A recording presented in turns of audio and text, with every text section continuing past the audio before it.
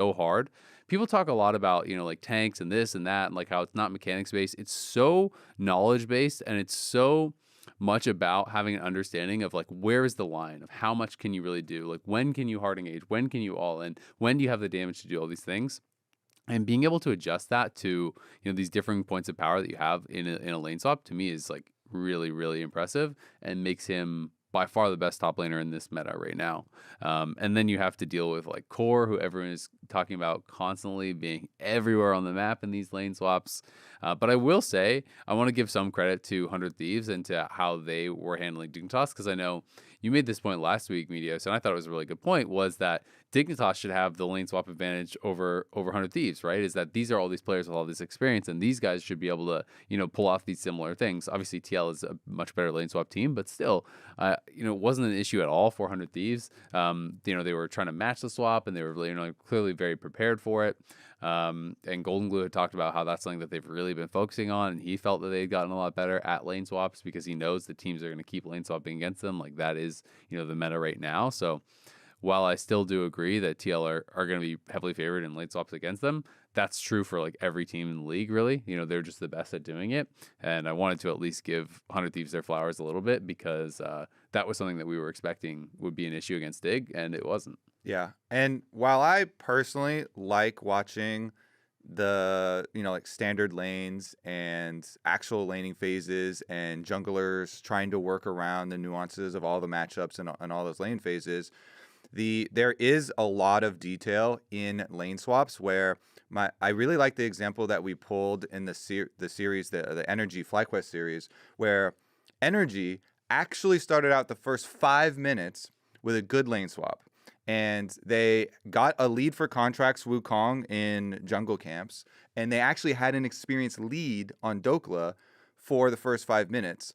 But then they completely mess up from the 5-minute mark to like the 12-minute mark, and FlyQuest balloons to like a 2,500 gold lead and a 2-level lead for Bwipo, and you're just like, wow, the game became unplayable very quickly for NRG, because if you mess up even a later stage step of swapping back on a different timer, on setting up for these objectives, it's like you cannot let up on your attention to detail with lane swaps either. Even though it's not as exciting to watch, when we have the mirror and I scroll from one side of the map where FlyQuest bottom lane plus Inspired are zoning Dokla all the way off the tower, off experience range of the minions, whereas zooming up to the other side of the map, then you have NRG's bottom lane just Whipple's at their face at the tower, soaking all this experience. He's not getting gold, but he's getting hugely ahead because they're not fully forcing him back and out of experience range.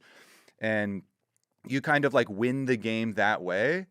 To me, like that's still a very powerful lever to be able to pull, and a good grasp of strategy to have, and understanding of League of Legends as a whole. But isn't as fun to watch for me, and so that's why I'm rooting for 100 Thieves in this matchup versus TL. I always love underdogs, but they really embrace the more exciting to me style. But what if they lane swap? Are you no longer rooting for them? Well, if they lane swap, it's gonna usually be them trying to match Team Liquid. They did do their own lane swap, of course, too. Like they know Team Liquid are the spawn of the lane swap. So 100 Thieves are only matching the lane swap. Well, they're just the best. They're forced into it by the evil Team Liquid. If you can't beat them, join them, Azael. Dude, I really do feel like Liquid was kind of the ones who brought it back into flavor against their in their Cloud9 series, because we weren't seeing it for a while. I remember thinking, I was like, did they kill lane swaps? We're not seeing it. I am happy that they did bring this back from MSI, though. TL, they constantly talk about how much they learned from their international performances. And let's get it straight, I'm grateful. And I'm happy that they did, because it makes me confident for Worlds, way more confident than I usually am. Because I'm like, okay, well, surely we're not going to get blasted and blindsided by Worlds metas and, changes like surely. This. Or completely get gapped in macro game, right? Because they're Team Liquid are a really good macro. surely we are not going to get blasted at least in the same way this year. And so I am very grateful that they have actually leveled up the entire LCS this way, and that all the teams are forced to think about this and play into this. So I don't blame Team Liquid, but maybe the design of the game or something that I mean, I don't blame Team Liquid. I just cheer for their opponents against them. I just pray on their downfall to take them out. I mean, dude, that is like what is there's that game, or not a game, a book called like Playing to Win, where a scrub is defined as someone who like self-imposes non-existent rules onto the game. And so it is truly the case of, don't hate the player, hate the game, right? It's you should never fault someone, especially in LCS. Like, you are paid they're pro play players. This game. It's your whole job. Yeah, your job is to win. It does not matter how cheesy, how skillless, how anything other than the fact that you get to win. So, I mean, obviously, like, no credit taken from TL for the way that they play. If it's working, then it's working. And I'm actually thankful that they did bring this back and that they're forcing everyone to do this. And they're looking so strong. Like, low-key, I'm really excited for them at Worlds. I mean, maybe things blow up. And already assuming they're getting there.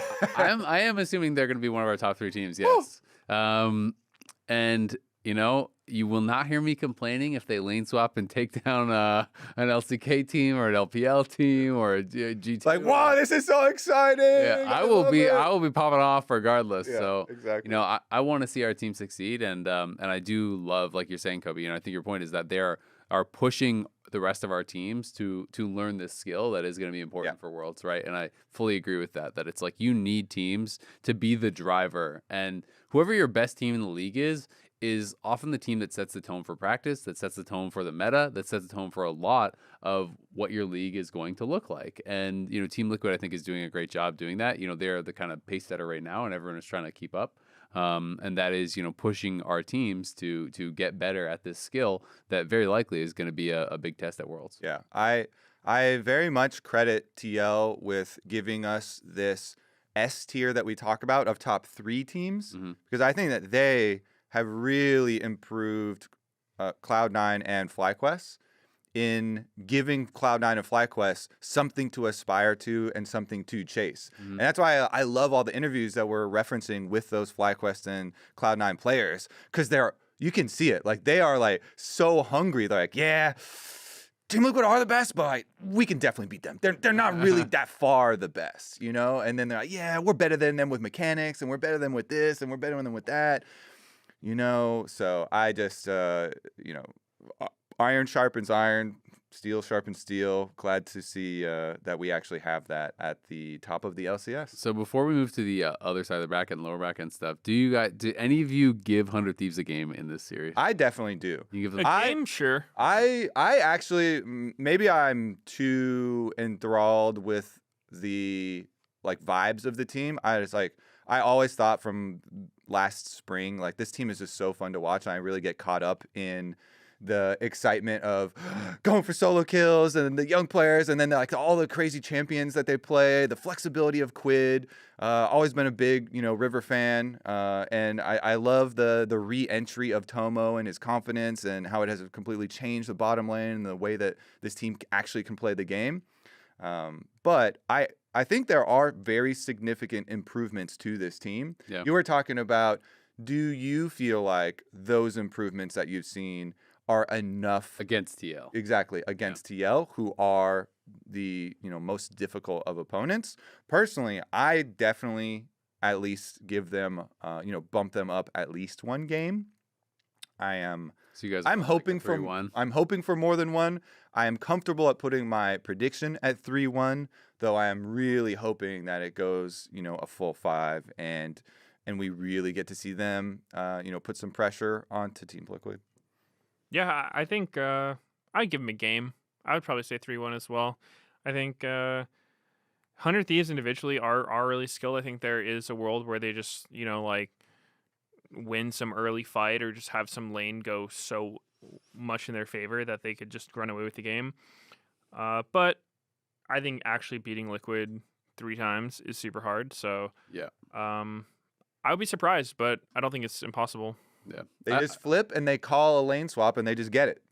Sometimes you blind call lane swap. I mean, I do think we might be getting a I don't little think that carried just away means with the lane swap narrative. I still think it's 'cause- going to be 3-0, but I don't want to get too carried away with the lane swap narrative though, because like while TL does do it a lot and they're good at it, I don't think it's like the only way they can No, play. not And at it's all. like Certainly. they're not one of these teams that it's just like, oh yeah, we're just gonna cheese everybody, because they are actually really good, just good at the game. they're really good laners, and I think they're the best team fighting team in the league and the best macro team in the league. Yeah, exactly. And So I think that they're very good all around. So even if you can get standard lanes or whatnot against them, I think it's still like an uphill battle. I said this on the analyst desk, but I also, part of the reason I'm so excited is because I think that the meta only gets better from Team Liquid from here towards Worlds, as evidenced by this patch and the last few patches. I think the balance team is most likely to continue to balance the game more towards TL style that benefit from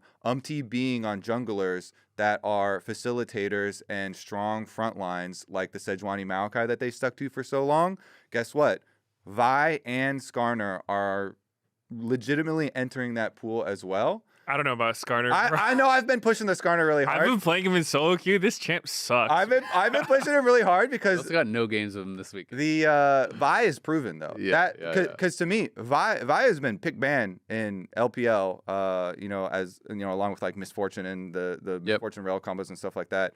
But like Vi with the buffs, that's a proven card. So at least there are other facilitators too for Umpty. And then there is also no way that they deviate from engaged supports this close to Worlds.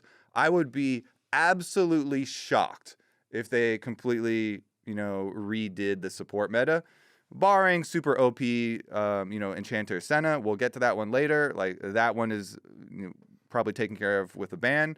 But I think that the meta for TL for Core JJ and Umpty being frontline is stable and will remain stable heading forward. So I think the future looks good for TL. Absolutely. All right. Well, let's talk about FlyQuest NRG. Obviously, that series happened as well this weekend. Another pretty one-sided one. Definitely not nearly as one-sided as the other series, because NRG actually did win a game. Was pretty competitive in the final game until the wheels kind of fell off as well. So it was a closer series, but it did feel like Super Stomp game 1. Then like a really like a kind of stompy game 2 win, then a stompy game 3 win. It was kind of like one of those series where it's like going further into the series, but each individual game feels pretty one-sided. Yeah, I mean, to me, it definitely seemed like FlyQuest was just the better team, because even in game 2 where NRG won, they had that big lead early on, and it's still, I don't know, like it was hard for them to really convert the win. Like Whippo was legit the imposter this game. He was really cooking out there with the Volibear. He went like, what was he, like 0-5 or something? He just like picks up a Zeal, and it's just like, oh boy, it's gonna be one of those games. Yeah, at first you see him go Iceborne, and you're like, okay, he realized, he got killed a couple times. He's just gonna go full tank, right? And then you're like, wait a second. I mean, it's tough. On one hand, it's like, you could go full tank, and that's probably better. I don't know, maybe like transition into utility tank, Knight's Vow, Locket type stuff. I think at that point, yeah, because NRG were clearly focusing him, right? They like multiple games in the series, like they just kept going for kills on him. Yeah, but I don't know. I think even with that, it still felt like it wasn't the cleanest game from NRG. FlyQuest kept finding opportunities in the game. Like they were getting some good picks. They were kind of fighting back. Yeah. Versus when it was the flip side, when FlyQuest had a lead, NRG was just completely rolling over. And we see that all the time when it's a stronger team versus a weaker team. This is kind of how the games go, because, in a best of series, sometimes, the draft might not work out for the stronger team. Sometimes the early game might not work out, but there's still so many opportunities throughout the game where you have to continually make the right decisions. And, FlyQuest was for sure way stronger. I feel like Bwipo has just been kind of struggling this split a bit. Like he does have some really good games. I think he's really good when he's playing from a lead, but it just is really feeling like he does not know how to gracefully lose lane, and he just like plays so aggressively and with so much confidence, even when he maybe shouldn't. And I feel like that's kind of bit them a number of times. And you talked about this before, and you were talking about it on the lounge as well, where it was like against the C9 series and stuff, where he was forcing this play that pulls Inspired, off of red buffs and off of this big jungle advantage and gets, kind of loses them the game in that situation, even when he was playing a tank. And I felt kind of similar about the Volibear game. The Darius one kind of worked out for him, I guess, but it felt like more because of NRG dropping the ball than because of him having any great success. And when I think about FlyQuest going forward, like they really are showing a lot more holes than C9 or TL, right? They had more than double the actual amount of game losses than either of those teams. TL was 12-3, C9 was 11-3, and FlyQuest was like 11-7, right? They had way more individual game losses, and it does feel like as a result they're much more vulnerable to some of these lower teams. That if they have a really good series, like FlyQuest is going to make some mistakes that you're going to be able to capitalize on. You're going to be able to maybe find some windows into a series. And I think NRG was able to do that, to be able to get that second game win. And the final game, did obviously end up going FlyQuest's way, but it did, at least in my recollection, was like a fairly competitive game for a while. Even though NRG, was not having a good series and Palafox was definitely not having a good series.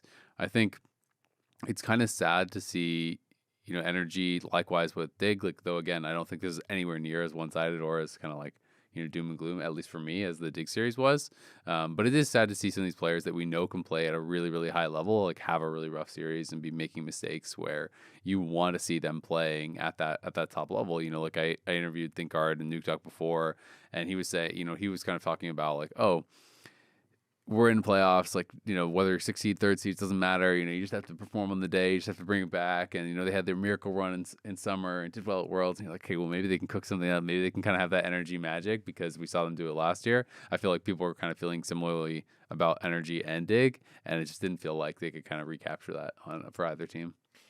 Yeah, I don't know what's been going on with NRG this whole year. It just feels like they did make the swap from Ignar to Huhi, but I don't know. Like, that doesn't seem like that is the thing that's, holding them back. It just feels like the entire team as a whole is just not what they were. Yeah, I don't know what happened. Like, I think it'd be interesting to, like, listen in on their team comms or, like, watch their scrims or something, maybe get a better idea. But from the outside, I don't know, man. It's just, like, they're just making tons of mistakes. It feels like, I don't know, maybe they're not practicing as much as they used to. Maybe they're just totally on different pages on how they play. But I don't know. They just don't look that good. Some of the peaks that I remember from this team were, yeah, of course, we've got the highlight reels where, Contracts has successful gank after successful gank, and those are the games that they're able to snowball. But there were also so many games when NRG, even when they were at their peak,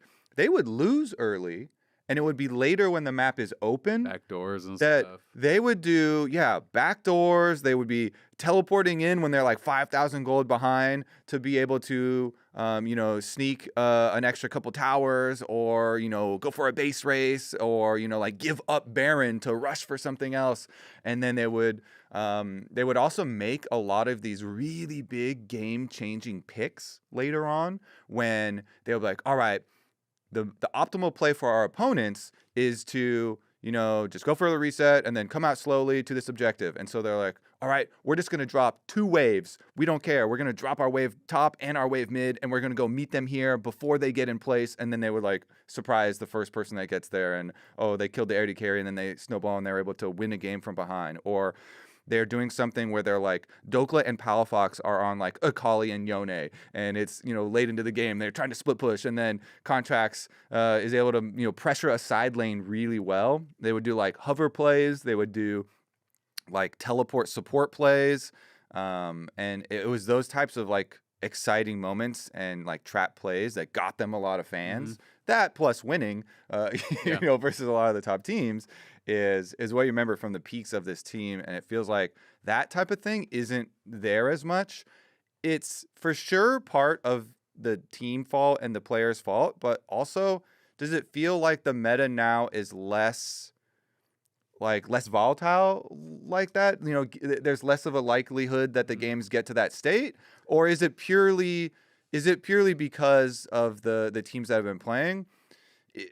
I'm trying to think through it just kind of objectively because we now have more like double 80 carries and more. It feels a little bit more methodical now. But I feel like Palafox was always such a rock for them, even when they had the individual play. Even when they had volatility and like they'd have these ups and downs, Palafox was such a stalwart presence for them. I felt like, you know, where he was always consistent and he was always going to be that guy who would be, you know, a big team fight threat, who would be a strong laner, who would have that ability to make you think that they could always be back in the game. And I feel like he's lost that a bit and he's making a lot more individual mistakes. He's not performing as well individually. But the biggest thing that stands out to me, and this is what I did that little Telstra thing on when we talked about them this weekend, is when I was thinking of NRG before, it always felt like NCLG prior to that, it's like they're greater than the sum of their parts, right? Because they're always working towards the same thing. They always felt like follow the call on these plays, exactly. Like you talk about, oh, the backdoor or the big trade or the like, you know, we're overloading one side of the map or we're going to do something, you know, crazy, whatever.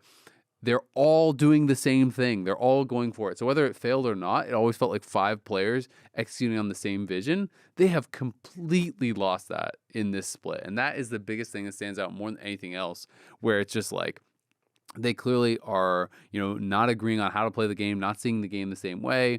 You know, in each individual game, it always feels like there's someone basing while someone else is engaging, and they're choosing different targets. They're not coordinated, you know, and that I think is just so detrimental to their success when, you know, they were this team that was able to pull off these crazy plays. It's like you pull off these crazy plays, these surprising plays by being all fully committed to it and being able to kind of have that element of surprise and that like quick execution on it. And that I think more than anything is what feels like it's really, really missing from them this year.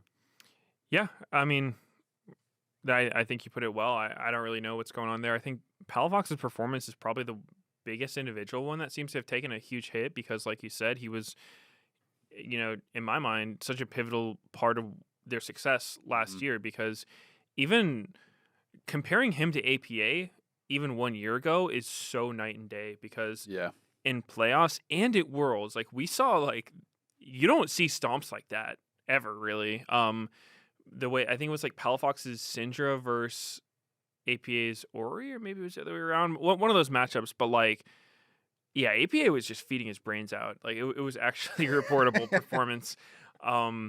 And there was whole stuff about like, you know, Palafox is just like his father and whatnot. It was both sides of every matchup. Yeah. I mean, Palafox was him last year 100%. And he's not at all now. Like he has just been having like some of his worst games ever. And I think he knows it too. I don't think it's like a secret. He's slumping a bit. So yeah, I don't know. I think NRG might not have the miracle run that they did last year. I will say it might not be a miracle, but I still predict them over Dig. But, really?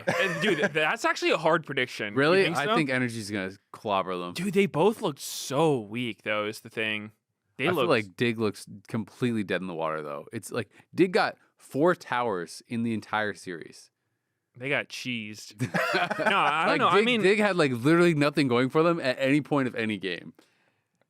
Yes. And they were playing against an expected weaker team.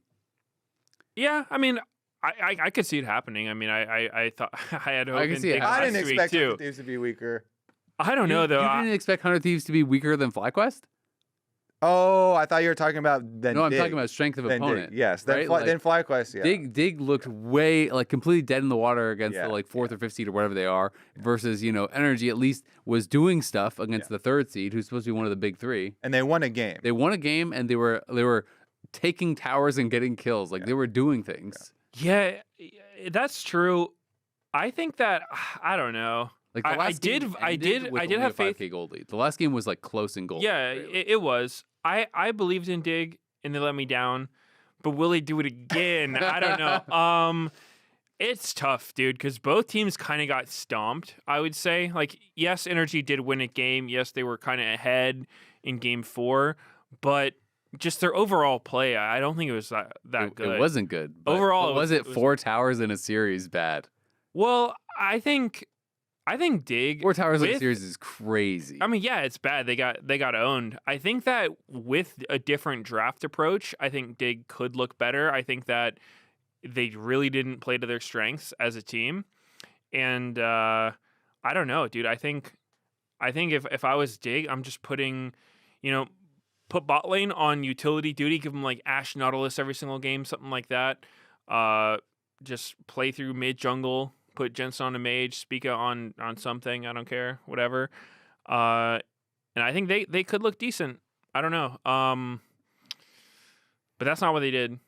Before we get too much into the base mimic brawl, we should probably talk about FlyQuest more too, because FlyQuest, I started on a little bit of a negative with Bippo, but the rest of the team I thought was actually playing really, really well. And Masu and Busio were super good this series too. After I know like some people were being more critical of Busio in the last couple weeks of the regular season, but like I thought he had some really good games. His Bard game was really, really good. That like Ashe Bard game where they were just walking around the map and like every Ashe arrow was a kill, every Bard. Dude, was Masu was actually, I don't know, did he have Vanguard installed on the computer? I think that needs to be double checked because he was hitting the nastiest arrows on repeat. Yeah. Even there was the one like he shot it almost like from mid to top and hit it off a Bard ult. Yeah, timed it perfectly. Yeah, like that is not easy to do that precisely. And so I think Masu has just been having such a great split. He has been playing so well. Like we were talking about him for Rookie of the Split, and I think Rookie aside, he's just actually dominating. He's been doing so well on so many different picks. He has a really aggressive play style, and you know the way he thinks and talks about the game too, I think is super cool because I remember his interview where he's talking about his Kalista, and he was saying like, yeah, you know, I'm going to pick it to have like a lot of pressure early game, whether that means snowballing my lane and stomping it or pulling people to my lane and then soaking the pressure. Like that kind of mindset of just like, you know, I'm going to pressure the enemy team. Like that's my goal. I'm going to be a threat. They're going to have to deal with me. Is so good for a team. So I think Masu is absolutely a standout player in this team. And honestly, I think he's a big reason for their success recently. Yeah, to me, FlyQuest, their carries have just been exceptional. Him and Quad and Inspired in a lot of the games, like I feel like they've been really good. It's just some of the weird choices and errors that usually come from their setup or their front line or individual when Whipple is a lot of times when Whipple has a lead actually is sometimes when he does these over forcing things. I don't know if it's a situation where he feels extra pressure to carry or create something, but in some of the situations it's like it feels like you don't have to do something there, and then he does a little bit extra. But that's kind of his bag, though. Yeah, it does. But and it also doesn't happen all the time. Yeah, I mean, I think that's Whippo for you. Like he's not going to do the normal play. He's going to do his own thing, and I think it's fun to watch. You know, love him or hate him, I think Whippo is like it's so great to have him in the league because through his play style and just personality, he's fun to watch. He's a content machine. Yeah, it's awesome, and you know he's pulling out stuff like the Ghost Darius. He's hitting you with a little bit of that solo queue special, and yeah, sometimes it doesn't work. Sometimes you get the Volibear, but a lot of times it does. And I don't know. I think top lane's in a weird spot right now. I feel for top laners across the world, especially in competitive, just because of we keep going back to lane swaps, but yeah, nobody deserves that. But I don't know. I think he's still pretty good overall. And sometimes, yeah, he'll have mistakes forcing stuff. But other times, like he'll just end up creating so much pressure from the play itself that it's really good for the team. And it's weird to me, too, because then it always makes me rate FlyQuest higher than their actual standings or, you know, the kind of like normal view of them. Because I think, oh, that blunder that they made was like pretty big and easy to fix and egregious, right? And so that'll be something that they won't do the next time. But it keeps coming up like in different ways. It seems like in the games that they do lose, I always end up feeling like, wow, that you know they at this point there was always some point in the game I can point to where I think always an overforce though.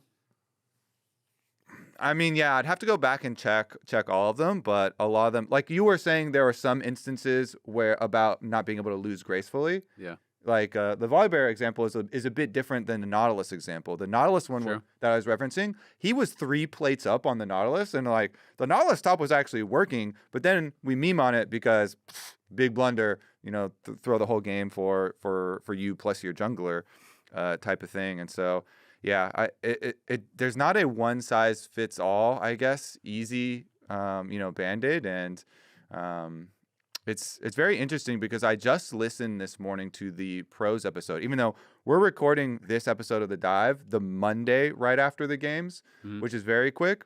But listening to the pros that was recorded last night on Sunday right after the series, they had Inspired and Busio on, and they were so confident going into their rematch versus Cloud9.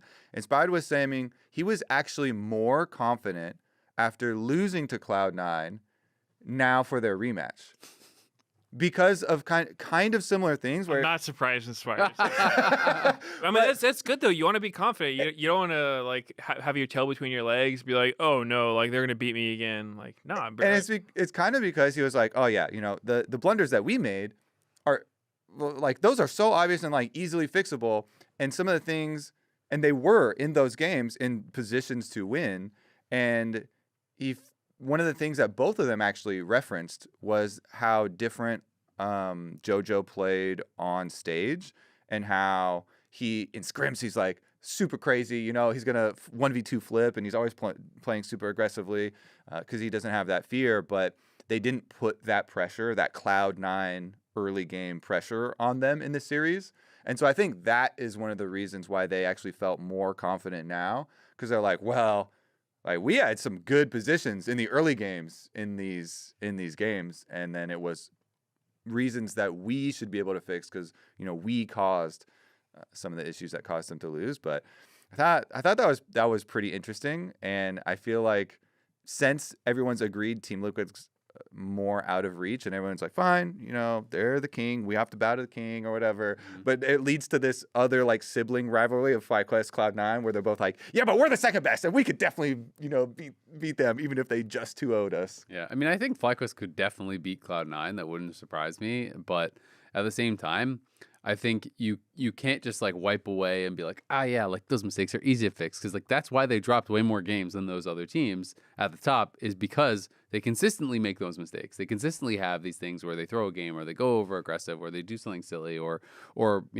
Busio had some off games or whatever, right? Like they're just not as consistent as Cloud9 and NTL, and that's kind of why they ended up with a lot more losses. So I do think that is scary when you're in a best of 5, because especially when it's between two teams that I think are relatively close. Like I do think they are of a similar skill level to Cloud9, to TL, that they could beat a series against them. When I talk to TL and when I've talked to Cloud9, people tell me that it's like, yeah, it's kind of an any given day thing in scrims. Like we could absolutely pound FlyQuest, but then they could blast us the next time, and like they're a good team. But in a best of 5, in a close series, when you have more of these like oopsie games where it's like, like we were winning, but we threw that one, and like, oh, we were winning, but we like did this silly thing. Those can be the difference in a best of 5, right? And they often are the difference in a best of 5. It's like it goes back and forth, but you had that one game where you were in a winning position, you should have won, but you lost. Now all of a sudden they take the series, right? And I think that's my concern for FlyQuest, is that they have not shown me the same level of consistency that Cloud9 and TL does, and that's why I start to favor Cloud9 in this series. And I feel like Bwipo, it's almost as though when he talked about being in this situation in spring, there was a pros episode where he was kind of talking about how like, oh, with like Masu and we have this rookie bot lane, and we so on and so forth, it's like you kind of know maybe that you have to like do that extra, like do that little bit extra to like get the game across the finish line, or you have to be the guy who can kind of like make that difference to be able to make your team win.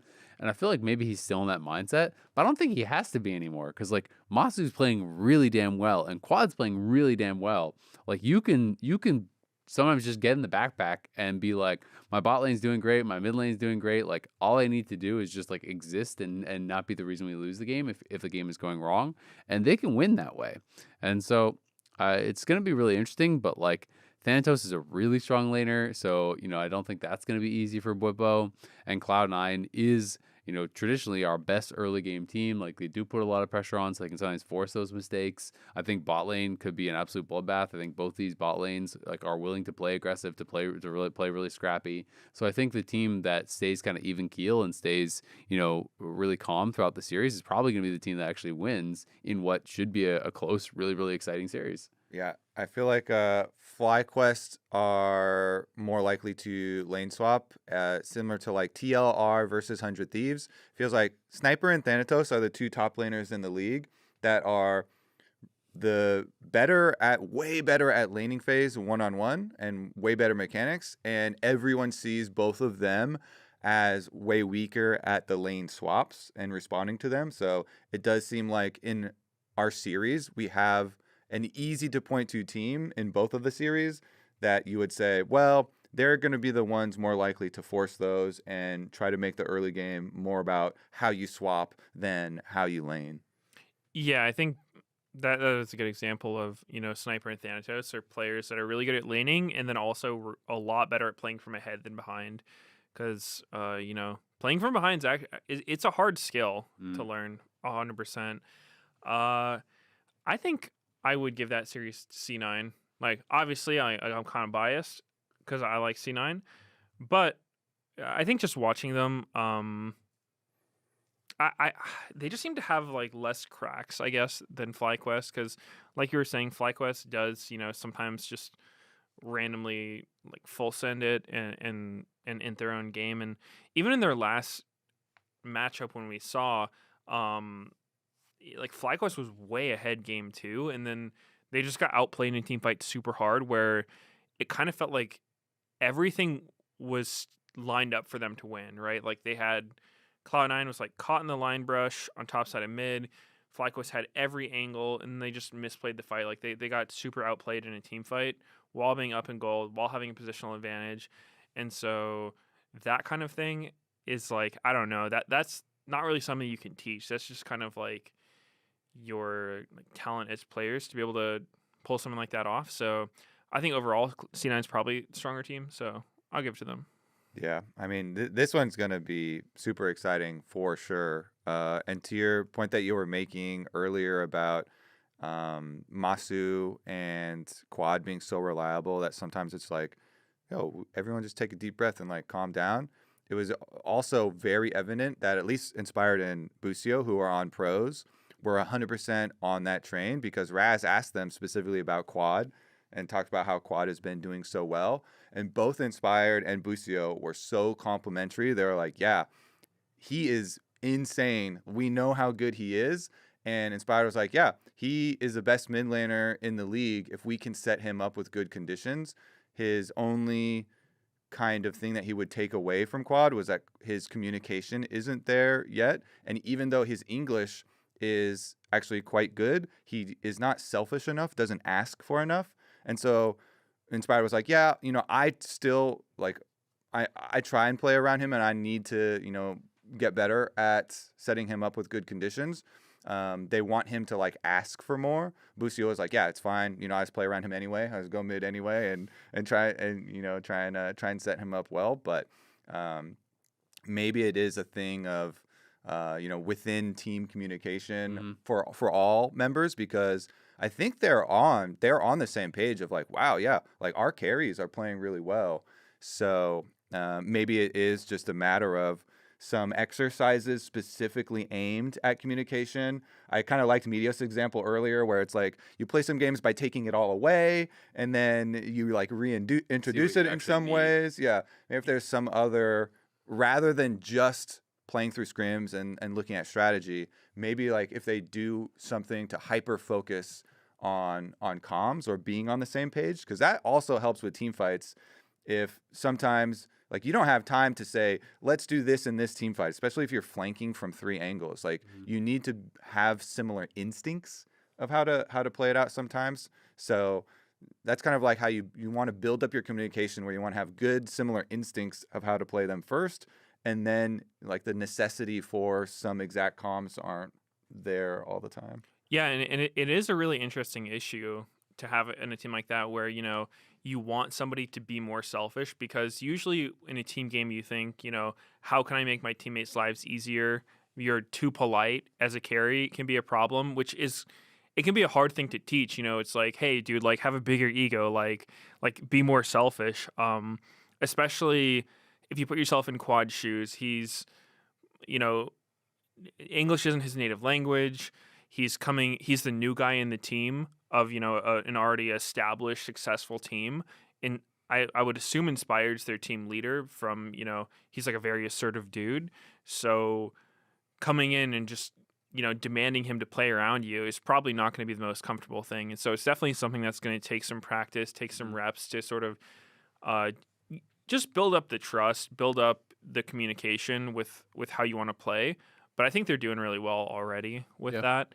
And so the fact that they recognize it, I imagine Inspired's going to, if he recognizes something he needs to do, he can help out a lot in that regard, because, it is a lot easier in a team when, if you're the guy who needs the resources, if everyone on your team is just offering them to you and you don't have to feel like you have to like demand them, I think it can kind of feel like a better environment, because, it's like you're working towards it's more positive. Yeah. Yeah, totally. I mean, I think this is going to be such an exciting series. I mean, this is by far the one that I'm most excited for this weekend, is the C9 FlyQuest series. And I think just in general throughout playoffs, like these teams are going to meet probably a bunch of times. And I'm hoping that each one is going to be incredibly, incredibly exciting. There's a high chance that we're going to have rematches between the teams as well. So, you could see that evolution of the matchups, series over series, which is going to be really, really high. I'm on the C9 train right now, too. I definitely do favor them. Wouldn't be shocked if FlyQuest won, but I do just think that Cloud9 just seems that little bit more consistent. And I do think that kind of X factor that you're talking about, in a team fight, like Blabber definitely has that X factor. JoJo has that X factor. I think Berserker does as well, as guys who can just like take over a game and kind of do that. FlyQuest has their guys too, but I definitely am more on the What's your game score prediction? I think, well, maybe it's just hopeful. I want to say 3-2 Cloud9. I really do think we could get a really close series between these teams. But my feeling is that FlyQuest is gonna kind of drop the ball in one, and that'll be the difference. Game score, I think I'll go with 3-2 as well. Initially I was gonna say 3-1, and I kind of feel like 3-1 is like the safe bet for games, because it's the most common result. Yeah, and it's also, you're only ever going to be one game off, right? Like it's either a 3-2 or a 3-0, or you got it. I'll say 3-2. I think they're a pretty good match. I think it'll go the distance. Yeah. Even though I really liked listening to, and I liked the reasoning and like the funny statement of, I feel more confident in our rematch versus Cloud9 after being 2-0'd and losing to them. I think that's funny. I'm glad that they're more confident, but I think Cloud9 are going to win. But you are not more confident. It did make me more confident that they're going to beat C9. So I'm actually exactly the same as both of you. I'm on the 3-2 train, because I do think, like, you can see the ways where FlyQuest could win those games versus Cloud9. Yep. I was like, they for sure should have won the lane swap one after the really good opening, and then it was like just a very big blunder. So I'm also very excited for that one. I hope that it does go to the full 5 games, and I'm glad that we do have the opportunity for these rematches. We're going to take a quick break, but we will be right back, and we'll be talking about some All-Pro.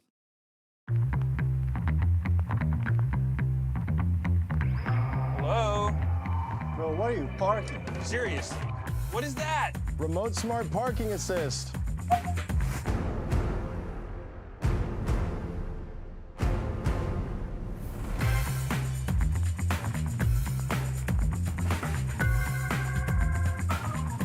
You could have parked anywhere.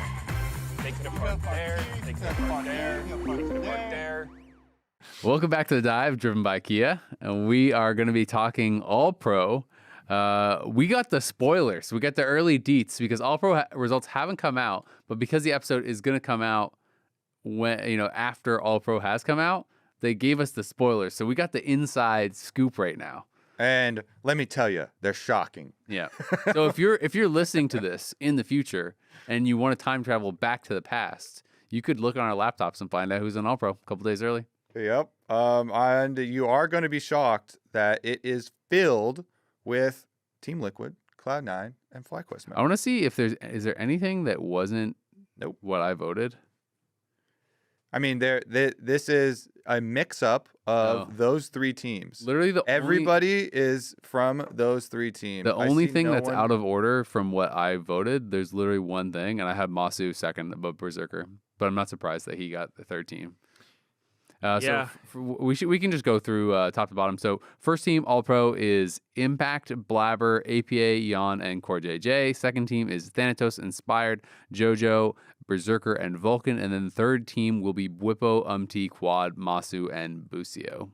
So it's basically just junglers shuffled around, and then Yeah, the this rest of the entire teams. Yeah. It's Liquid with Blabber, Cloud9 with Inspired, and FlyQuest with Umpty, which is really interesting. I had mine a bit more shuffled around, not just the jungler shuffled, but it is very interesting that it's literally just Blabber promoted to TL. Yep. Yeah, I mean it makes sense. This first All Pro team, it is. I think this is what I had. Like all of TL's playing really well, but I still have to give Blabber a lot of credit, and I think Umpty's probably not going to feel too great about this, and it's kind of a job hazard as a jungler who plays the way he does. When you're on Sejuani Maokai duty, you're just not going to look that good, and I think he's probably okay with that. Jungle. Exactly, and I have to imagine that it's not going to bother him because I've been in a similar situation myself, and it's like, the guys playing Nidalee and Kindred and Graves and whatever, Lilia nowadays, they're always going to look better because they get more farm, they're higher level, more items, more kills, whatever.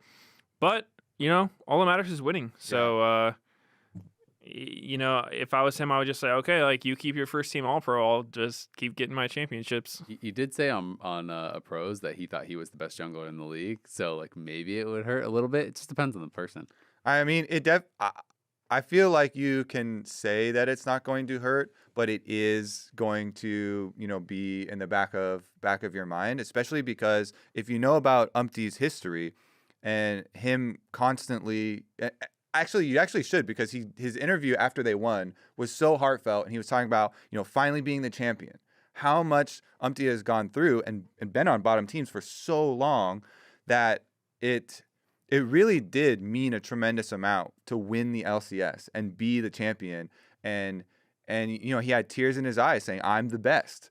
So I think that it actually, to your point, Mitos, like will maybe not upset him, but it will be, maybe it'll fuel him more and be like, man, people are never giving me enough credit.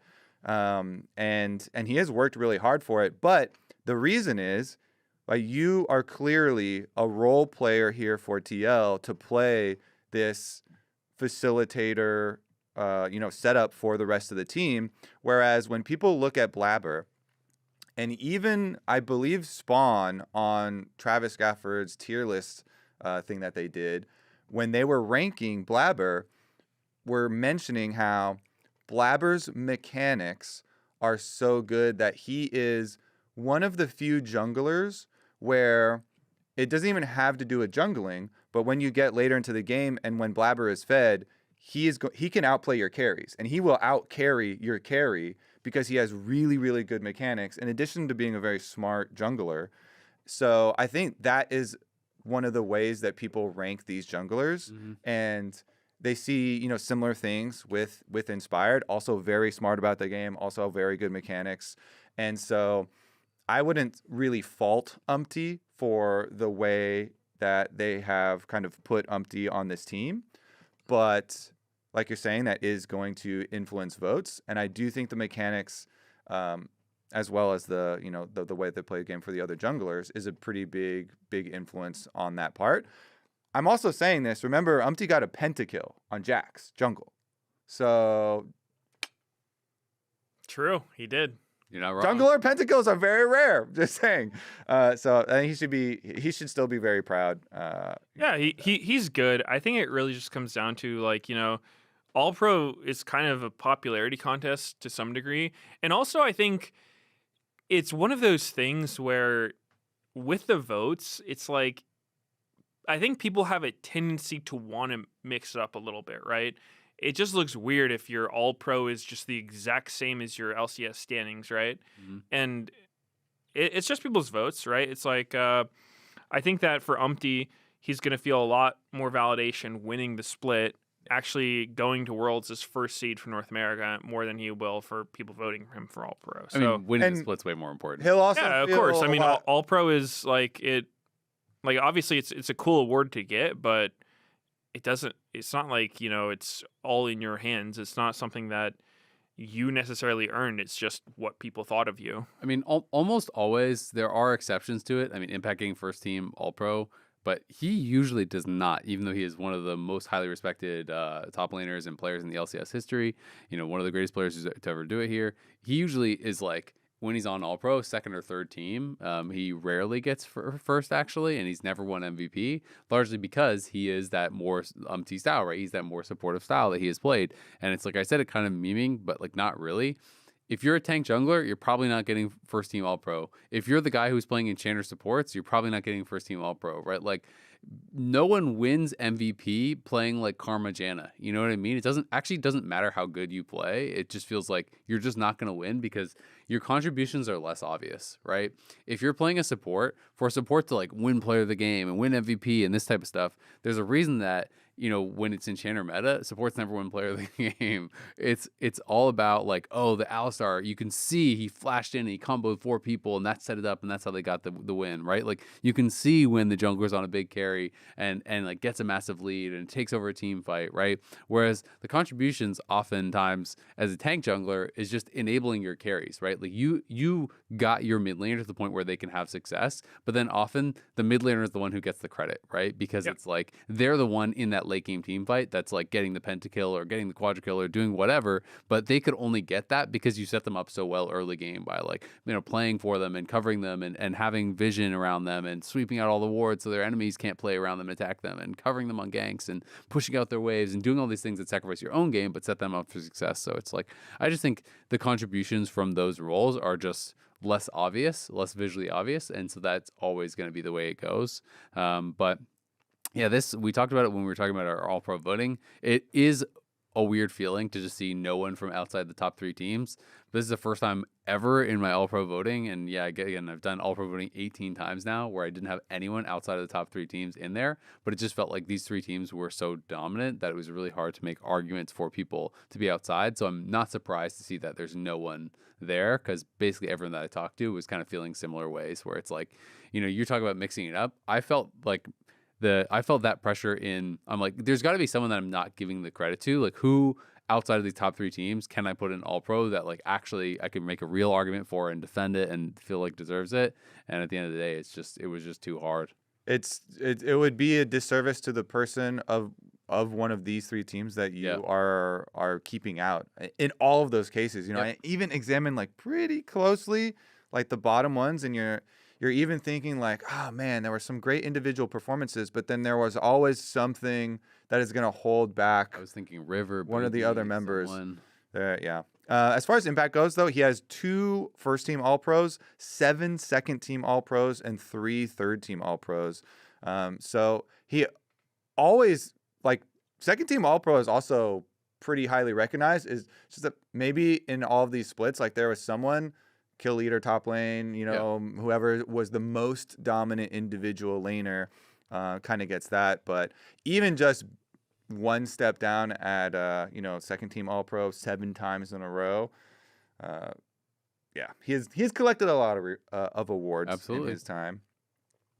Yeah, absolutely. And I mean, I feel like for Umpty, this is just one more sacrifice for the team, right? It's like in game, you're picking Sedge, you're giving up your farm, and you're getting your laners ahead. All Pro, you're sacking your spot. Sedge, you're sacking your. It's all good. Like someone's got to do it. Well, when you guys are talking about validation, I was like, well, Umpty's gonna feel a lot more validation when they win the world championship. There you go. So if I'm playing when he has his skin in game. If I'm a jungler playing for my team and every single person on my team gets first team All Pro, like that's a win, right? Yeah. It's a win. It's a win. Yeah. They don't do that if you suck. I agree. Plus I always feel like in some ways it becomes this kind of like rallying cry for the team, because oftentimes when someone feels like, oh, their one teammate got snubbed or whatever in All Pro, the team all is like hyping that guy up and, you know, jungle diff every game. And, you know, it becomes this thing where the team can kind of rally around it. And even if it's like not really like, people aren't hating on Umti or anything. Yeah. It can become this thing where it's like, Umti's not getting the credit he deserves, you know. And everyone, like, I wouldn't be surprised if all the TL people are talking him up in the interviews and hyping him up in the post game series and like all that kind of stuff. Umti's my new hope for Skarner being played in jungle role too, because I think they're trying to win. I think they're going to try to win. I don't think so. But he played a ton of pre-rework Skarner. Like he was almost like Captain Flowers level.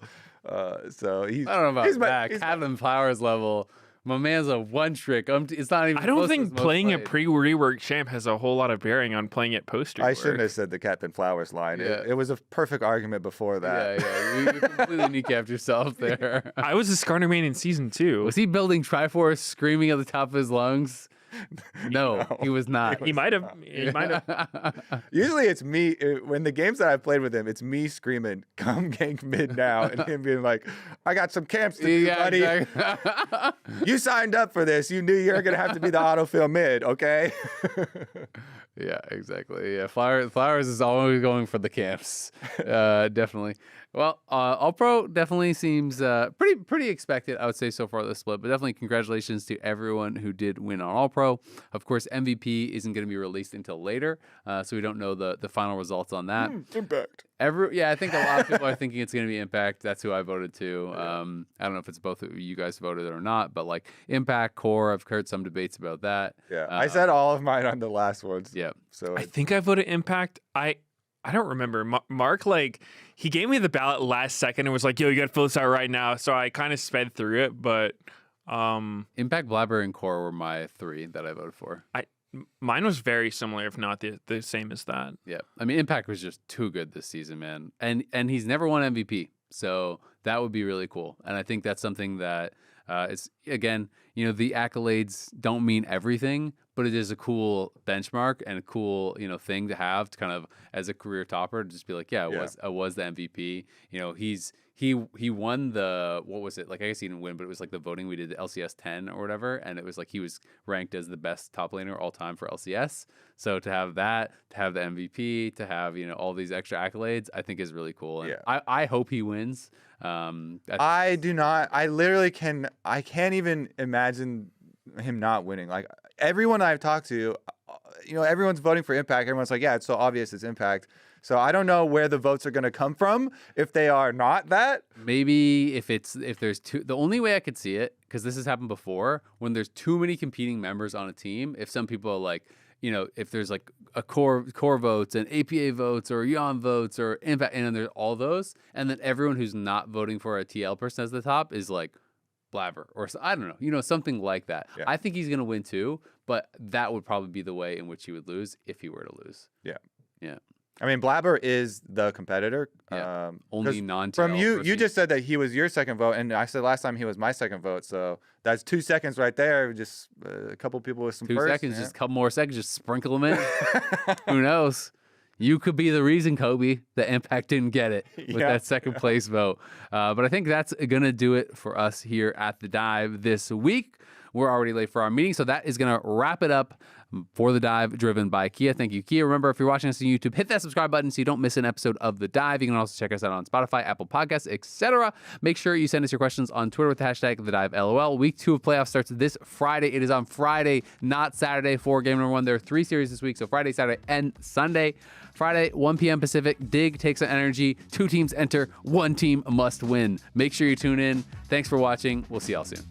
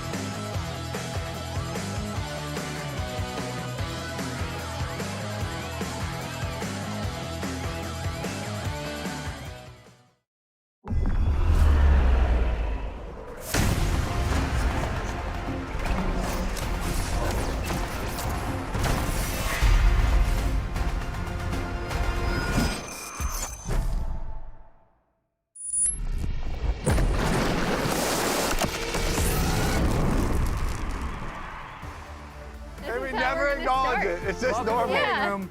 This is what we do. Hello. You want this too, huh? Only you, the early viewers, get this. Get to see this. This is why you have to show up. Just for you, special. There you go. Don't post it on Congratulations. Twitter or anything. If It's this for is you your guys. first time joining us, this happens every week. only in the first 10 seconds of the show. You have do to get be see there. Yeah. that. Right at the Exactly. start. You Right at wonder the why we're beginning. always laughing at the start? Res. If you're 10 seconds late, you're gonna miss it. It's gone. That's Now it it. just seems like welcome to waiting room. Don't even try and clip it. It's Someone already unclippable, has. the first 30 seconds of the show. Exactly. Yeah, the Twitch algorithm. Yeah. Stuff on the internet never gets brought up again. Thank God, honestly. Gone forever. So how was your week? My week was really nice. Yeah. I voted for my All-Pro. Oh. Congratulations. Did you all vote for I your did. All-Pro votes? I did. Now, my All-Pro votes were very similar to the actual award winners, where Yeah. I voted all players that were in the top 3 teams, which when you just say it, sounds a little bit Top 3 wrong. teams. Yeah. But top 3 teams. Yeah. But then when you go through it and actually try and fill out your votes, it makes sense. You know, with the season that we've had and the clear delineation of the teams Yeah. and this big break point between top 3 teams and the other teams. Yeah, it's really tough actually. It's the first time I was trying to think back, not only when I've been on broadcast, but when I've been a media member, if there was ever a time when I just solely chose all players from the top 3 teams. I could not remember another time that this is how my votes shook out. And I think Yeah. it points to the discrepancy between like TL, C9, FlyQuest, and then the field. Then the drop. The massive drop in Yeah. wins. But now let's congratulate the LCS Kia All-Pro first team.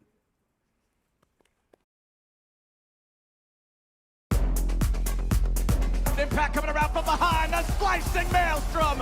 Impact just dancing on him again. Impact is an absolute raid boss, and I don't think 100 Thieves has the gear.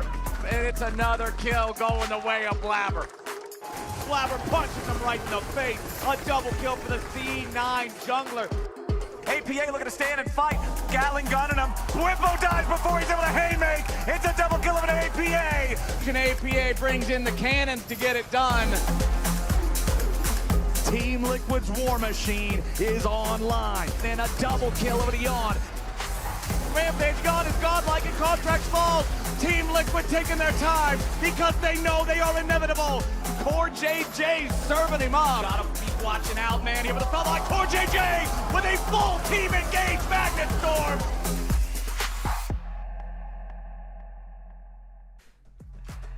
There's that All-Pro first team, 4 Team Liquid members. There's that mustache on APA Yeah. again. the Media Day mustache. The Impact facial hair that like both APA and Impact immediately shaved off probably so after troll. Media Day. I think we have all of the All-Pro teams as well. So Yeah. here was the first team. It's essentially all of Team Liquid with Blabber. Yep. And then the second team is all of the second place team with the third place's team's jungler. Who's the second place team, Inspired. Jack? Pop quiz. Boom. Cloud9 Cloud9 were inspired, yep.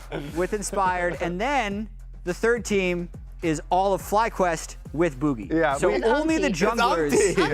Umpty. Oh yeah, Umpty. Oh my God. I forgot Umpty existed. Man. Wow. The shade. The shade. You just jumped to that conclusion. It's like, So- yeah, I didn't know.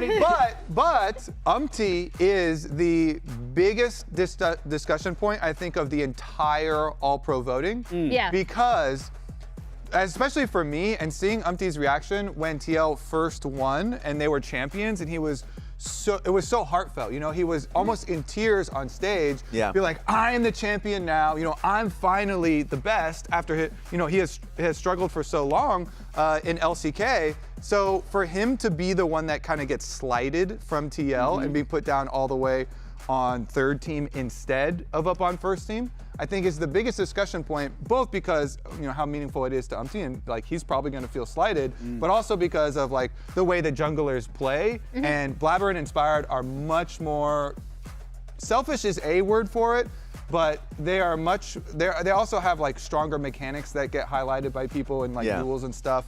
They're much more carry-oriented junglers, and Umpty is a facilitator jungle that fits perfectly into what Team Liquid need. Yeah, which is really interesting, right? Because it hasn't always been like that for his career, but it's specifically, even in this meta where we had such AP farming heavy junglers, which I think inspired and like in particular inspired, but also Blabber took to very, very well.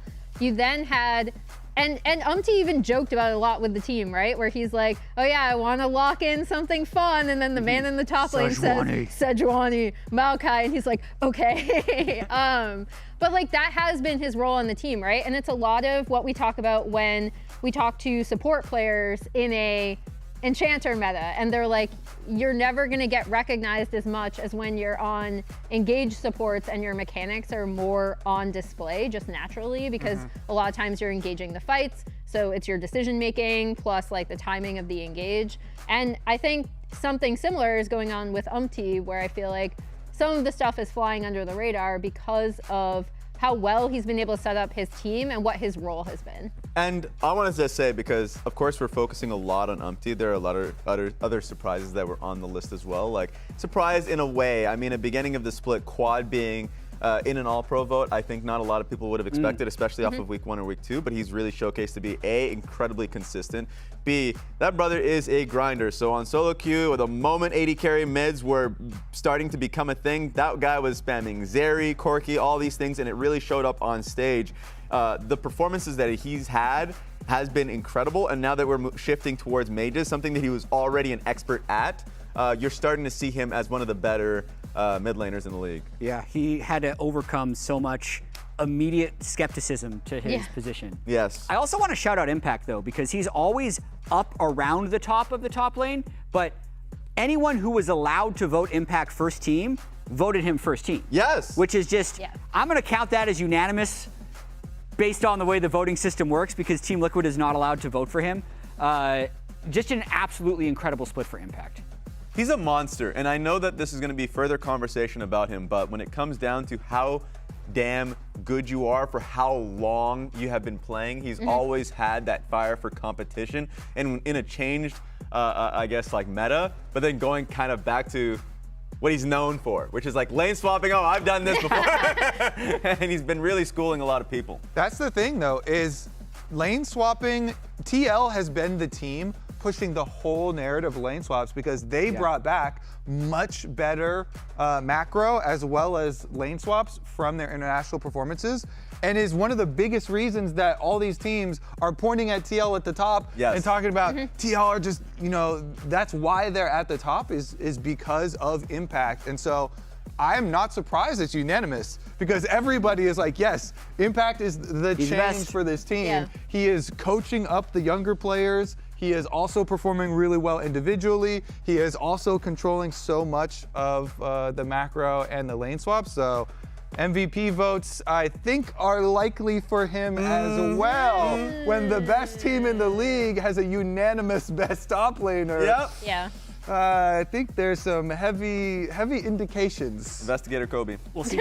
We'll see, Kobe. Let's pull out the playoff bracket. Could be anybody, though. Could be anybody. Let's check out what we have in store for the rest of the playoffs. We have the lower bracket taking place today, Dig versus NRG. You can see the long road back up if they want to become champions. And then later this weekend, we're going to have TL 100 and C9 FlyQuest. Also note that the higher seeded loser from the upper bracket games will essentially get to skip one of the rounds of the lower bracket. So I'd say regular season matters probably more than ever for the playoffs, and it also makes Dig NRG's road that much harder. The gauntlet is back, baby! I have so many good gauntlet memories. The legendary Cloud9 gauntlet to Worlds, climbing all the way back up. Speaking of Impact. The teams, I mean, the teams at the bottom of the gauntlet, that's what you gotta look to right now. That's what you have to hope for. Some of my favorite memories. I know, like in the LPL Gauntlet, where it's in the past, it's just been brutal, like Snake and all these teams having to make their run. Like, that's a story in and of itself that really build kind of like champions.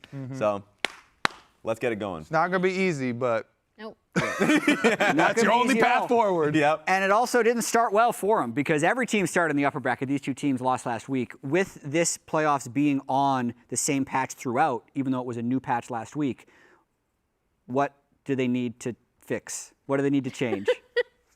Well, we've been talking a lot about mid lane and the changes to mid lane. I think that is even more true with these two teams. These two teams are What is going on?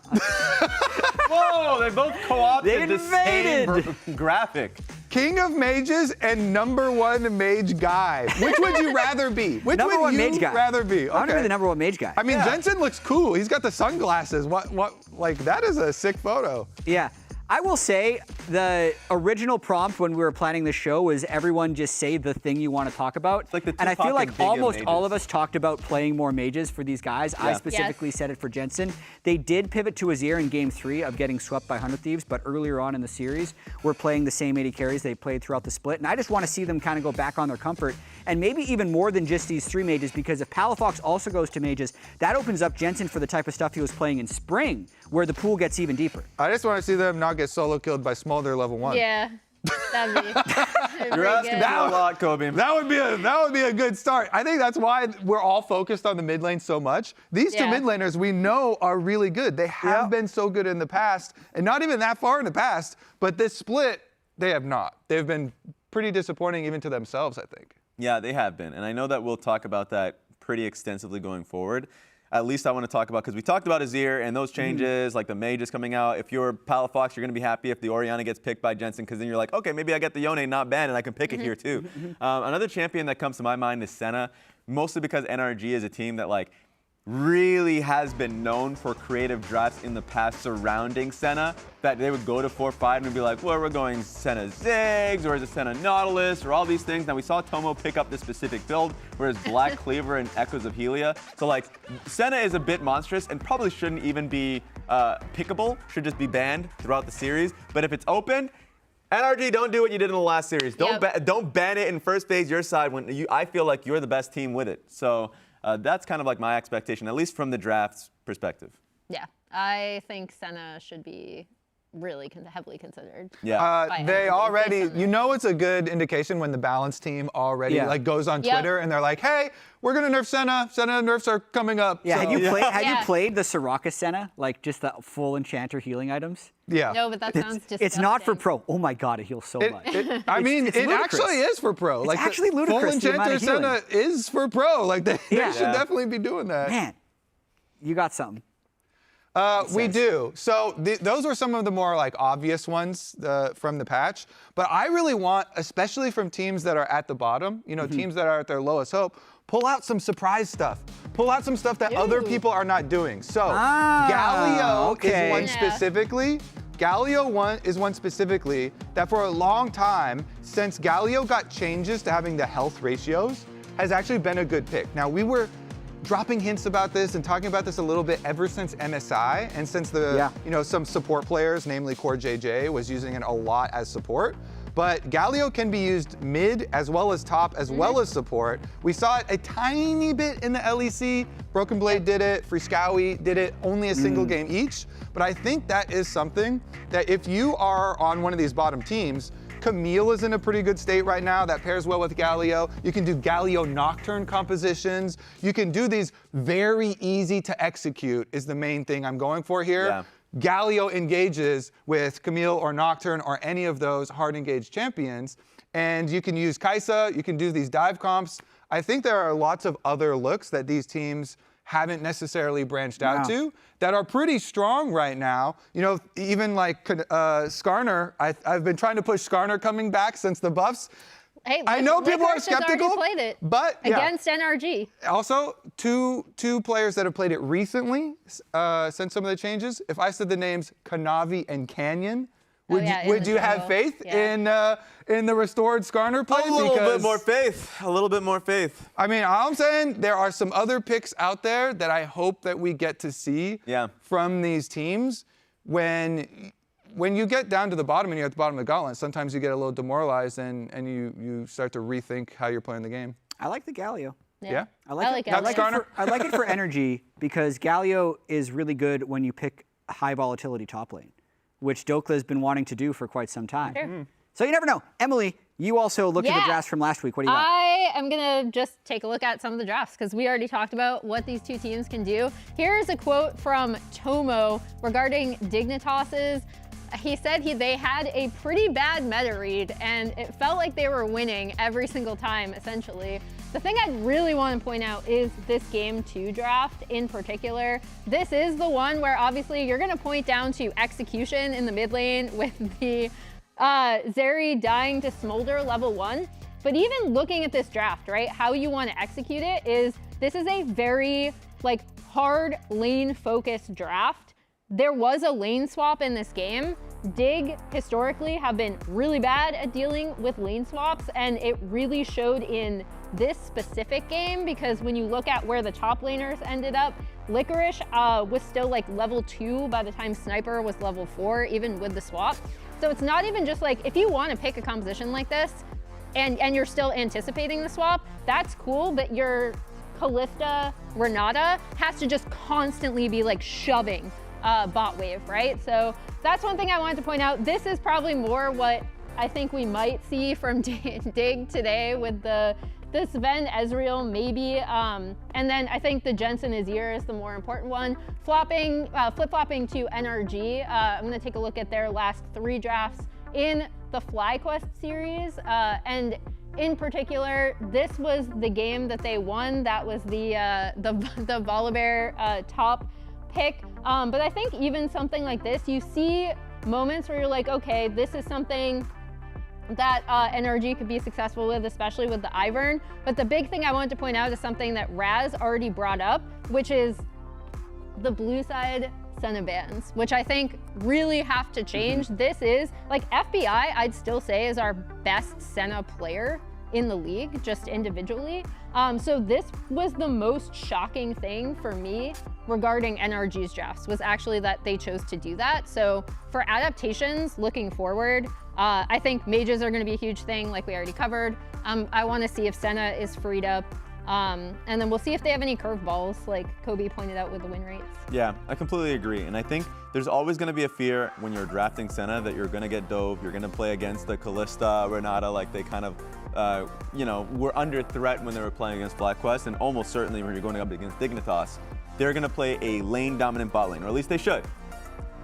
So I think as long as they take away Kalista, we should be seeing Senna. If that gets banned, that's completely fine. I love the Ivern take that you made there. I think that's something that they have been pretty damn good with. Their best comps have a lot of the time has been really control-based comps with like Ivern, Braum, Sejuani, those types of supporting players and picks. And the last point, I'm really glad you brought it up, because the last point, especially in that final game, a lot of it is for NRG is execution, right? Like a lot of it for both of these teams is execution. Yeah. So for today, I would just want them to draft stuff that they're comfortable with that's very easy to execute. Yeah, I would say, looking at the mid lane matchup, Jensen's not going to die at level 1 again. Like 2 weeks in a row, it just can't happen. So he's going to make a big improvement. I'll do it again. But these two players had bad weeks last week, but even recently, not too long ago, have had very high peaks. Yeah. I always love bringing back the Xiaohu quote because it was like a Google Translate of what he said from an interview. But the midfield genius is just such a good, you know, nickname for Palafox. It's just that this split has been so off that mark for him, which is, it's just been weird to see because, like you're saying, it was fairly recently, just last year Worlds, where he was playing super well. In those playoffs, Palafox was popping off. Yep. Yeah. Yeah, I think the other thing, like, Palafox actually had a good beginning to this past spring, too, even when NRG were struggling. And then the other thing that Graphic pointed out is that Jensen was 3rd team All-Pro just last split. When he was on FlyQuest before the Annie incident. Yeah. That was pre-Annie. But people will be pointing out too, during this split, both of these mid laners, like having some boneheaded moments. You already mentioned the solo death to the Smolder, but also there was the level 1 NRG versus Cloud9 when we saw the Tristana jump in. So a lot of times we're looking at these players and we know they're better than this. We know they have a lot more in them. So this is the series where both of them, you have to have a freed mental. You have to come in with a clear mind. So I'm really interested to see, you know, honestly, the drafts I could care less about. I just want to see them playing at their best at this point. because this could be the last time we ever see them. So you got to come in really fighting. And that's definitely the energy in the room for these guys. Is there's so many veterans on both of these teams. If they lose, it is their last game of the year. There would likely be roster changes after this as well. So you really want to have strong performances from here on out. I mean, just like, there's just a lot of pressure. Looking at the player cams, they do seem loose, which is really good to see, but the actual consequence of this game is incredibly high. I think that's also why it's been so frustrating as we go through and see some of the win moments for these players as individuals and as a team. Yeah. It's been really frustrating, at least for that's a me, throwback. to watch these teams this split, because I like these players and I want them to play well. And especially coming out of last weekend for both of these teams, neither of them looked good. And they both made very, very obvious mistakes that we know these players, because of their history, because of their legacy, are more than well aware of that they're making, right? So it's just, I would like for today's game, the ideal of it would be if both teams just show up and play really well. I'm not counting on it based on last week, but I would like to see it because we know the pedigree is there for these players. Jet, you know what you said last week? A lot of stuff. I speak frequently. What did he say? Last Yeah. week you were talking about how teams in the gauntlet, it has been done before where you make that run.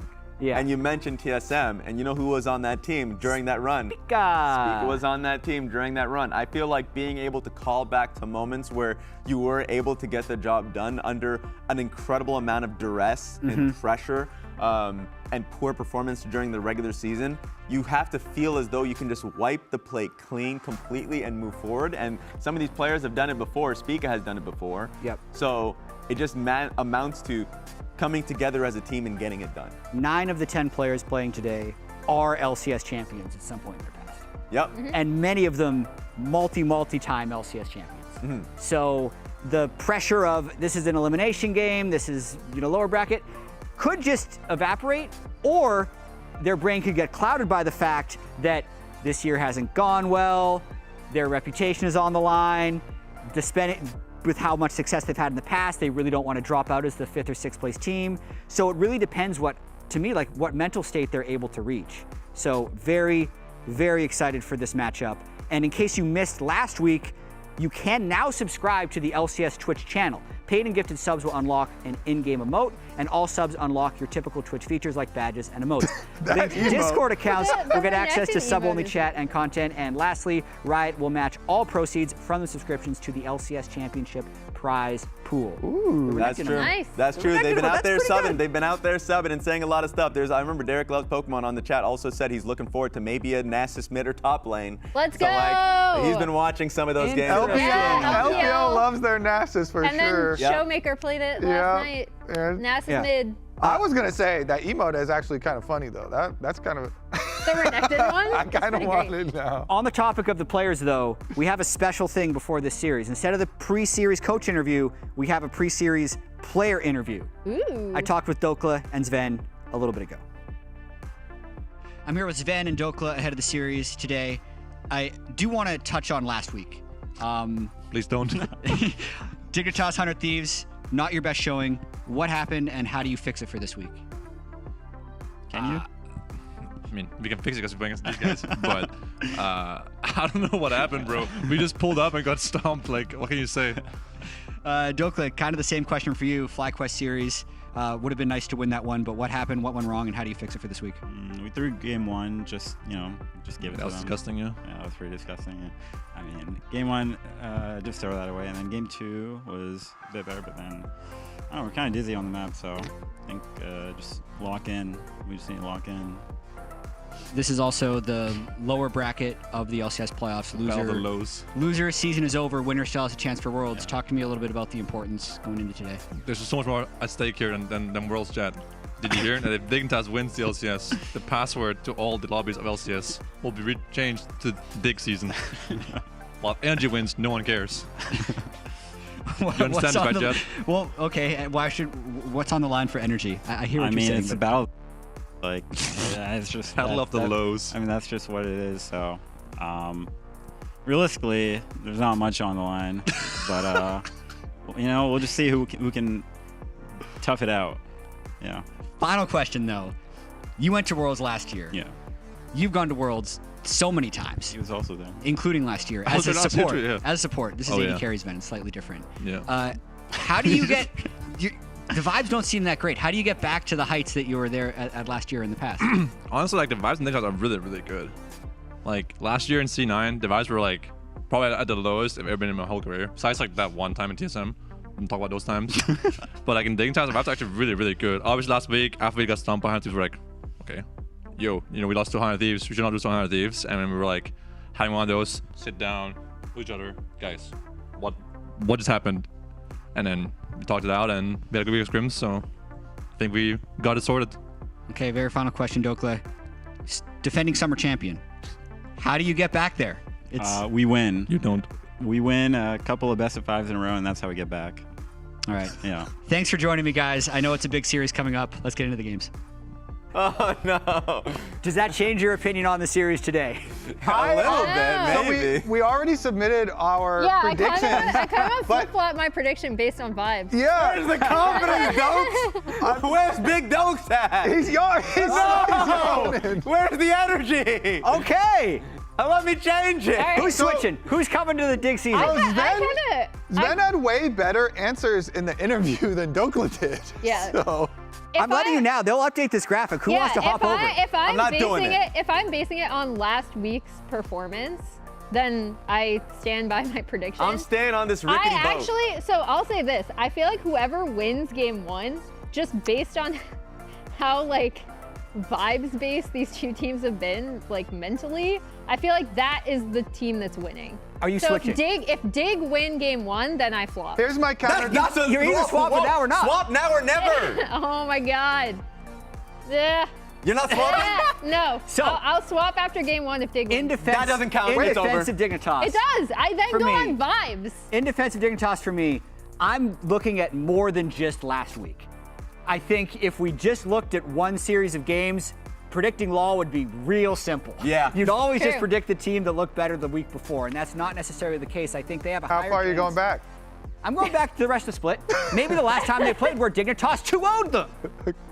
Okay. Yeah, I that's would like say 3 weeks. For my counter for the vibes one though, Dig vibes have been good all season.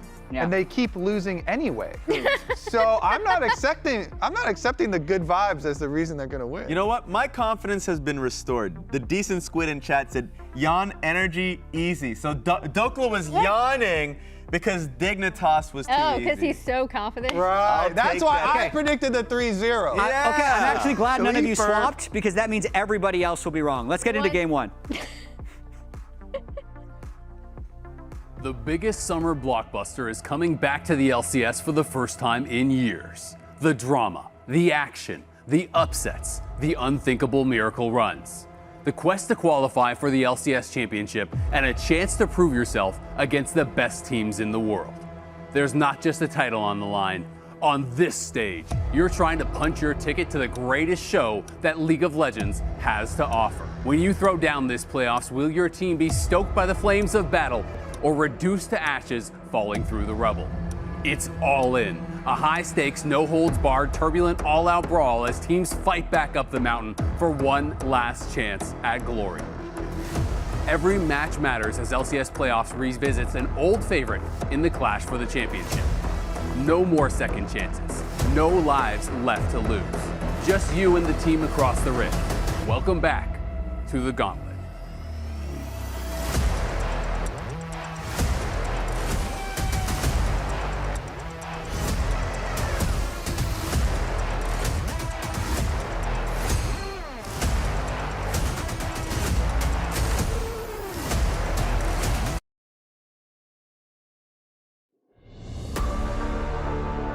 I will not back down. If you hit me, I'll hit you back. What season is it right now? Big season.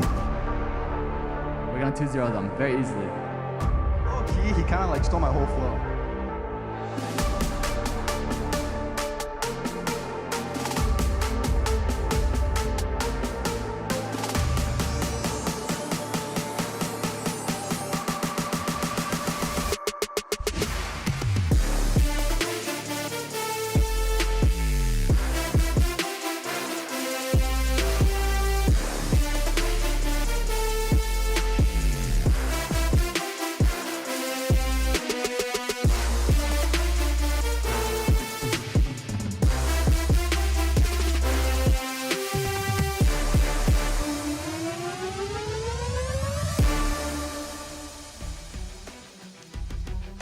Welcome back to the Summer 2024 LCS Playoffs. Today, the lower bracket kicks off with NRG and Dignitas. Two teams full of LCS champions are now fighting for their lives in the gauntlet.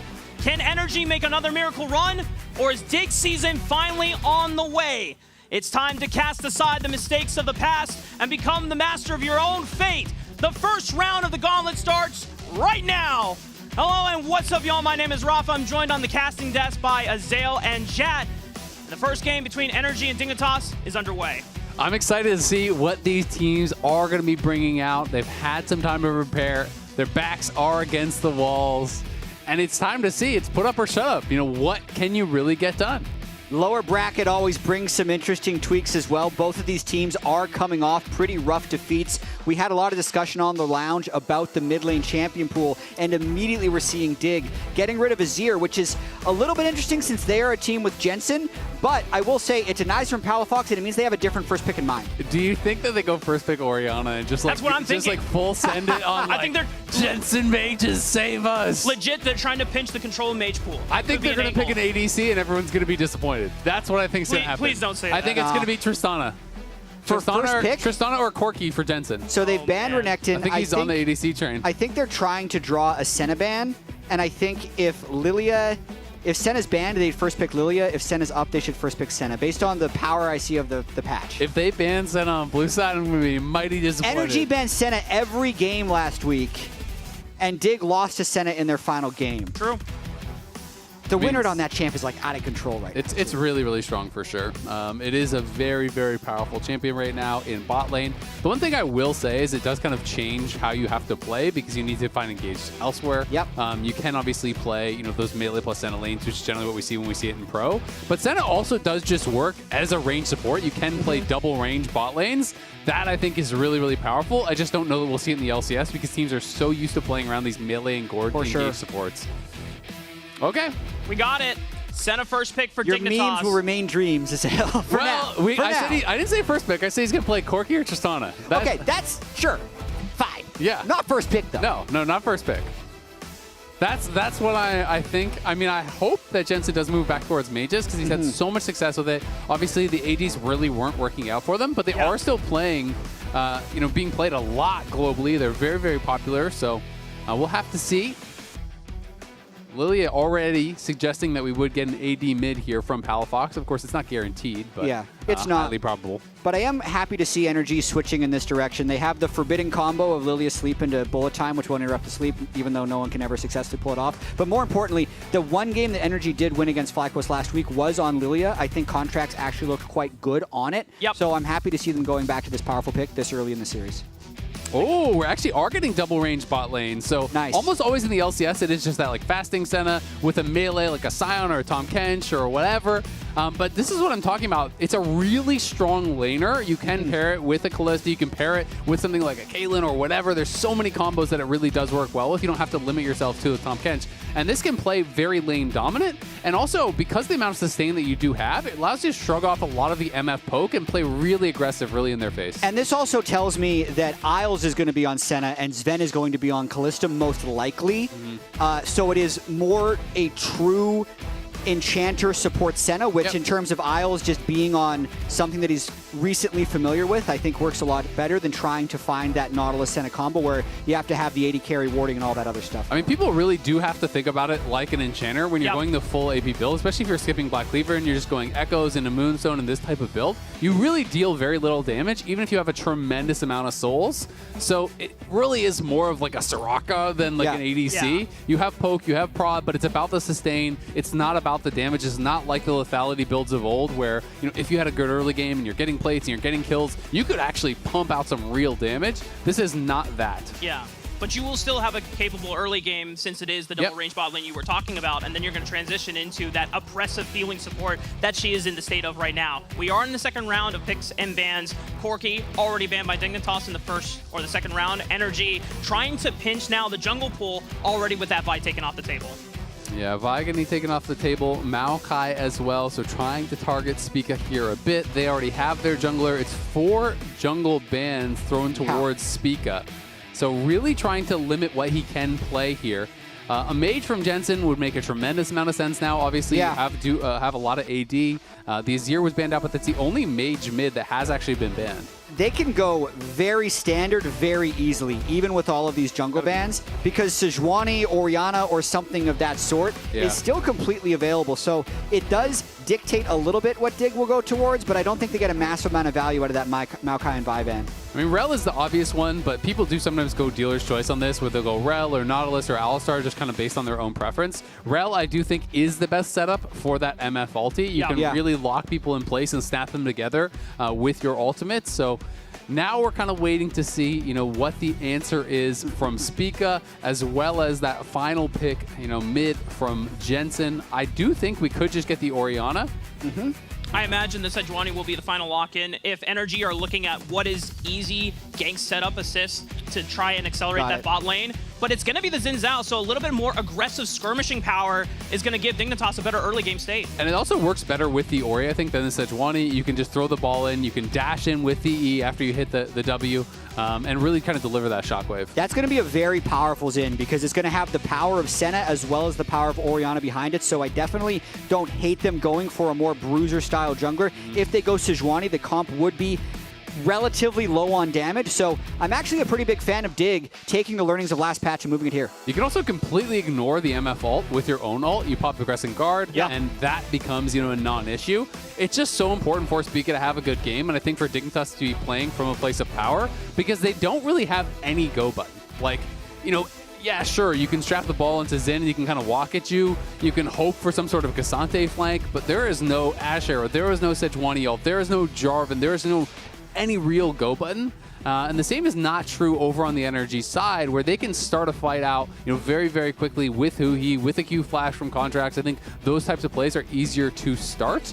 And we also have to remember, with Dokla on the Poppy, there is that chance that you go in for the Audacious Charge and you just get rejected by the Poppy W. You get stunned up, and that can make it very difficult to actually deliver that shockwave where Jensen wants it to be. Yeah, I think for Dignitas, compared to the drafts we saw last week against 100 Thieves, they're putting a lot more priority on early game state. And I think that is something that has been a fair target of criticism for them.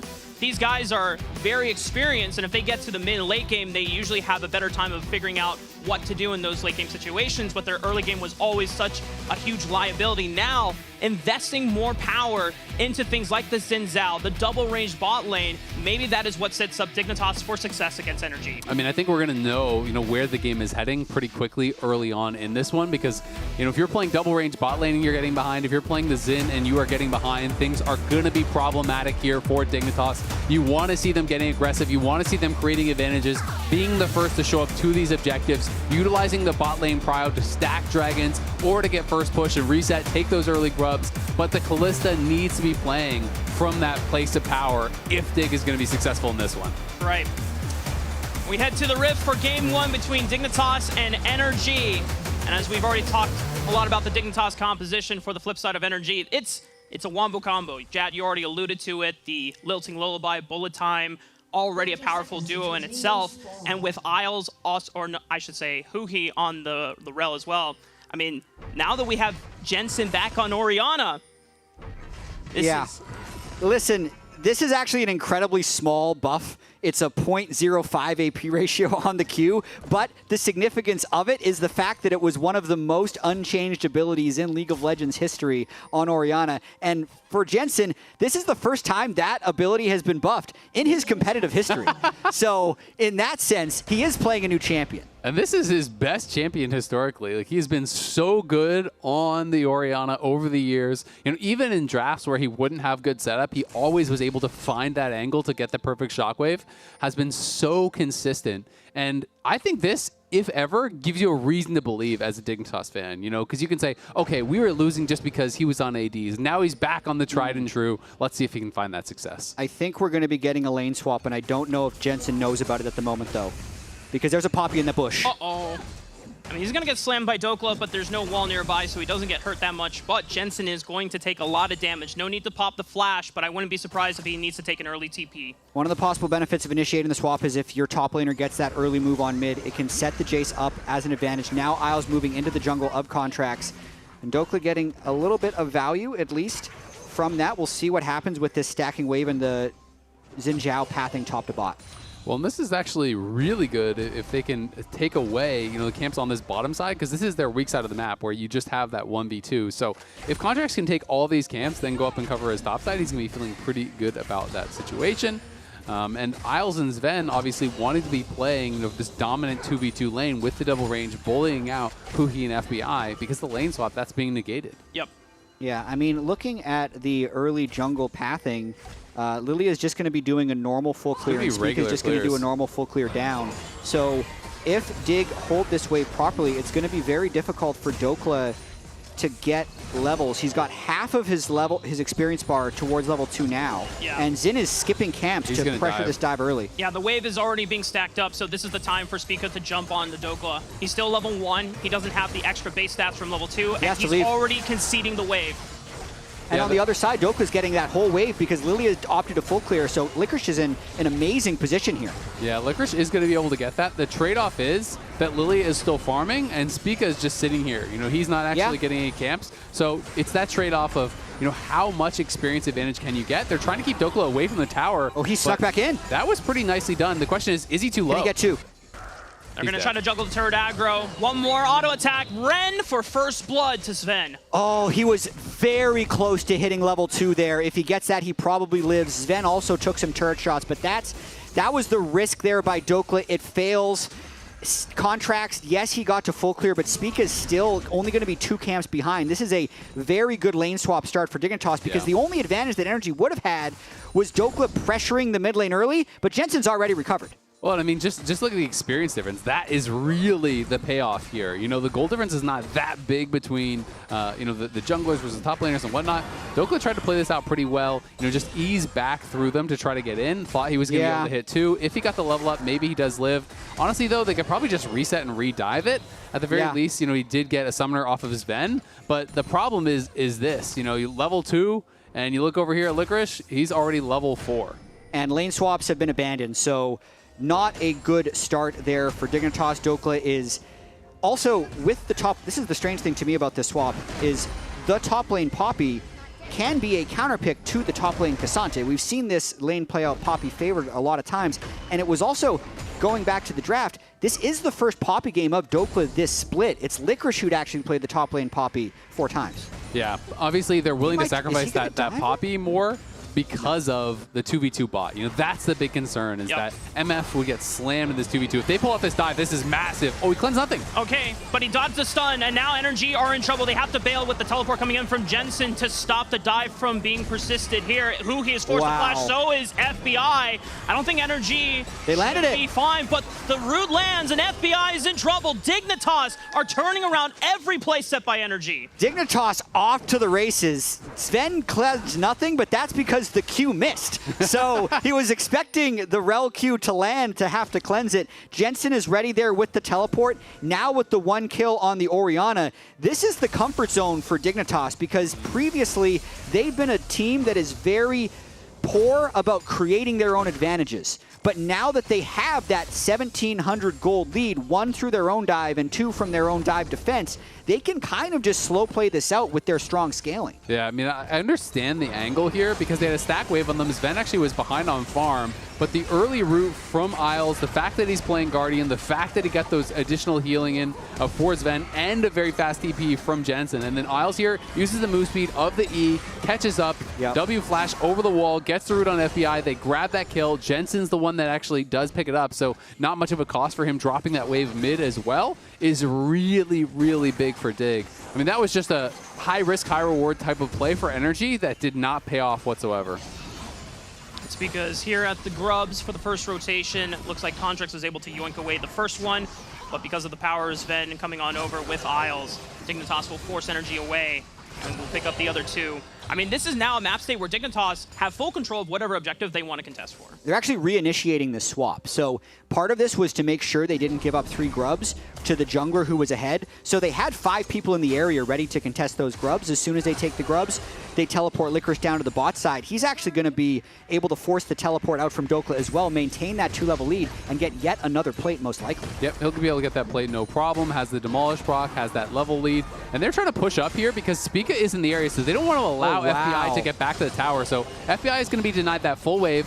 Hui could try to play some shenanigans here and hold the wave outside the tower range, but then it becomes a waiting game. Yeah. And eventually you will have to let it crash, and that's what he realizes, because if you tank that for too long, then they just dive you, which is what they're going to try to do anyway. Can FBI bail out his support in a 3v2? Hui's already taken a lot of damage. Aftershock? Spica is popping the ulti from the pressing guard, flashes away from the last turret shot, and now FBI is under the tower.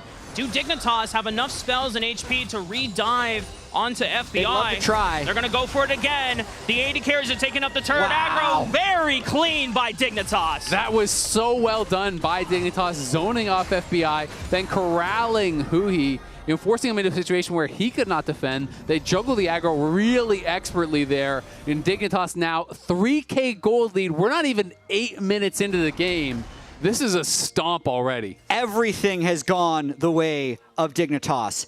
Contracts isn't even comfortable starting this Drake when Spica spent the last minute in the top side. He's slowly waddling his way towards his Wolves. 4 CS advantage in the jungle.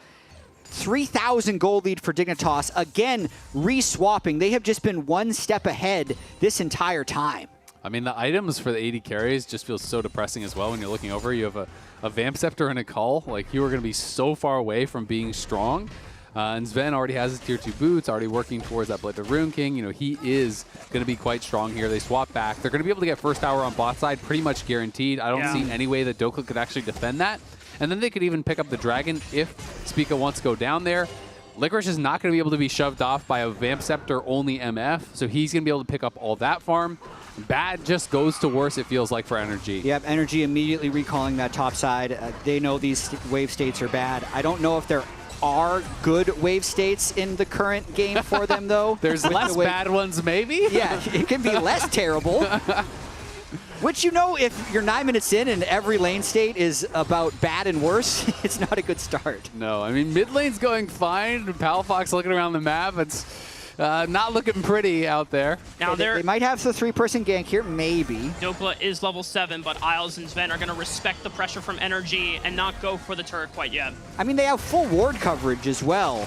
So they bring Poppy down. That's not a jungle Poppy. That's a top lane Poppy abandoning her post. So that's just the top turret going down. Yeah, and I mean, at the end of the day, you're dropping 2+ waves to even attempt this play, because Dokka had a TP bot. No one has a TP to go back towards top. So yeah, you prevent the first tower gold from going to Sven, but instead it just goes to Licorice, and you lost 2 waves in an already really rough game where you're already down a ton of experience. He's denying the entire wave before allowing that tower to go. So then they're just going to get that tower bot right after.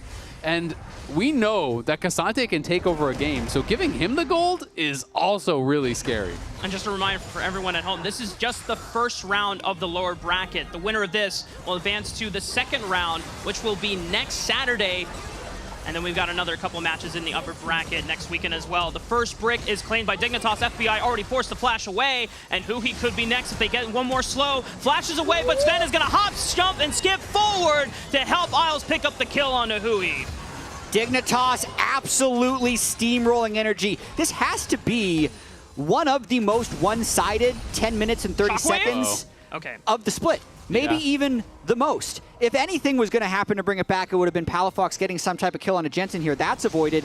It's 2 side lane turrets, both side lanes completely stomping. Mid lane has a kill, jungle's not behind, and they have all the objectives. I would honestly love to hear from the stats team, like, what was the largest gold lead we have seen at 10 minutes? Because this is ridiculous. Like, it is so rare to see a 5,000 gold lead around 10 minutes into the game. So, yeah, it's going to be tough for NRG. I feel like at this point, you're almost already checked out on game number 1. You have to just start thinking about game number 2. You continue looking for desperate plays. You continue looking for anytime you see, oh, we have a man advantage, you just pull the trigger, hope that it works out. But for NRG, they're going to need like 5 plays like that in a row to even have a chance of coming back. They're going to get 4 grubs, but can they ever use them will be the question. I did get confirmation that it's the largest dig gold lead of the split at 8 minutes, which was 2.9K. Okay. We'll get that at 14 minutes as well if they keep expanding, because Spica is in. He's going to charge into the fight, pops the Crescent Guard, and blocks a lot of the damage from range. Isles is able to pick up the first kill. Bullet Time rips through, but Lycra is undeterred. Spica does fall, but it's a sacrificial lamb for the greater cause of Dignitas' win. Yeah, it is a 1-for-1 at the end of the day. The bullet time coming out from FBI got quite a bit of damage down, and then a nice shock blast from Palafox snipes one out to get the first kill on the board here. But at the end of the day, still, the HP advantage is in the hands of Dignitas. They do have the Senna healing them back up. They're going to push up mid and start taking even more plates. I mean, we're not 14 minutes in. Yeah. They are potentially looking at a full 15 plater. That's 12 plates already, 12 minutes in, with the 2 side lanes being completely down. I will say on that fight, Spica did go in a hair early, probably felt extra invincible, but I think they didn't have the Senna ult from the previous dive that they had executed, so he does die at the very end to a Palafox snipe. And I see no reason for Dignitas to relent here. Sven and Isles should just be camping this mid lane, taking little pokes every time they can. I mean, everyone on Dignitas has a first item power spike. Everyone is so insanely strong. If you have any even numbers fight, it's winning. So Dignitas should always feel incentivized to just push the tempo and the advantage as much as they can and do not give NRG any room to breathe. And you can see Isles already 55 souls, so the range is going up. You're going to get more and more annoying with that. As we are seeing this engage one more time. You know, Huhi finding that fight. They do get on a Spica, and he gets slept up, and then the bullet time is able to help them pick it off with this nice shock blast. Yeah, Spica barely getting hit by that last snipe. If he would have actually turned tail completely, he would have been able to keep the team deathless, but that's not a huge loss for them. It is but 1 kill going over to the Jace, and it's really just about them holding control now. You can see Orianna push deep top, Cassante push deep mid, and as long as they keep wards throughout the jungle here, then the mid lane is extremely safe to just keep taking this turret down. Yeah, but at the end of the day, we will see if they're going to be able to do that. Echoes of Hylia is completed, obviously, for Isles, as you called out, Rafa, so he is going that more full Enchanter style build. You can see he's working on more AP after that, so not going to be going to the Black Cleaver like we saw last week. Yeah. Black Cleaver was more of a rush item in that game, but I think it was also because the Senna picked up a couple early kills and was just like, hey, I can buy this expensive item. Yeah, I played a few games of this Senna. Also, the viewers probably have as well. I checked Lolytics. It's the most played support champ in the game right now. Yeah, the healing Senna. It is really strong. I mean, Senna is one of my most played supports for a lot of years. And I played this last time it was meta years ago with the kind of AP style build, and it was already pretty strong then. It's just even way better now. It's Soraka with the gun. Like, you get, you get the bonus healing from the Dreammaker. The Echoes of Hylia stack so synergistically. It is absurd feeling. Like, none of the numbers themselves read super high, but you get to a point where your Q is healing people for 800 when it feels like, and it's kind of your whole team. So if they get into team fights and they stay kind of grouped up with the Cassante and Xin being able to catch all of the Senna Qs, with this gold lead, they will be just unkillable frontline. Yeah, I mean, you just put out so much healing, like you're saying, especially if you do get those pass-throughs. 800 is maybe like full stack, you know, echoes and all this extra stuff if you have, you know, a lot of items. But it definitely can be a ton of healing. And the ulti shield scales with that as well, so it is very, very powerful.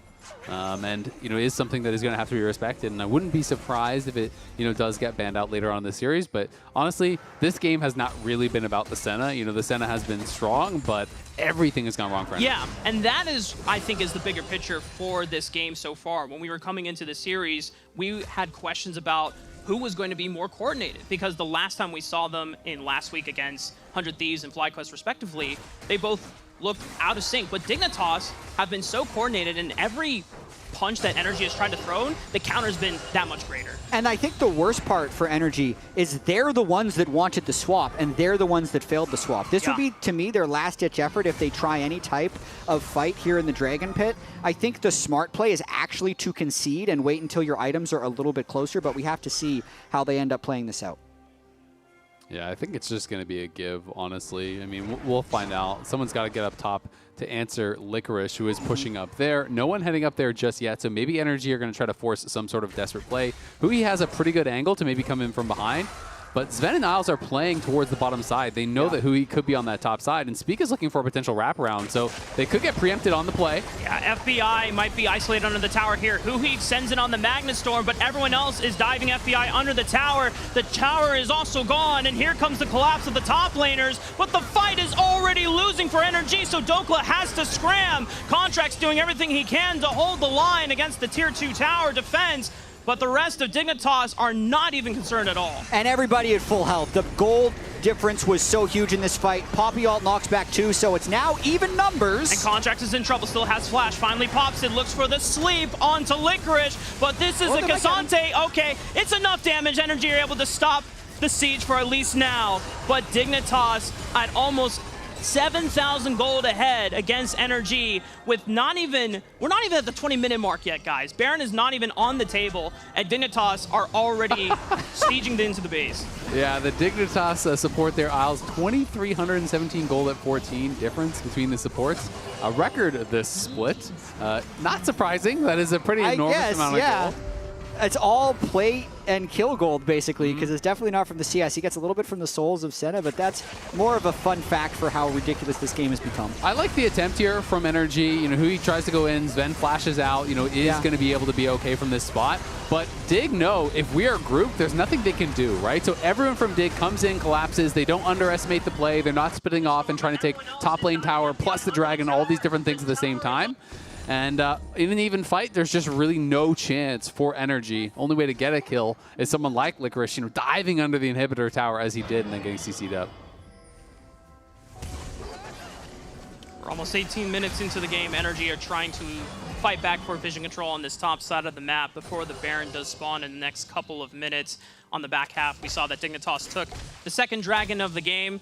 I mean, Dignitas, if they want to, they can slow play this game out as their champions scale further and further into the game. But, I mean, this looks almost impossible for NRG to come back from. It's only on Dignitas to throw this game at this point. I'd put it at 99-1. So, like, I think this is honestly the time where NRG needs to preserve their mental as much as possible. They'll try and keep making plays, maybe get a few nice looks, not necessarily expect to win the fight. I kind of more just want to discuss, you know, where NRG and Dig go from here throughout the rest of the series. I mean, one thing I will say you can take away as a positive for Palafox is that he is playing well individually. And Palafox is a guy who has been having some struggles here, you know, this split in the LCS.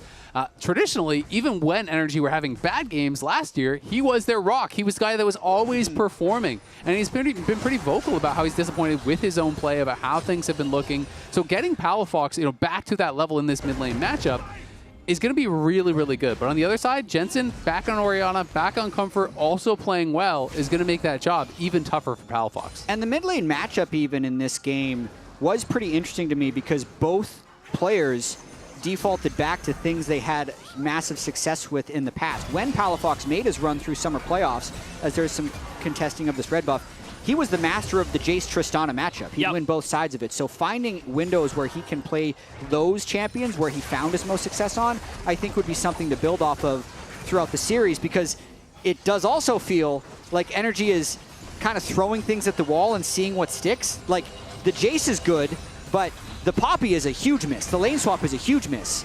Not having Senna priority figured out in the right way from last week to this week and then letting Dig first pick it away, also a miss. I think the real question, though, is it, you know, a failure of idea or is it a failure of execution? Because to me, it's more of a failure of execution. You know, I don't think that there's anything inherently wrong with doing the lane swap or inherently wrong with the draft. Sure. But the way that they executed on it, obviously everything went really, really bad. Their bot laner, you know, well, Dokla, who was in the bot lane, their top laner, got dove, while Licorice is farming all the experience, not getting pushed off at all. You know, that just can't happen in these kind of situations. You know, generally that alone is enough to sometimes end a game. Where they execute the dive and you fail yours. And in this situation, it went even worse because they tried this three-man dive. They got TP'd on. Not only did they fail the dive, they got killed. So it's really, really tough in those situations to have a kind of unemotional read on what the problem was in a game like this where everything failed. Yeah. Because like you said, it's not like Dignitas initiated all of those moves in the early game. There were counter punches to things that NRG did not execute cleanly. The counter punches were unfortunately to their own face in this game. They missed the target and punched themselves. The uppercut straight to yourself. Jensen is forced to flash away. Maybe we'll see this advantage from Palafox, but now it's double teleports from both teams. The healing from Isles Global Ultimate gives Jensen a big shield. Palafox and FBI now have the man advantage against Licorice, and he oversteps his boundaries. NRG are able to pick up one, and Jensen is now cut off. He's going to look for the teleport. Can they get in range? Dokla has flash. If he sees it, flash wall slam! And stops Jensen in his tracks. Okay, that's a mental victory there. I say you flip Baron. Just go for it. No, there's no reason not to at this point. You are so far down. Just YOLO it on the Baron, hope that you can get a kill, hope that you can make something happen here. They committed so much to that play, though. It is going to be tough. They're on it. It's 5v3. Both solo laners are dead. Neither of them have TP. This is actually a window back. Let's see if Sven, Isles, and Spica can hold themselves against NRG. They have a massive gold advantage, but it's a 5-on-3. Sleep onto Isles. He can be the first target, but they turn right onto Spica. Eliminate the jungler. Eliminate the spike contest from the side of Dignitas. Sven and Isles are still alive. 2v5 at the moment, but they keep the range, and it might be enough that NRG no longer can take the Baron. Yeah, smartly played there by Isles and Sven. Isles is being so annoying here. Almost has 100 souls, by the way, so that's why that range is getting ridiculous. Yes, they did have a good turn on a Spica. Yes, they did get that kill, and it is a bit of a swing for NRG, but because Isles and Sven don't also die, the mid laner, the top laner are respawning. They can't actually get to it. This is a good play initiated by Palafox. Again, he really was the lone positive force in the early game here. And again, here's him making action happen. Yeah, and the big thing that actually wins this is the fact that the Lilia and the Rel beat the rest of Dignitas up here for the eventual support. Jensen should have been just the lone death there, but because Dig thought they were so far ahead, they end up leaving the door a little bit open. That is a big mistake, actually, for Dignitas. Could have been a lot worse if we think about the Baron actually going over, if the objective bounty could have been converted. But as of now, it's still very heavily in the favor of Dig. That was a pretty big window, though. Yeah, because it's like what you guys said about 10, 15 minutes ago. I mean, NRG would have to get 5 miracle winning fights in a row to shore up the gold deficit that they have against Dignitas right now. Yeah, I mean, Palafox, though, still deathless. Contract's deathless as well. Palafox, helping to make that play happen was big, so they haven't given up in this one just yet, but Dignitas is moving themselves to Soul Point, which is going to be difficult. When you're behind and they get Mountain Soul, it always feels that much harder. I love the Dignitas face emote, by the way. That is fantastic. That is an S-tier emote right there. Well, we'll see if Dignitas can maintain their form and not look like that emote again in the next coming fights. NRG, a little bit of confidence boost knowing that Dignitas is not completely immortal and they can punish some of these mistakes that Dignitas make when they're overextending on the side lanes here. No teleports from the solo laners of Dignitas for a few more, at least under a minute. And at the very least, NRG does have playmaking, right? Yeah. They have the ability to try to look for outplays in the side lanes with Palafox. They have the ability to maybe find that perfect snap engage from Huhi, find that multi-man sleep from Contracts, eject multiple people from a fight from Dokla and turn it into a 5v2 or a 5v3. These are the kind of things when you get this behind that you really have to hope for. Of course, if Dignitas, spreads properly and plays properly, it's not really going to be possible from this kind of a deficit. Yeah. But it is getting closer and they are becoming more competitive. This is a big caveat. But if you ignored the first 12 minutes, the last 12 minutes have been fine for NRG. That's true. True. It's just a shame that NRG is missing an arm and a leg from the first 12 minutes. This it does is true. make it harder. This is true. It makes these effective 12 minutes not as effective. They are making Dignitas earn it from a spot where it felt like the game was going to be free. Yeah, which is actually something they should be able to mentally build off of if they go to the next game. That's kind of the beauty and the curse of MOBAs, right? Is that, if you have a bad early game, the opponents get stronger, so it just gets harder and harder and harder. So, a good play later that would, at parity, win you the game does not do so, right? That's the challenge, is that the early game can really make things incredibly difficult for you. Yeah. The fact that NRG are finding some of these windows, like you said, Jad, that's the mental confidence that you need to try and maintain going forward into such a long series like this one, where it is a best of 5, no longer the best of 3 from the regular season. And now Dignitas are going to try to start this Baron up. There was a TP ping behind Jensen, but then they moved that control ward, so it's not a flank they're going to be going for. They will see that this Baron has been started, though. There's just no reason to flip this, though, for Dignitas. I mean, surely they're going to try to turn. Maybe Licorice all out over the wall? Contracts has been many situations where he steals it, but Spica secures the Baron. I thought that Contracts might have had it, but now the jungler for NRG is gone, and it's a 5-on-4 in the map for Dignitas. I mean, that was an absolute burger flip. Yeah, there was the close to help you, time that Ren, but how many times have we seen that fail over the years? I'm really surprised they committed to it. I thought, if anything, maybe Licorice was going to flash over the wall and then all out to push Contracts further away and secure it in that way. But letting Contracts into the pit is one of maybe the only ways NRG could hope to come back. So Dig, definitely risky. It does work out for them, though. And now with the Baron buff and a massive gold lead, they're going to knock down all of these outer towers. They're going to extend this gold lead. I mean, law of averages. If there's enough Dig Barons, eventually you're going to have a Dig season Baron. So they're just like figured that this one was going to be fine. Fair. Yeah. Because I agree with you. What are they doing? They just let Contracts have a free chance at smiting it. Yep. He's, aside from X-Smithy, stolen the most Barons of any player in LCS history. Yes. Yeah. I mean, Licorice was playing to the wall, so maybe he thought he could like find an angle to like get vision on him and stop him before he could get the smite. But then they needed to stop damage on the Baron and let him come in, then all out him back over the wall. Like there needed to be something there from Licorice for sure, and from Dig to be able to prevent that. But at the end of the day, it did not end up happening. They are massively ahead, 10K, looking for the last outer tower here now as they do push in through this bot lane and look to try to put the finishing touches on this game. Sven, Jensen, and Isles currently pushing into the Tier 2 tower. Spica will join them. Licorice is joining from the other side as he's actually teleporting in, or Jensen, I should say, is now Dignitas. After the Tier 2 turret, they back off, wait for the next minion wave, while NRG tries to deal with Licorice, who's also pushing in through the mid lane. Yeah, Licorice has played a really strong game after getting that early advantage. Hasn't let his experience advantage decline, which can be a trap that a lot of top laners fall into when they are very far ahead. They oftentimes will overgroup because it seems easy, but he's very strong at applying the side pressure, and he's actually just letting them break these turrets. This might be the look for NRG. Watch Uhi. Oh, nice flash, though, by Jensen to dodge the wall slam of Dokla. He's going for it anyway. Uhi, massive Magnustorm, but the bullet time was already used, so there's no real damage to follow up. Contract is trying to get into the middle of all 4 members, but Licorice is now making the collapse. Big shockwave from Jensen, scatters NRG around, and Licorice here for the cleanup. He's got the broom, and he's sweeping it all under the floor. A double kill for the top laner of Dignitas, and this game is finally over. Dignitas clean up NRG, push on the Nexus, and they're going to take this first game in convincing fashion. Absolute stomp from the Dignitas squad. There was not even a chance that NRG was going to come back, and Dignitas will move ahead 1-0 in the series.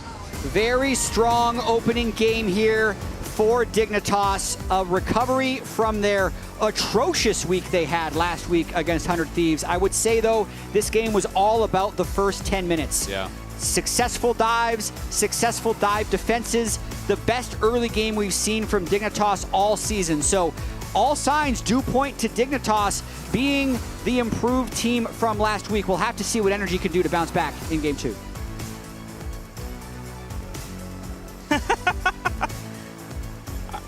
All right, well, for everyone else at home, single-day tickets are officially on sale for the LCS Championship at the YouTube Theater in Los Angeles. Head on over to riot.com/LCS Championship to claim your spot. With that, we're going to head on over to the LCS Lounge to break Game 1 down. Welcome back, where we're still talking about lane swaps and where I'm going to flip my prediction after Dig. You flip I can't tell whether you guys are booing that or the lane swap. Both. I'm going to guess the lane swap. I, for one. All right. No, we're going to start at a minute 30. This is the last time things are going to look good for NRG, right? Because they're actually the ones calling for this swap. We're going to have Dokla come and affect mid. I've talked about how important this is, right? So they pushed Jensen back.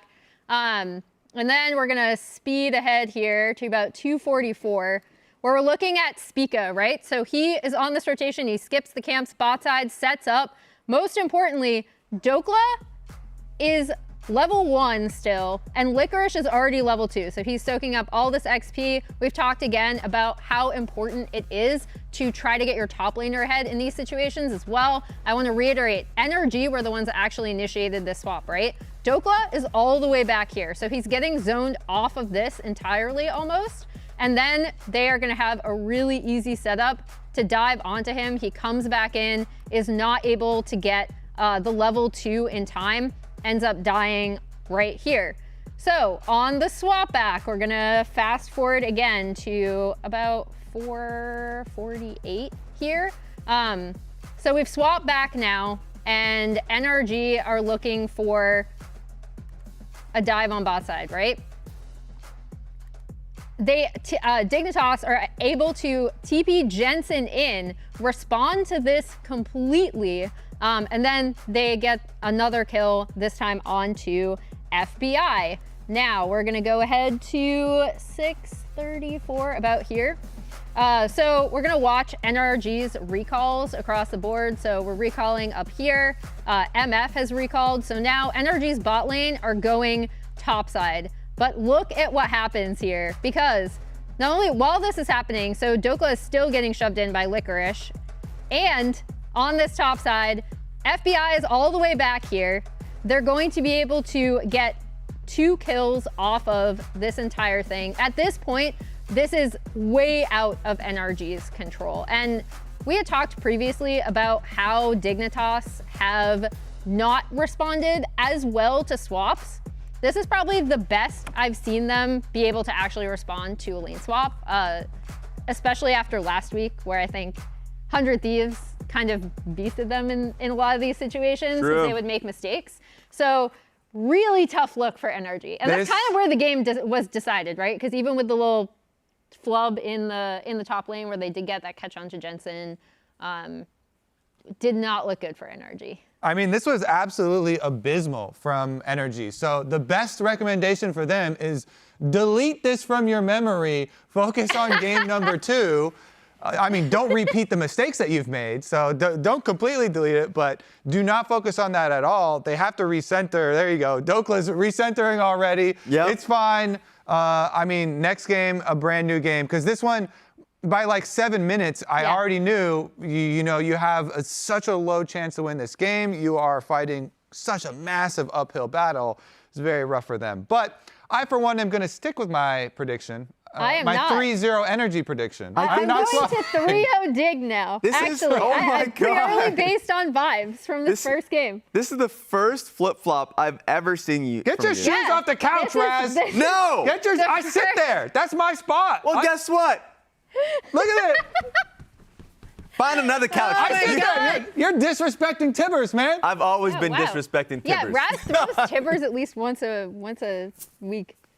Now I know. Now I know why our couch is so dirty. Your shoes Don't are put that on me. Raz's fault. I hardly sit on this thing. But no, like, it's rough. And I would say from Dignitas' side, you talked about how good their swaps have been. That's a clear improvement. They've also talked about in interviews, Licorice specifically with the Anime podcast, how basically they've been focusing and working, and they needed to work on their practice, and it's looked like it's gotten considerably better. Yeah, this was a little bit better. Dig 3-0 now. I'm calling it now. As we head to break, listen to this week's LCS Connected Comms replay presented by AT&T and voted on by chat. NRG 3-0.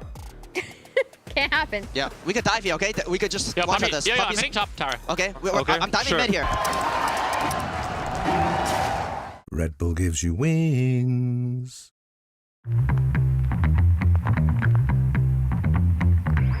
Hello? Bro, what are you parking? Seriously? What is that? Remote smart parking assist.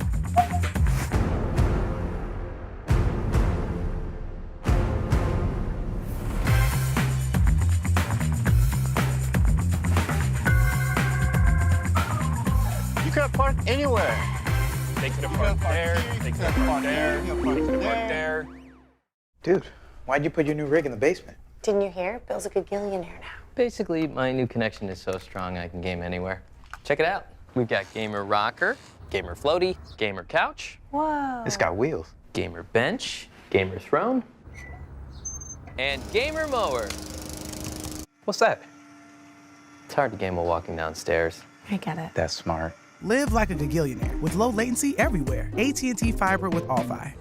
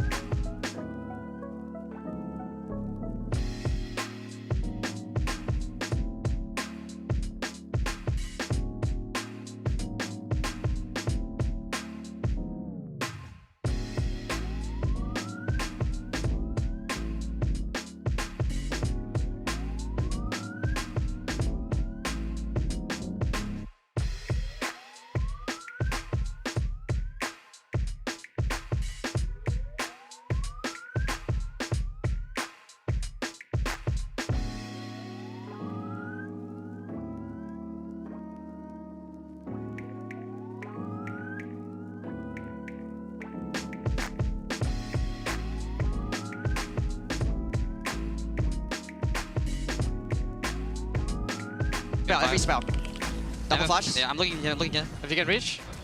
MF. Okay, I've queued up in 1. Yeah. Okay, Nice. take. Dropping now. 80 no flash. I'm fine. It's all you, Zed. I think we die. Wait, Okay. 7. 5 seconds. 5 seconds. No. Wait. I'm taking one more. Yeah. Back out. Okay, guys. You Nice. want to get out, right? Yeah, I'm Need sorry. fight? Yeah, I'm on looking. Zen. Yeah, Casante's on the right. Hitting Zen. Try to hit Zen. No ulti on Ori again. Zen still has flash. Didn't I flash? Yeah, I'll flash out. Zen's dead. Nice. Didn't it? I'm TPing. Hit out. Ulting. Yep. I flashed out. We win here. EM4. Low Poppy. I have ulti still. I still have ulti, okay? Yeah, low. Keep going if you can. Yeah, I'm nothing. I'm nothing. He might get snared. He's snared. It's all you guys. Nothing. I have ulti if you want. Ori flash? No, right? Nice flash, Ori. Ori on flash. Look for her. I'm looking at Zen. Zen. Yeah, looking at AD Cluster. That's it. That's it. I can look at Rao here. Kill Rao on the left. Rao on the left. I have still ulting. Yeah. Big shield. I'm coming behind. Yeah, we can win. Hard raining. Keep going. Yeah, I'm behind now. Look at me. Yeah. AD. I can shield you. Which here? It's just bank. It's just bank, I think. Nice drop, guys. My champ's really Your balanced. champ is really balanced. We kind of fizzed them early, you know? Big Jokes is just vegan, no? Yeah. I started the lane with 100 HP. And Yeah. this guy couldn't lane.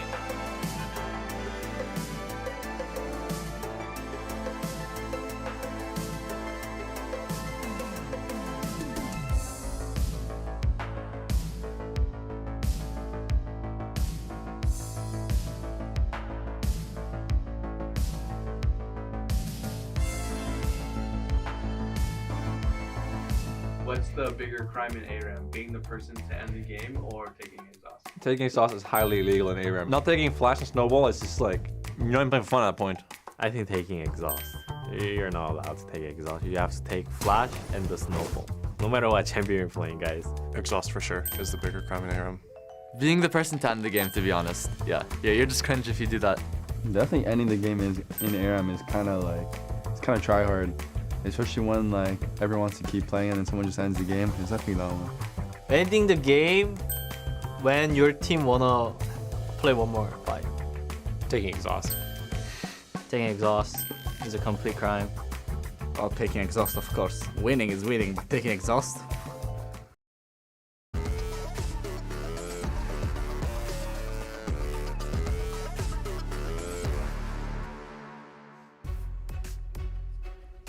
Welcome back to the LCS, where we're going to see if NRG can kind of fight back against. They've got it in them. That was a pretty crushing loss.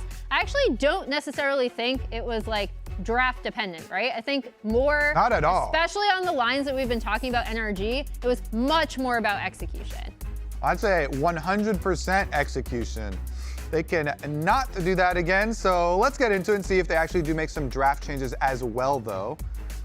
Cassante, #1, first draft change right there. Yeah, big one. Get rid of that. He's pretty good. They're like, we can't dive him. Hard to dive a Cassante. That was probably the toughest one, is that like, if you have both Senna and Kalista and a Xin Zhao, my god, is that Poppy dying level 1? But Cassante, once he hits level 2 and he's full HP, they felt like it was really tough. He's just sitting there. He's just sitting there. So, yeah, that's a decent change. I'm interested in whether or not Senna's going to be let through again, because I didn't expect Senna to be even available for a first pick. A lot of the pro players going into this week had believed both Azir and Senna was one of the strongest picks. At least definitely don't ban Senna on blue side. Yes. Yeah. Here. Let's see. Okay, the Seraphine instead. Seraphine ban coming through.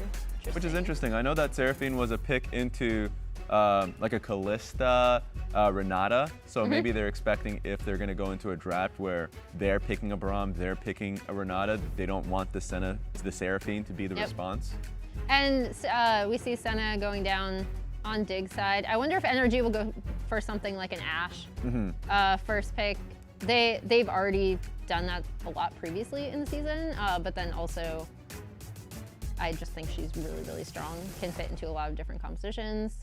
Nope, Rumble. Wow, so they keep going back to the Rumble again, even though they've lost so many games with Rumble. For Dokla, they still invest their first pick there, and then in the process, then you're giving up the Ashe plus the Azir pick that we keep talking about the buffs on this patch.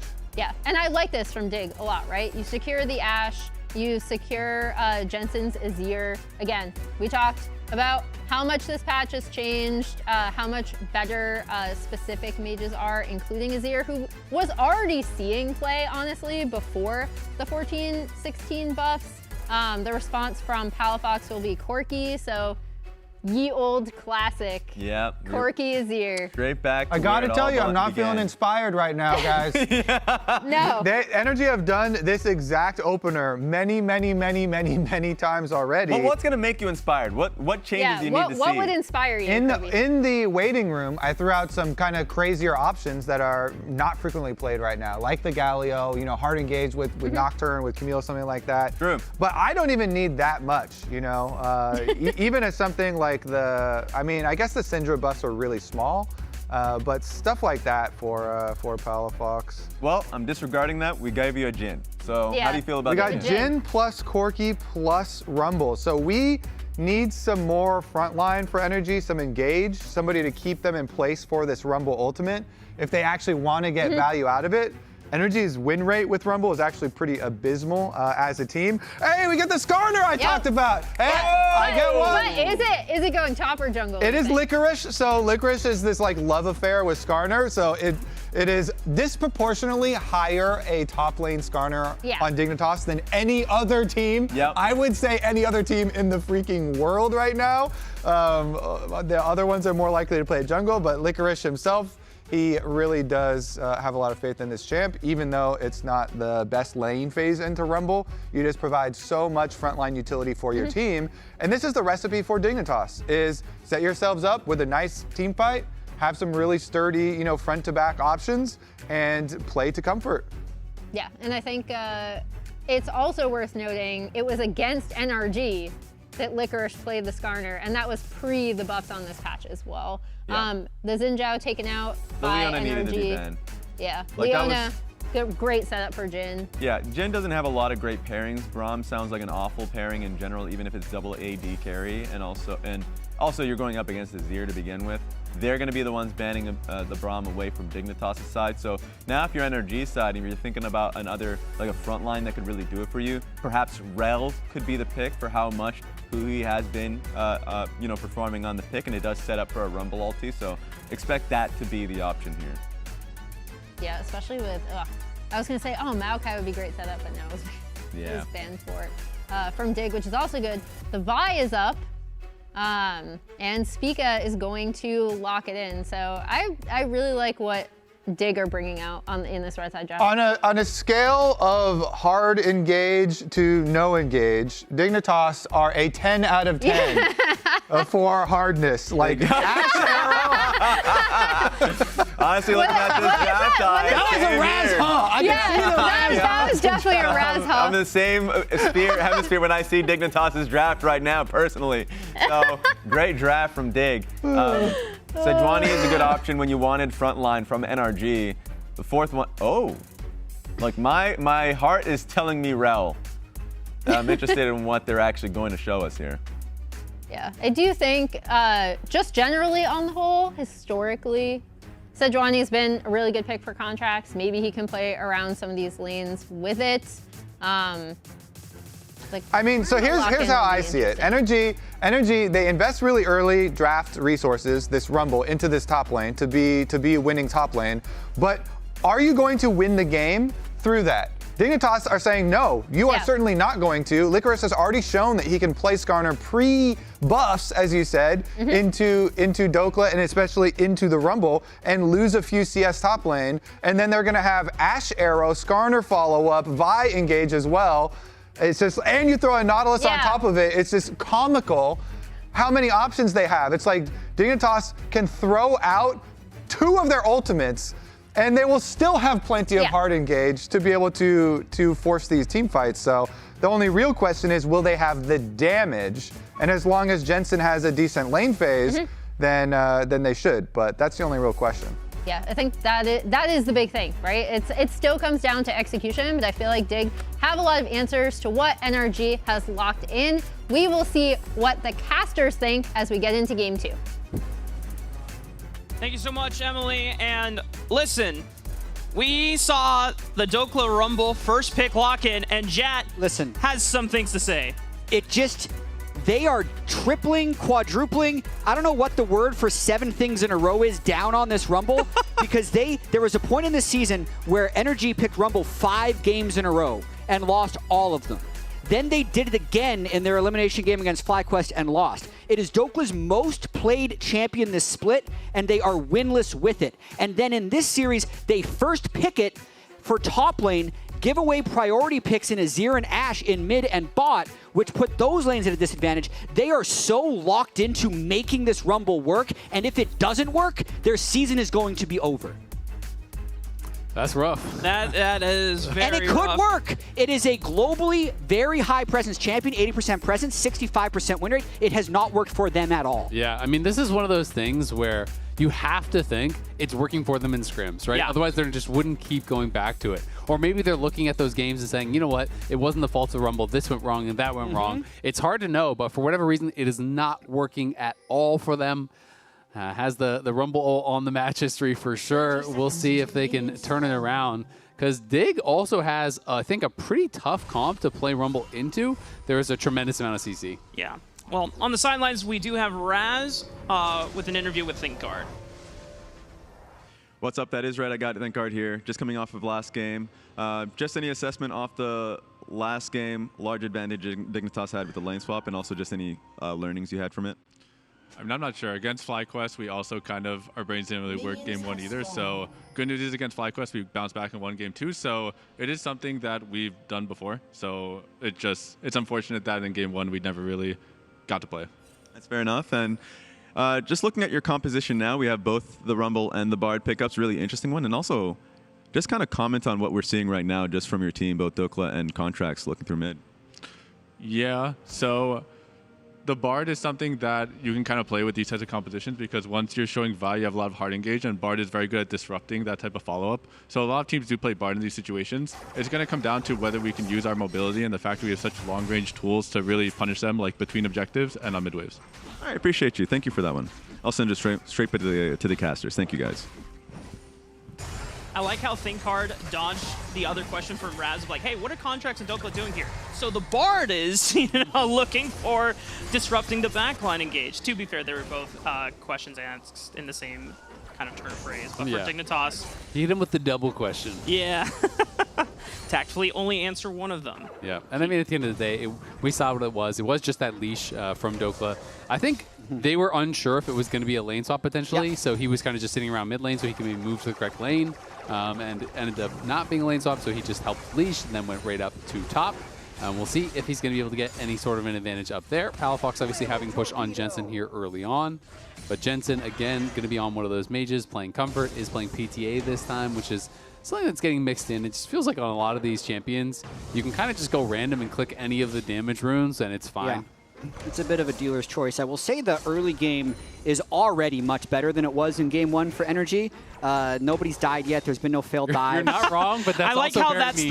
the standard. No one has died yet. On top of this, they actually have 3 lanes of prio, which is allowing the Sejuani to invade Spica's Vi, and it looks like there was a smite fight over the blue buff that Contracts didn't get, but they still hold this prio, so Contracts has smite. is going to try and steal this wolf away, and maybe even a Vi as well. Got the smite down on the wolf camp. Contracts cannot disrespect Sejuani skirmishing, but Spica using that blast shield gets himself out alive. Yeah, and that's the thing is when you have prio, even if they win the first smite fight on that defense, you just follow them to the next camp, right? And he still has his smite. So yes, he got the smite on that first camp. Contracts just holds his smite, pushes him out of his own jungle. Maybe Spica could win that 1v1 in an extended play because once Sejuani uses the upfront damage, you kind of have nothing, but it doesn't matter because Bard is coming, because FBI is coming. It's never going to be that fair fight. And they've already warded this bot crab while holding prio in top and mid. So I don't know if Contracts is going to contest this since he does have all 3 camps bot to clear, but they have complete eyes on Spica now as he tries to secure this crab and only having what looks to be like 4 camps down.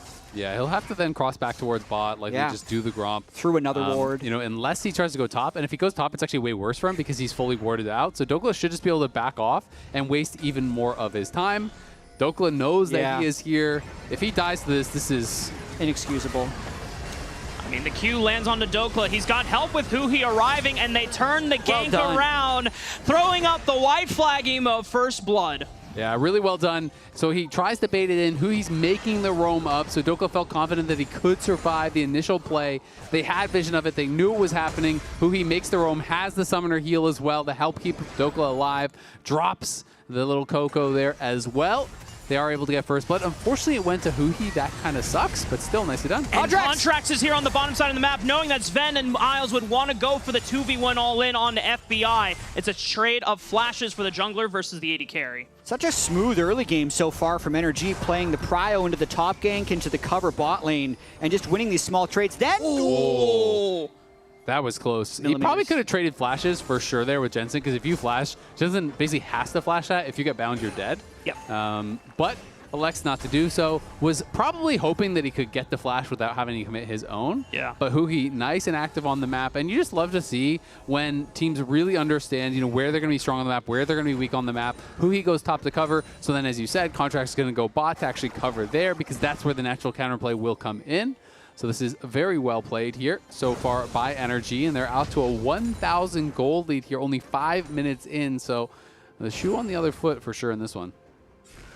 And now we ask the question again. Since Dignitas had their best early game in Game 1 as a result of NRG mis-executing a lot of those moves in the early game, what does Dignitas do now when NRG is actually executing correctly? And this has been one of the Achilles heels of Dignitas, is answering the question of who is the playmaker or who is supposed to create action on this team.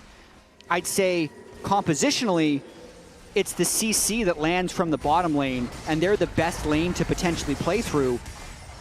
And then Spica, because he's been set behind, needs to hit level 6 before he can do anything. So it's a bit of a tricky situation. Isles is flashing in, but Dokla on the bottom side of the map with the equalizer will burn Isles to a crisp. And Sven is forced off of the fight, bailing out FBI and Huhi. This was actually a really surprising roam there from Dokla. He just headed straight bot, used that prio top to run down here. It did get pretty dicey, but at the end of the day, they do get the kill, and they're going to be able to zone Sven off, because Sven used his barrier, used his flash. He cannot catch this wave whatsoever. So then Dokla just TPs back up towards top. Yeah. And Spica warded out, so won't be able to get anything. So this is really well done here by Dokla. Doesn't get that extra kill that maybe he would have wanted, but just holds the TP, walks bot, uses that prio, TP's back top after helping them get a kill, end of play, and denying some farm. One step ahead this entire game. That was exactly the moment where Dig was going to try and make something happen, and Dokla, as you mentioned, loses almost nothing for that. So even though they're winless with the Rumble, he's making it work in this game. Yeah, just look at where the wave is top, right? So this wave right here that he has set up topside, he's not really going to lose anything from it. Licorice is TPing back towards top lane, so he knows there's not going to be any sort of an answer on this play. So that's why they're trading so heavily into these minions here, baiting them in. Then the equalizer gets dropped. Sven cannot walk through that. He is going to be able to get away. Unfortunately, the flash is committed. Can't actually tag him with that Electro Harpoon. Otherwise, it could have been another kill. But they get the barrier, they get the kill, they get the plate, they deny a full wave from Sven, and he loses maybe like 3 minions on topside because the wave was stacked and had to be pushed out from Licorice. Then he just TPs back to answer. So that's great stuff from Dokla on a pick that has not been successful for them. And now Contracts is here to further accelerate the lead for FBI and Huhi on the bottom side of the map, protecting them as they crash this big wave. Contracts is level 6. They're going to take out the tower with the Tempered Fate, so he can go for an easy Glacial Prison onto the flashless Sven. FBI and Huhi brute forcing their way through Isles, and Sven is no longer in this world. You're next. Now Palafox is coming in to help the cause. 4-man dive onto one. Isles is going to try to stall with that Death Charge, but it will be all for naught as Palafox picks up a kill as well. Really good stuff here from NRG. This is looking like a blowout the other way. It's not as extreme as last game was, but still good map movement, nice roams, good coordination and handling of the dive. Palafox even gets down there to help out. Yeah, he's going to lose a little bit. We'll see if Jensen can kind of keep him away from this wave, but it doesn't look like it. It's actually kind of close. Last game, I think, was 2.9K at 8-minute lead for got the cannon. Dignitas. And now it's a 2,500 gold lead at 9 minutes. They still will need to continue to execute, but in terms of the fear of NRG being completely mental boomed after that game 1, that's gone because they're coming out and everything's going the way of NRG here. Well, Licorice is really playing a risky situation. The wave is in a bad spot. He needs to leave. Yeah. And he has no TP. And look at the squad that's coming up here. So if he stays, he's dead. If he leaves, he loses a full wave at least. He's going to stop him. He won't be able to kill him, but he's going to delay the base even more. So that's going to be even more annoying. There's no TP available, so it's not even like Jensen can come up top to try to cover. Licorice can't come up top to try to cover. So they are trading turret plates down on the bot side. But Isles has left bot, so it is just going to be the Ashe racing against the 3. So NRG should have the edge up here on that top side, even though Jin is absolutely awful at killing towers.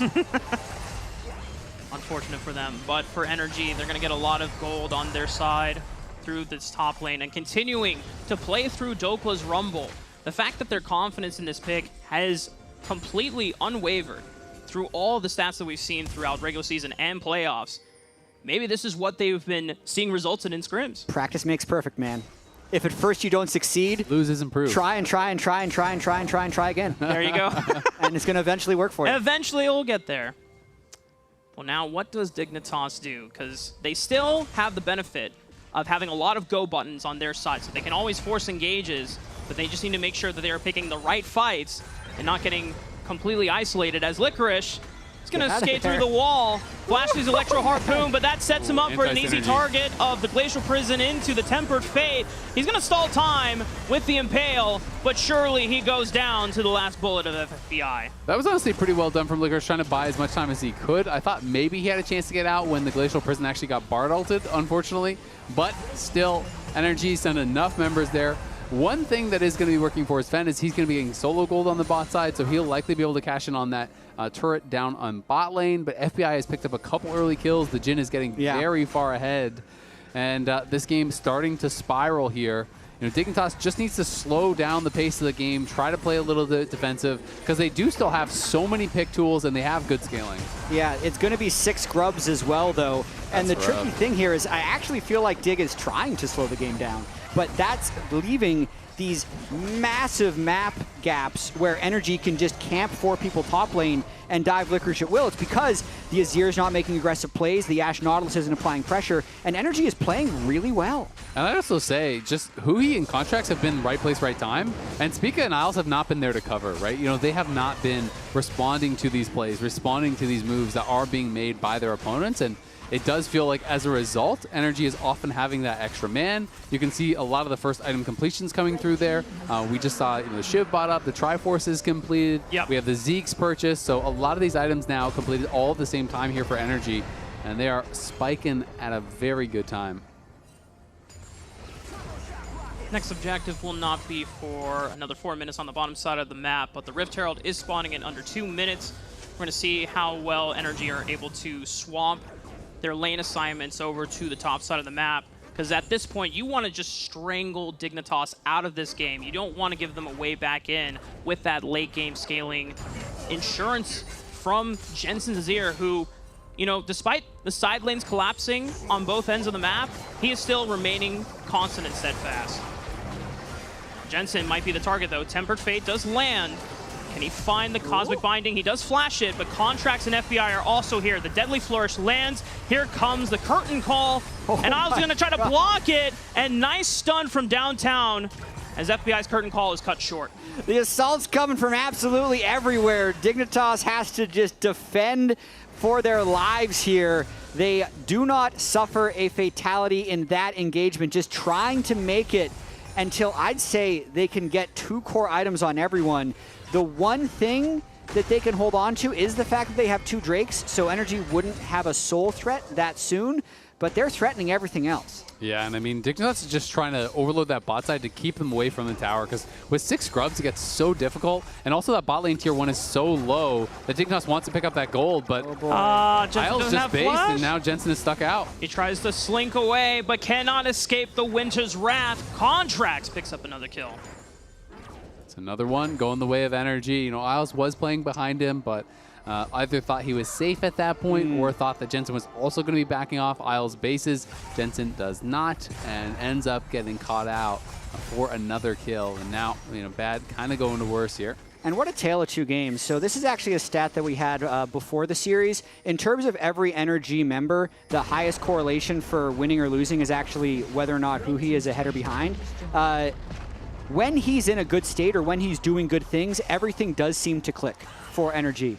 this is last game was an extreme example where he was down 3,000 gold at Senna. Yeah. This game, he is about 1,000 gold ahead of Isles, but I think it's more about the gold being a result of the plays that have been successful and how much that brings to the rest of NRG's team. So just watching Huhi and his impact on Bard, this one is really completely different than game one. Yeah, I mean, it's been a lot about him on range supports as well that is helping him get that gold lead, and maybe that's something that just works for them. The Bard this game, you know, I also went back and was looking at the games that he did have these gold leads, and a lot of it was playing like Ashe and playing Senna and playing, you know, double range bot lanes and these types of things where they could push and could create these advantages, where I think he's more unlocked on the map, like we see this lane. As now he's going to try to threaten Licorice, who is forced to flash again, but the Glacial Prison locks him down. The Tempered Fate is going to make sure the turret does not deter them from getting the kill on the top side of the map. This tier 2 turret is also going to fall.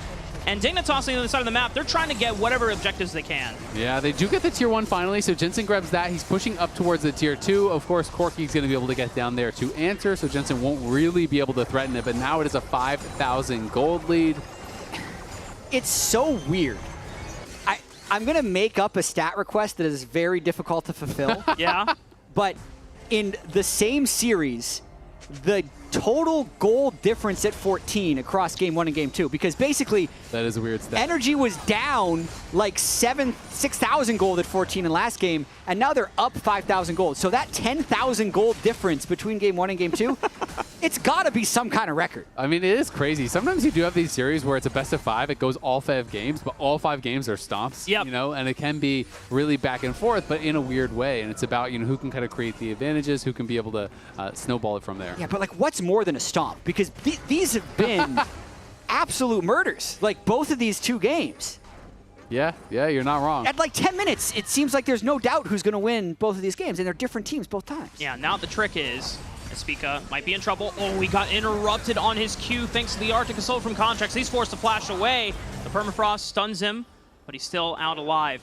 And I want to continue that point, Jap, because at least in game 1, after the murder occurred from Dignitas' side against NRG, then NRG got back up, and they're like, hey, we're going to try and see if we can create any plays after 20 minutes and see if we can get back in this game. There were a couple. It didn't win them the game, but they at least got the mental win that they were still being competitive despite being down that much gold. Can Dignitas do the same? I don't think so at this point, but Jensen managing to survive before he finally burns down to the equalizer. The tier 2 turret falls thanks to the siege of NRG, and now the rest of Dignitas are just getting absolutely cooked by Dokla's Rumble, and the rest of NRG continue the onslaught. Nice Cosmic Binding locks Licorice down, and NRG don't lose a single man. They have been so active this entire game, always pushing the pace against Dignitas. 8,000 gold now at 17 minutes, another completely one-sided fight. Yeah, it's just showing, you know, it's all about the execution in this series. NRG does have a bounce back game, and I think critically, again, Palafox is having another solid performance, and he's looking strong. Yeah. He really has been the most important part to a lot of this team's success. So seeing him have 2 back-to-back good games is really nice. And again, just aggressive play after aggressive play. They start the dive here. They're able to delay things a little bit with the Bardal onto Contract, shuts off the tower, resets the aggro onto him, which was quite nice. And then they just get in and they're just slamming him over the head with the wallet. It is a gold diff at this point. You know, Sven is free firing, but he just doesn't really have enough in the tank to turn it around. Yeah, you can see Sven hitting Palafox with several auto attacks there and really not seeming to do any damage, just the static shiv. So, I at this point, Azael, I have no idea what's going to happen in this series. I had some level of idea. Rumble again. Palafox, like 100 autos. Yeah. That's what it's looking like, man. Yep. When you get behind Accurate as assessment. an ADC, it's like you have a pea shooter. That thing feels awful. He doesn't even have Tabby or anything. He's just got Merc Treads. He's got a Triforce. He's got some HP. I don't know what to make of this series anymore. Well, it's going to be whoever kind of gets a reset, the right? early lead, yeah. And I would also say NRG bounced back from getting super stomped in game 1 very, very well. The question is going to become, can Dignitas do the same in the next game, right? You know, how is their mental going to be doing? Because the expectation versus reality for this big roster was very, very far apart. I think a lot of people had faith in them, you know, all the way up until last week, really, where they got absolutely decimated in their series last week. And then people started saying, okay, well, maybe it's actually not going to come together. But they have so many veterans, so much success on this roster. Oh, what a combo! The Tempered Fate set up the rest of the wombo from NRG right on top of Sven. No way that he was able to escape. Had both Flash and Barrier, but the sequencing was just marvelous from NRG. Bro, how are objective bounties not on? That's my question. You know what? I bet you it's Drakes? Dragons. Yeah. Dragons play really heavily into it. So there are some weird games where, especially when it first came out, where you could be down a ton of gold and have multiple dragons, and they would have the bounties and weird stuff like that. So dragons are definitely valued very heavily as far as that is concerned, but they are active now finally. But I mean, you're down 9K. You're going to need a lot of bounties. Yeah. I mean, I was thinking about the way that NRG pulled this off. They got Prio in all 3 lanes. Contracts did the early engage, and then they were so connected throughout the entire game. And I feel like that level of connection is the secret sauce that got them the Summer Split Championship last year and allowed them to beat G2 at Worlds and make it to quarterfinals. But that level of connection has been largely absent for the whole year. Yeah. So it almost felt like a fever dream, and you wonder if they could ever bring it back. And this is not proof that they can do it, but it's proof that it can still happen occasionally. I always think back to the quote from Contracts in their VOD review content they did with NRG towards the tail end of summer, and how they were kind of joking around with Contracts like, oh, why do you always push this limit? And it's like, well, I always feel like the best players in the world are always going to push the line as far as we can. And if we ever are synced up on that, then we can be one of the best teams in the world. That is what allowed them to achieve international success against G2 in Worlds last year. And like you said, Jad, it's been unfortunately absent for a majority of the year, but if they can continue building upon that, then this series can be theirs to claim. Yeah, and also, like, I need to go back to this Rumble pick because it is just so abnormal for a pro team during the regular season to have 5 games in a row on the same champion and then just keep picking it. Would you say it is counter to logic? It does actually. It's counter to your emotion. It's actually, no. Kobe is stirring in the lounge right now. So weirdly enough, it is very logical. Emotionally, you can't do it. Because usually you're just like, dude, we lose on this pick all the time. But if you're actually, Rafa, to your point, talking about trying to be a top team, the top teams play Rumble. Yep. The top teams win with Rumble. You'd have to learn how to do this, otherwise you will fail. So maybe that's something that can explain why they just never stop picking this champion. It's interesting you say that because I think that it's like, while it can be true that you sometimes do have to play the meta, we also have Impact, who's mostly just playing tanks all the time forever. But he's won with Rumble. But he's also the most successful LCS top laner ever. Sure. And it looks like Sven might be caught out again. It's the same story. Tempered Fate and the rest of the ensemble picks out the AD carry once again. NRG now have 5 men to 4, and they can look to turn this into a Baron play as, Bye. Isles is next on the menu, and now it's 5-3. Surely this is a Baron play.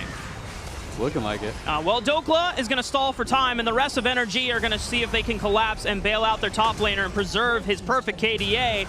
And just the threat of the collapse alone pushes both Spica and Licorice off, and now Licorice is in trouble. NRG are just picking up kills one after another across the map, and I don't think Spica's going to have enough time to get out with the recall. Yeah, Hui's too fast. Uzi's just going to stall some time here. Donates the kill over to FBI. Does take a little bit more time, but NRG, they're playing with their food at this point.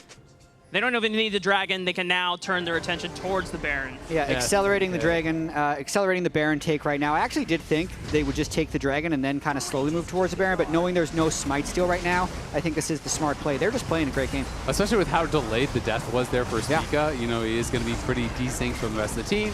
So they guarantee the Baron here pretty well. No one from Dignitas really even looking like they're going to take a peek until it's already going to be gone. NRG now 11,000 gold ahead, 23 minutes in. This one is looking like another quick closeout. This could easily end during this Baron buff if they play it well. I kind of think Dig is going to try and get this Chemdrake. They'll get aced and the game will end. I think they are going to get it. But will they get aced? No. I think they'll get it in the walk And the walk out, they are pretty fast. There's a Bard tunnel though, maybe. Yeah, we'll see. I mean, Azir just goes pretty fast, but we'll see if that they can Drake. get fast enough. Ult it! Ult it. Well, yeah, they got the Drake. All right. They don't even care. They're going to try to catch Sven again. He dodges the Tempered Fate, and he flashes away from the Glacial Prison. This time, the combo is dodged out by Dignitas' AD carry, and they manage to escape back to the safety of their base. The question is, though, now do you just get dove and the game ends, right? Because Sven has no flash. Now it's pretty easy for them to look to force something. And Spica is not with them. Spica is going for one of these long-distance plays. There's an arrow on the Dokla. He gets cleansed by the Mikhail's Crucible. Licorice is trying to separate the two AD carries with the suppress on the Impale. Spica is sending it into the backline, but the equalizer is now going to separate the competition. Good shuffle from Jensen, but I don't think it's enough, y'all. NRG are still just cooking Dignitas alive, and the curtain call will find a couple more bullets. The fourth one doesn't hit, but Spica is blinking low on HP and doesn't have a way back to the fountain. He's getting corralled by both Palafox and Hugi. But then maybe he can look for at least one more kill. NRG, they're having fun with it. They do not get the quite unhittable perfect game with 21-0. They do give over a kill, but you know what? NRG, they get stomped in the game 1. They're going to stomp them right back in game 2, and the series is tied 1-1. 21-1 is absolutely a destruction of Dignitas here in game number 2. Two extremely one-sided games, one apiece for each team to kick this one off. And now the question is, can Dignitas bounce back in the same way that NRG did after the first one? Just shake it off. Short memories, long careers. That's what these players have to have moving through the rest of this series. It's the next 2 or 3 that's going to decide whose season gets to continue. And it is literally anybody's game right now because of how disparate both of these 2 games were. Yeah, with that, we're going to head on over to the LCS Lounge to break game 2 down. Yeah. Welcome to the movie theater! What kind of movie are we watching now? We're watching Deadpool? a movie of pushing lanes. No, it's way more boring than that. wants to watch Wolverine and Deadpool. I have it on the brain. I want to watch it at some point. Pull that thing up. We just keep seeing stuff. We're going to start up. Ooh, this is a great state right here, right? Oh my God, 3 arrows. Yeah, Contracts is going to go there. And we'll play it out. I noticed something similar with all these arrows. They're all pointing into Dignitas territory. Dignitas territory. Look at that. We love pushing lanes, as we're going to see. And here comes Contracts. The NRG invasion. This is what allows him to come in and just really harass Spica. This is great, honestly. This is just like, I kind of want to throw confetti like over the mini-map. Yeah.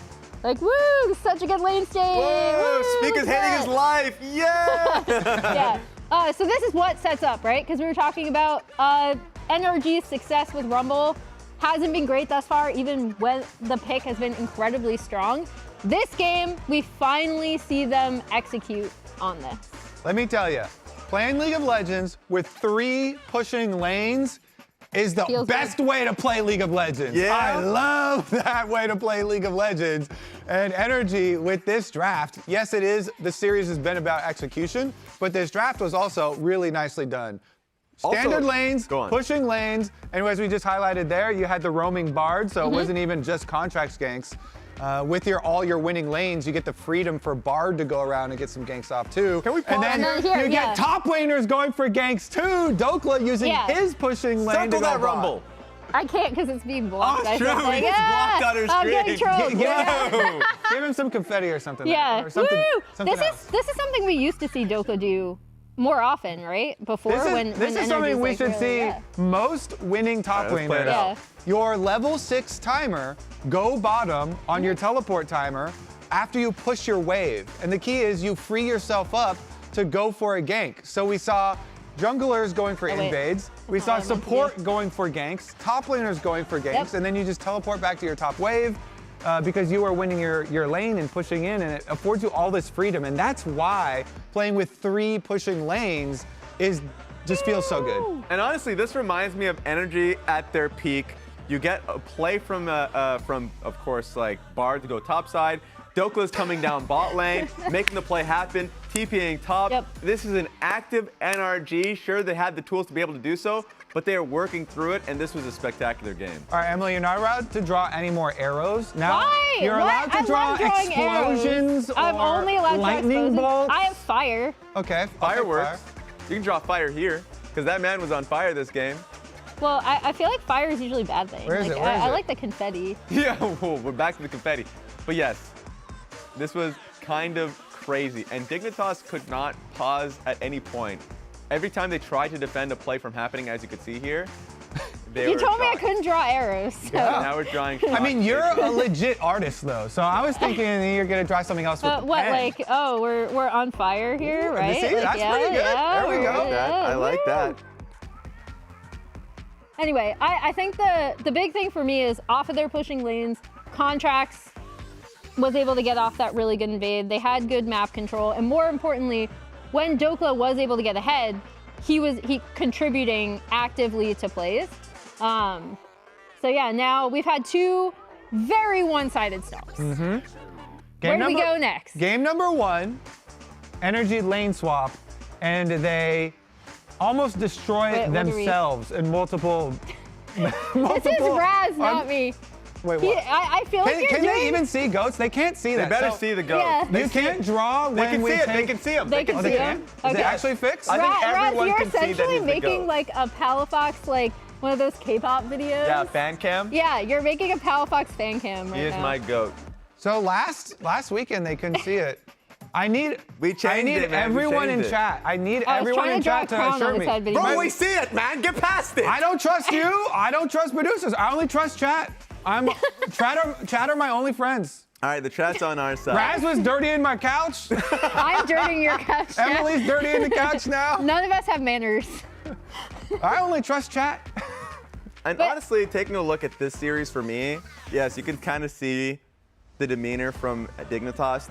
It's been a stomp from one side to the next. I think the draft's pretty important, and also just being able to recognize when you're getting kind of, because the Bard movement from top side, that was not expected whatsoever. So now they should be pretty aware of, hey, if bot lane's getting a base off, and Bard for sure is going to want to look for a roam like that, just be aware and alert and calling that out early. Yeah, and same thing for top laners. You know, when Licorice is losing top lane to the Rumble, hey, Rumble is in base right now. Rumble has a roam timer too. Calling out roam timers in standard lanes is something that you need to do. In the lane swap, they completely demolished NRG, but in the standard lanes, Dignitas were unable to track any of the people with the pushing lanes. Yeah. We'll see how draft goes in game 3. We're tied 1-1. I flip-flopped for nothing, but now I need to stick to my dig prediction. You better. Game 3 is coming up on the other side of the break.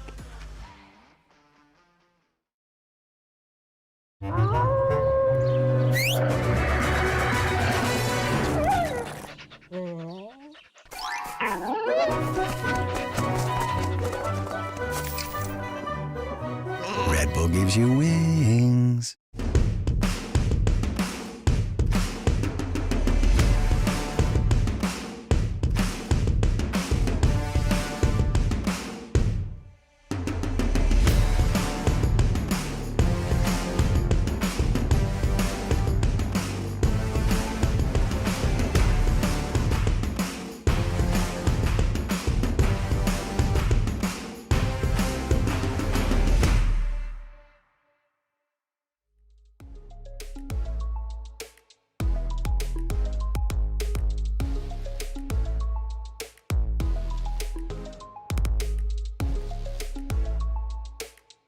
Rumble and I can yeah, we can snake try to wolves. sneak 2 little wolves. Not bad. I can play to protect bot if worst case. I'll be top here. Yeah. Yeah, looks not bad. I'm here.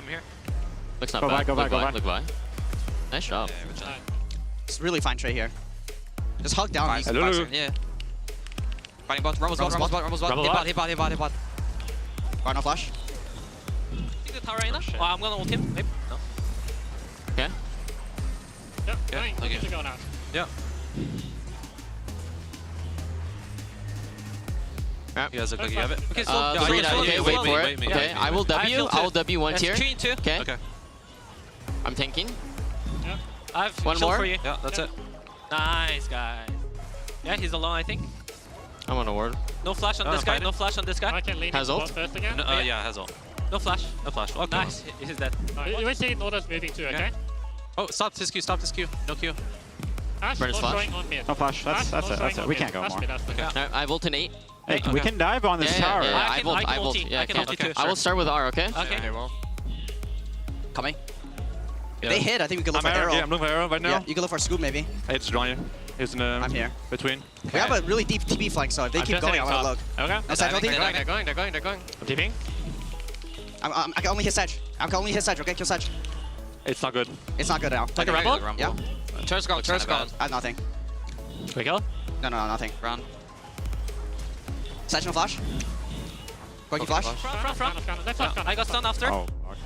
Let's get out after. Yeah, can you guys... Just this guy. Yeah, well, like, Dragon, base, Dragon. Help me on Dragon first.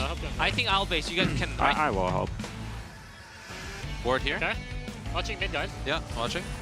Right timing, one. Baron? Let's go Baron. Let's go Baron. Who's our turn? I don't take damage from it, so just let them come in. Yeah, our turn is literally just like running at them with it. Yeah, look at this. Yeah, let's keep. I don't see buy still, guys. Okay, it's fine.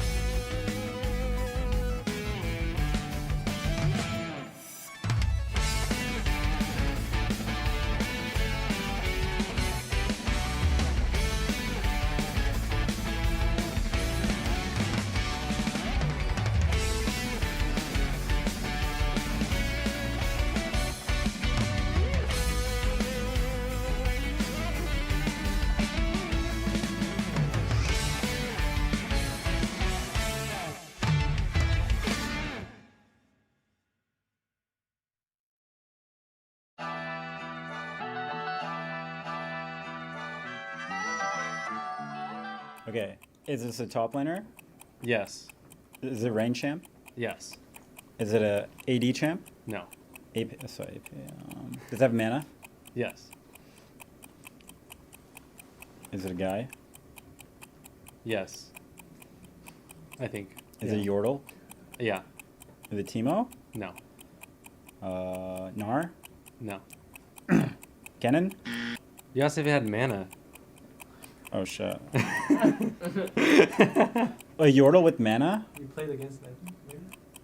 Poppy? Oh, never mind. Range champ? Yeah. Oh man. Someone help me out. Okay. He's smart. He's smart. This is not a stop lane. He's an okay. I'll give you a hint. It has a really long name, and it's a weird really one. long name. Any help? Smart. Dude, He's smart. Heimerdinger. Yeah. There you go. Yeah.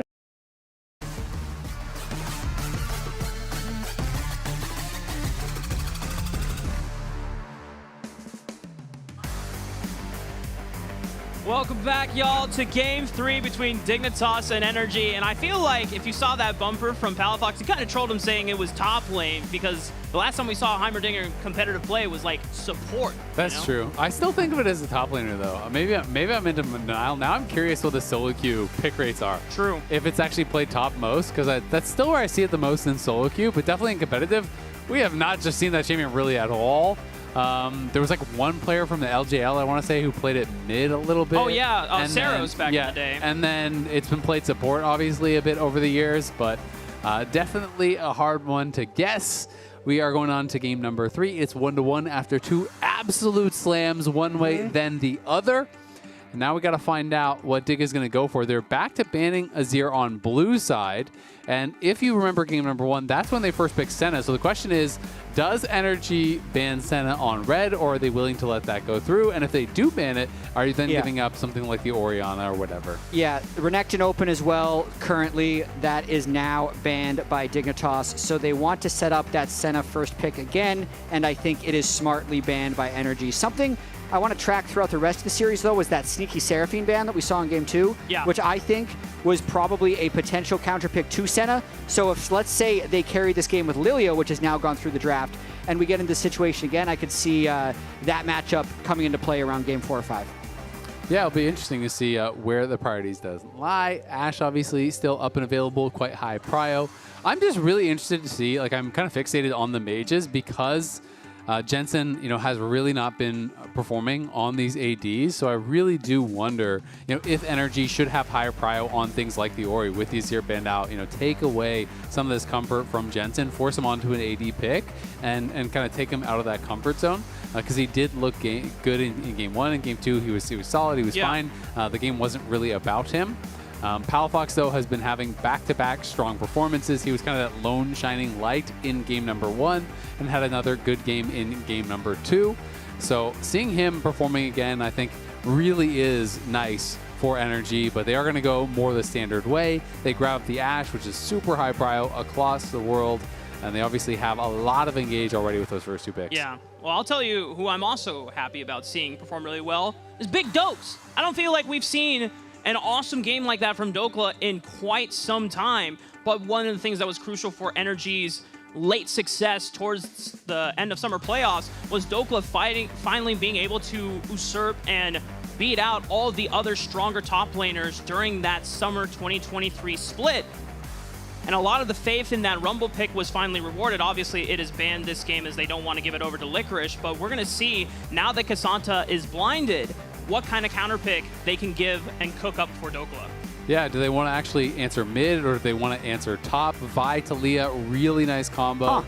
So is going to be the lock-in here. This is one of those hard engage combos. Vi goes in with the ulti, you flick them back, you can really punish people. It's great against champions with dashes as well, with both Corki and Cassandra have.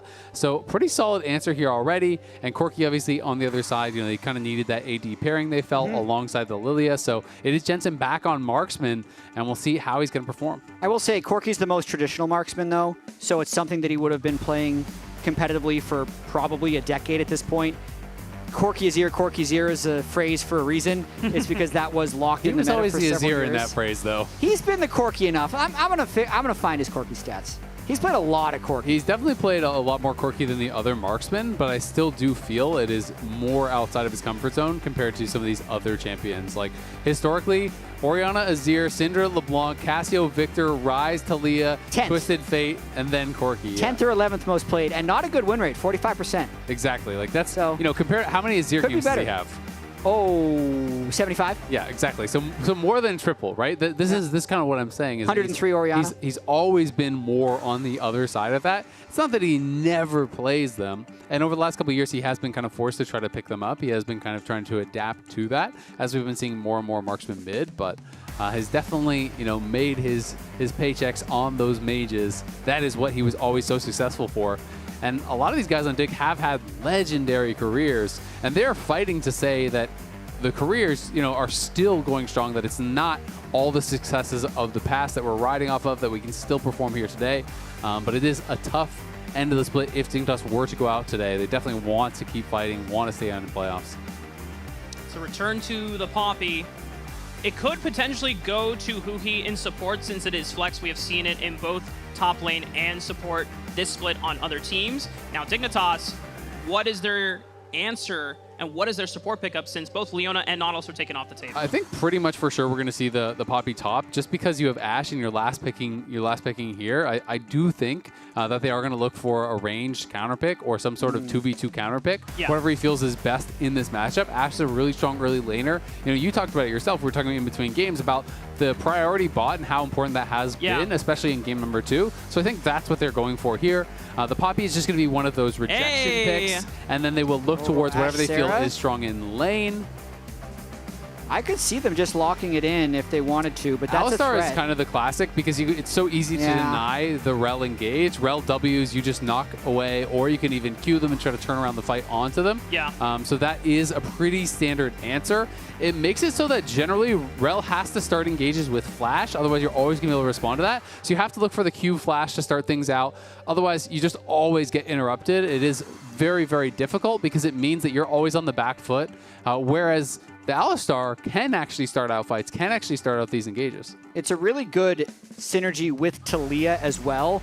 A lot of times with Talia comps, you're just trying to have as much CC as possible to line up the flicks on any of the 3 squishy members on Dignitas. So I understand why he did it, but I also do know when their bot lane smashes, they win a lot of their games. So I was really liking that Seraphine hover. Maybe we'll see that later on in the series. Yeah, it will be interesting. Of course, if you go Seraphine, you could, maybe dominate that lane, but then you have a quite squishy comp here, which does make you, worried about potential Rel combos into the engages there from the MF.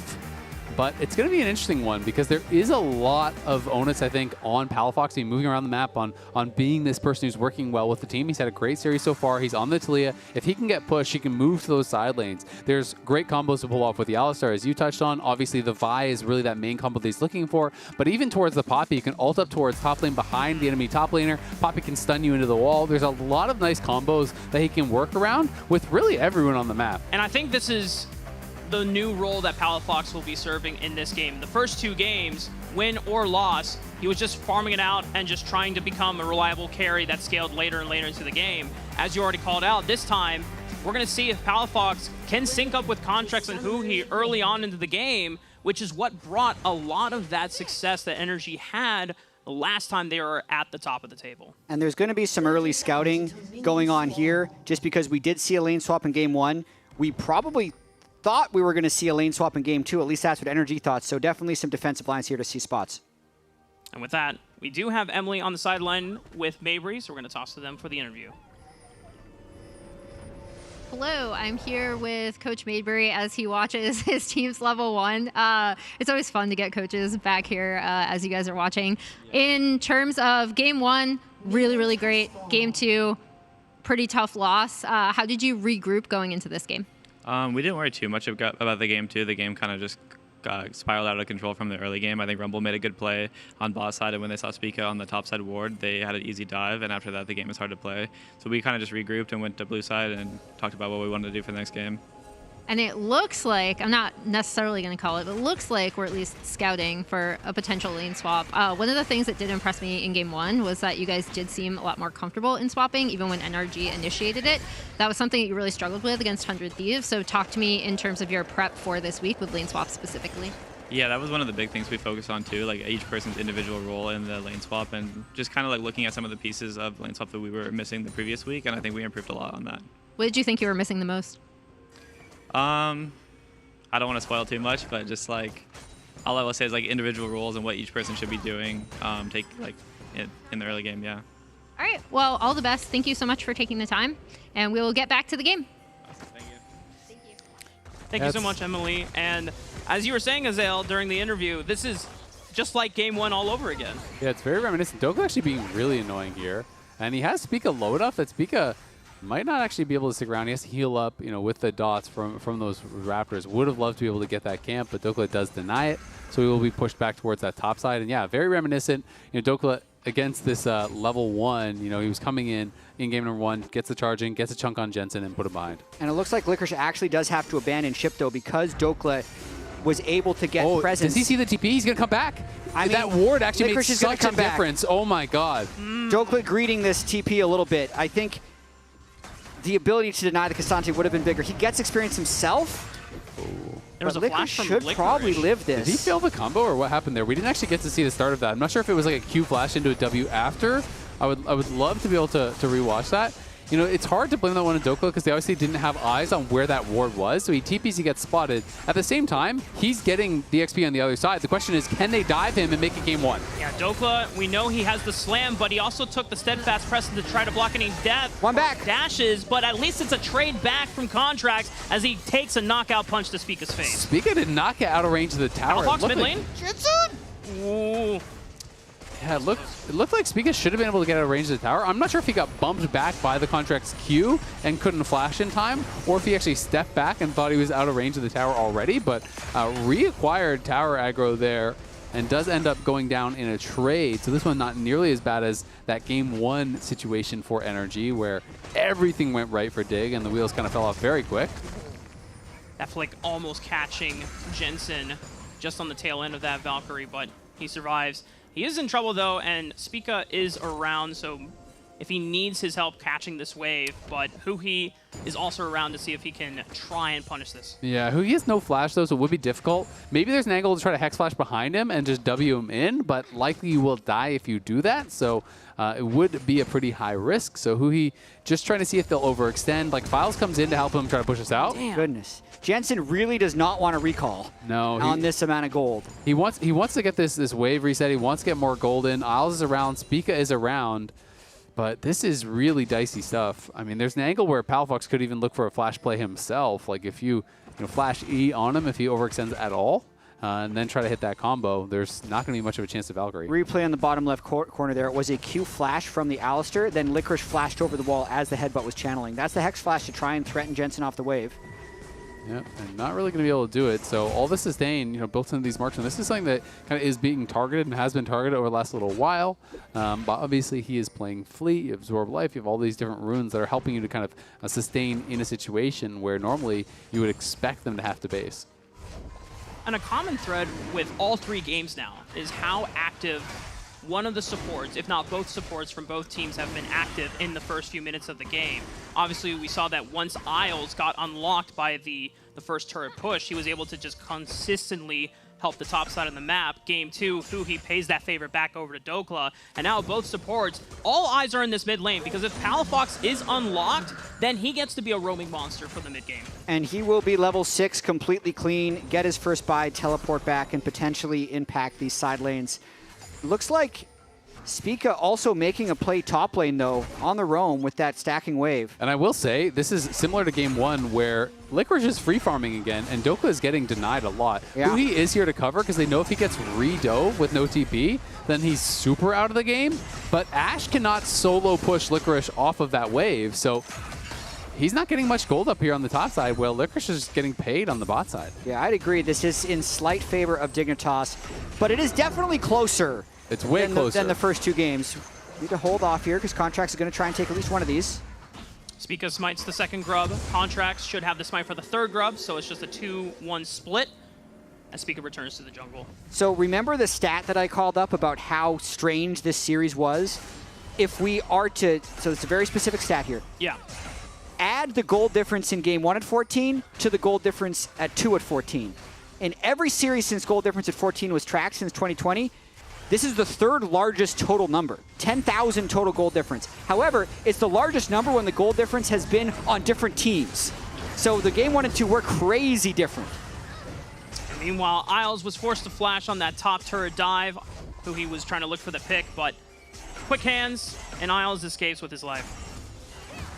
Yeah, and one of the reasons I think a lot of people sometimes, especially if you're a newer fan to League, you may be asking, well, why do people keep believing in Dignitas? And it's reasons like this. This is just him in the LCS as going to force out that cleanse from Sven. He had a ton of success in EU, then comes over. He was the first player to actually win a title in both NA and EU. Yeah. And he's perennially at the top, right? And this is even a role swap in there where he went to support, is still winning titles, has been such a successful player for so long, both across multiple regions.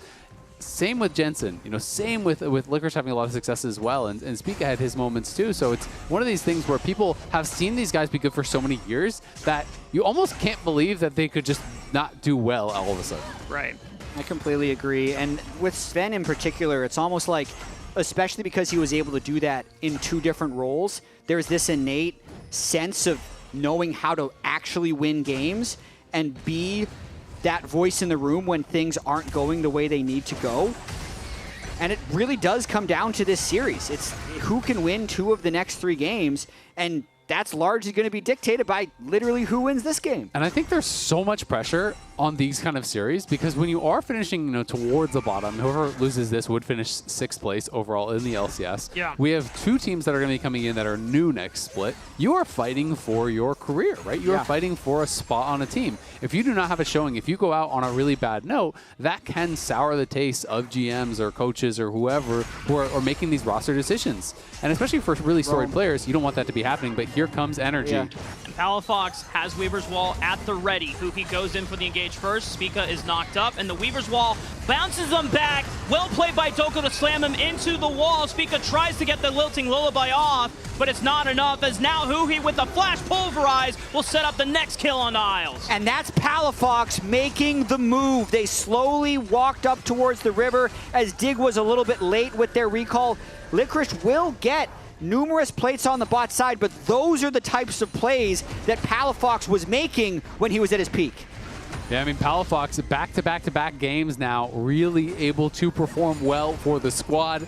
Gets the play up towards topside. And I've got to say, Huhi has been having an incredible series as well. I think he has been everywhere. When there is success, he is there. He has been so heavily involved throughout this. And We can watch this one more time on the replay. It's all about the move from the river, finding this angle here for Palafox to try to get that wall in behind them. Sven has a pretty good bullet time to cover, but unfortunately for Isles, his W got interrupted by the ult there from Palafox. He got knocked out of it to the wrong side of the wall, so he didn't have that gap closer to get back over the wall, and they do end up getting taken down. If you get the... Yeah. No flash rail.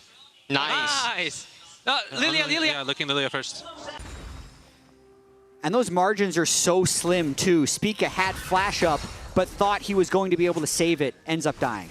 Palafox has talked about, how he has really been getting held back by his own mental, right? Not being able to feel like he's the same player that he was. He's been so disappointed with the performances that he has been putting up. It's not like the fans are the only ones to see it. It's not like Cash is the only ones to see it. He has to feel it and live it, and he knows that he's capable of so much more. He felt that he could really turn things around.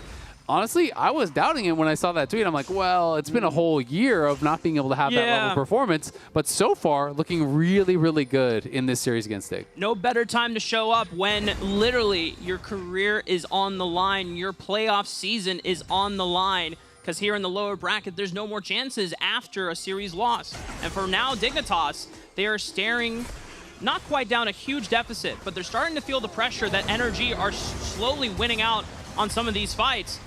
As Huhi tries to lead the engage onto Spica, but he bullies his way back into the Dragon thanks to the teleport of Licorice, and that guarantees them the second Dragon of the game. Yep, numbers advantage there for Dignitas being able to even these Drakes out and keep this game incredibly competitive. That's finally a little bit of Licorice's advantage paying forward there. It's ultimately his teleport that stopped NRG from being able to contest that Drake. Thanks for the leash moment right there. And I think what we're going to see from NRG, over these next couple of minutes is they want to keep pushing lanes, spread out the maps, and look for opportunities to use their vision advantage with the Ashe and find picks with all of this engage they have, with the ability to find things with the Vi, with the Talia ultimate. They want to section members out from Dig and find those picks. And Contracts actually just stole one of the grubs away, and they're being kited back towards the blue side jungle of Dignitas. Doesn't look like Spica is able to get one of them on the back end, so this could be 4 grubs going over to NRG. That one stings. That's the break point that they wanted there, but NRG arrive at just the right moment. This game really has been about these fractions of a second to give I'd say a very, very small lead to NRG, but most of it is just about the Vi keeping the Lilia down. Spica's in a state where it's really hard for Lilia to play since she is not ahead in camps and can't cycle. And Jensen's in trouble, but he flashes away from the headbutt pulverized combo, gets out alive, is going to give respect to the flick combo as well coming out from Palafox, but he should be fine collecting the next wave coming in. Yeah, backs it up. Oh, K'Sante going all out. Licorice all out on Adokla as you called it, but he's going to throw out the question mark frog because there's no more wave for Licorice to play through, as now the all out will time out, and Dokla should be fine. He's going to slam him into the wall, get some decent damage back. And he might be fine just enough to defend this turret by himself, but now Sven is collapsing in, and they want to get this first turret brick. Dokla under fire. Sven steps up. A couple more auto attacks. The bullet time placed right in the flash path to guarantee the kill. And this teleport, that's too late. Oh no, the TP is not able to come through. That turret was so low. I felt like Licorice was just going that aggressive and using the all out really to chunk him down for the tower. He was even proxying the wave, but Dokla was holding it off the tower to deny him from getting it. So he goes aggressive, he trades it out. Sven comes down to help him pick that up with a perfectly placed bullet time. That was very nice. He had it so if he backed up, he's going to walk into Licorice and die. And if he flashes out, you're flashing into the bullet time and you're dying either way. And then a TP coming in pretty late from Palafox, and insult to injury, it does get canceled. How poetic is that after Game 1 Stomp and Game 2 Stomp, Game 3 is now the most competitive game we've got in all series. This is now both teams trying to play at their best. That's the joy of series play. It's just such a tragic moment there for Dokla. They need him to be okay in this game. He's on this ward. Are they going to go for it? Doesn't look like because no one else is around. They don't have the angle. They could set up for a trap. If the rest of Dignitas funnel into that corridor, maybe you can send it with a Huhi combo. Palafox is also getting ready. He has Weaver's Wall, but now Contracts. He's got to be careful. He Vault Breakers right into Speak Up, but he's all by himself until Huhi comes in with a 2-man knockup. The Weaver's Wall allows Palafox to collapse, and he's going to find Speak on the back half, throwing that threaded volley. Isles is on the run as well, but manages to flash away. The rest of NRG now have to separate away from Licorice and Jensen, who wants to join into the fight. Isles goes back in, sets up a stun onto Huhi. That maybe gets the kill for Dignitas, and they get traded one back. Isles doesn't even die in the exchange. Really greedy there, but a successful play by Isles to even the kills in this fight. Arrow? They're going back more. Lands on his Sven, but good cleanse and sidesteps the flick from Palafox. NRG are forced back off. Yeah, Palafox even committed to flash there. Maybe not tracking that cleanse was still up. Sven doesn't even have to flash himself. He just cleanses, struts right out of there. So they get the flash off multiple key members here on the NRG side. In the long run, I do still think this is probably slightly positive for Dig, as now there's no flash on FBI, no flash on Palafox, no flash on Contracts, all used in that fight. And watching it one more time, it's Spica who does get bursted down very fast at the start of this fight, continuing to have a pretty rough game as Palafox finishes him off. But then it's really just Dignitas surviving the rest of this fight. It looks pretty grim at this point. And like, just really watch Isles on the backside of this fight. Licorice kept him alive. He secures the kill, and Spica falls once again. Yeah, poor Spica, man. I feel like every time we see a reaction of him, he just looks sad. He's just having a tough split, you know, not having a performance that he has wanted. And we'll see if he can try to turn things around. Still an incredibly close game. They're up 500 gold, in fact. 1 dragon apiece. So it really is going to be about the setups here in these later team fights. There's, I think, more playmaking for sure on the NRG side.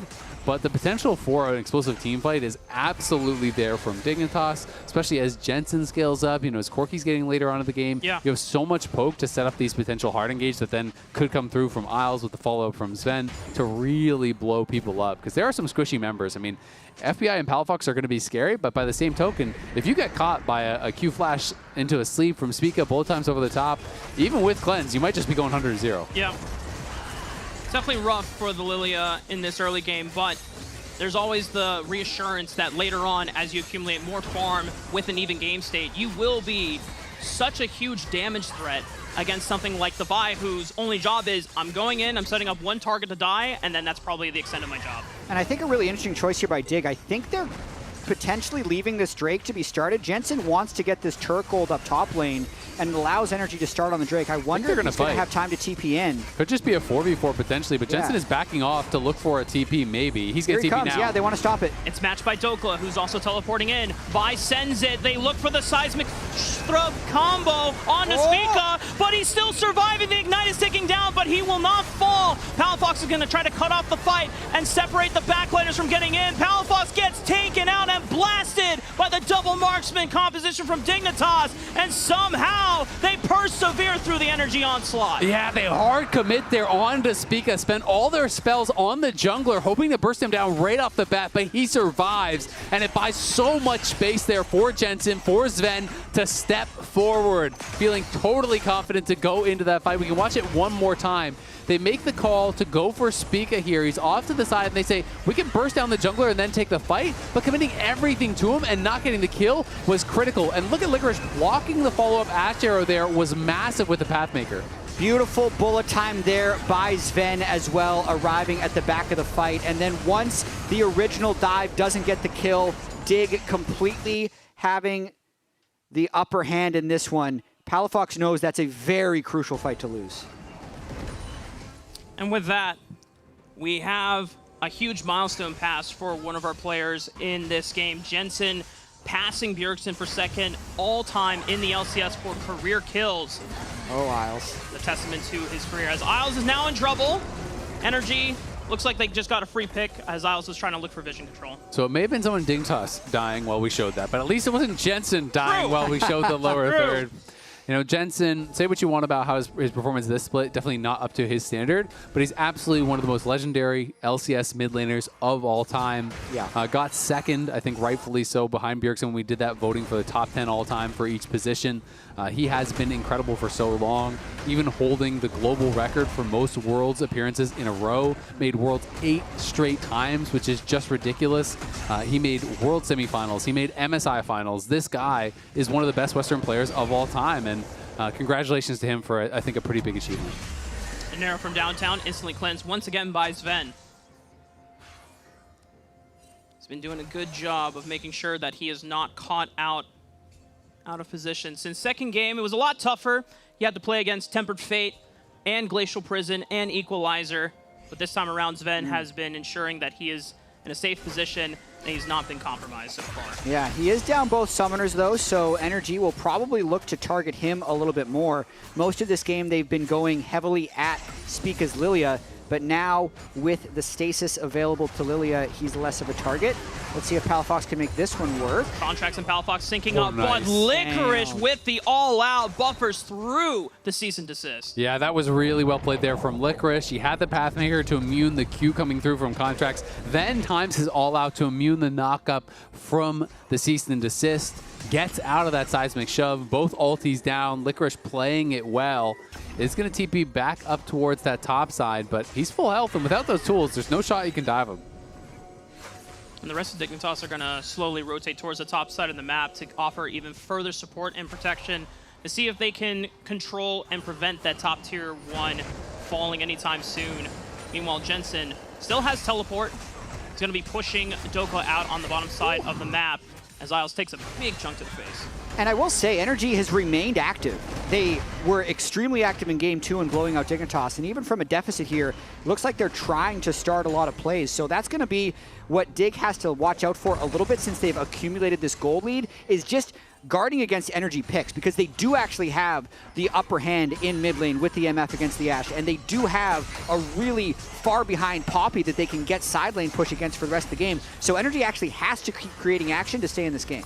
They absolutely do, and I think the key is, can they get to those right targets? Because it's easy to say, oh, NRG, you're choosing the wrong targets, but at the same time, you have to credit Sven and Jensen for not really exposing themselves. Yep. Because those are the guys you really want to catch. You know, you don't necessarily really want to get Spica or Isles or even Licorice up on the top side, who we saw them try to go for earlier. If you can kill off Sven or Jensen to start a fight, you absolutely can win it. But it is very tough if they are far back and you're getting poked and prodded away at because you're going to kind of be forced to press that go button before you want to. And that small window where Sven did not have both summoner spells is now gone because Flash is back up. Cleanse will be coming back up in just a few seconds as well. But, you know, there was a moment where NRG probably could have gone for him, and the target priority just did not execute funnily for them on the top side of the map. And I mean, it's always tough when you're playing a tank and you're pretty far behind. I mean, Dokla's down now nearly 2,000 gold individually in that matchup against Licorice, but you also have two carries on the other side who are actually quite fed. LDR is already done for Sven. He's going to be working towards his IE.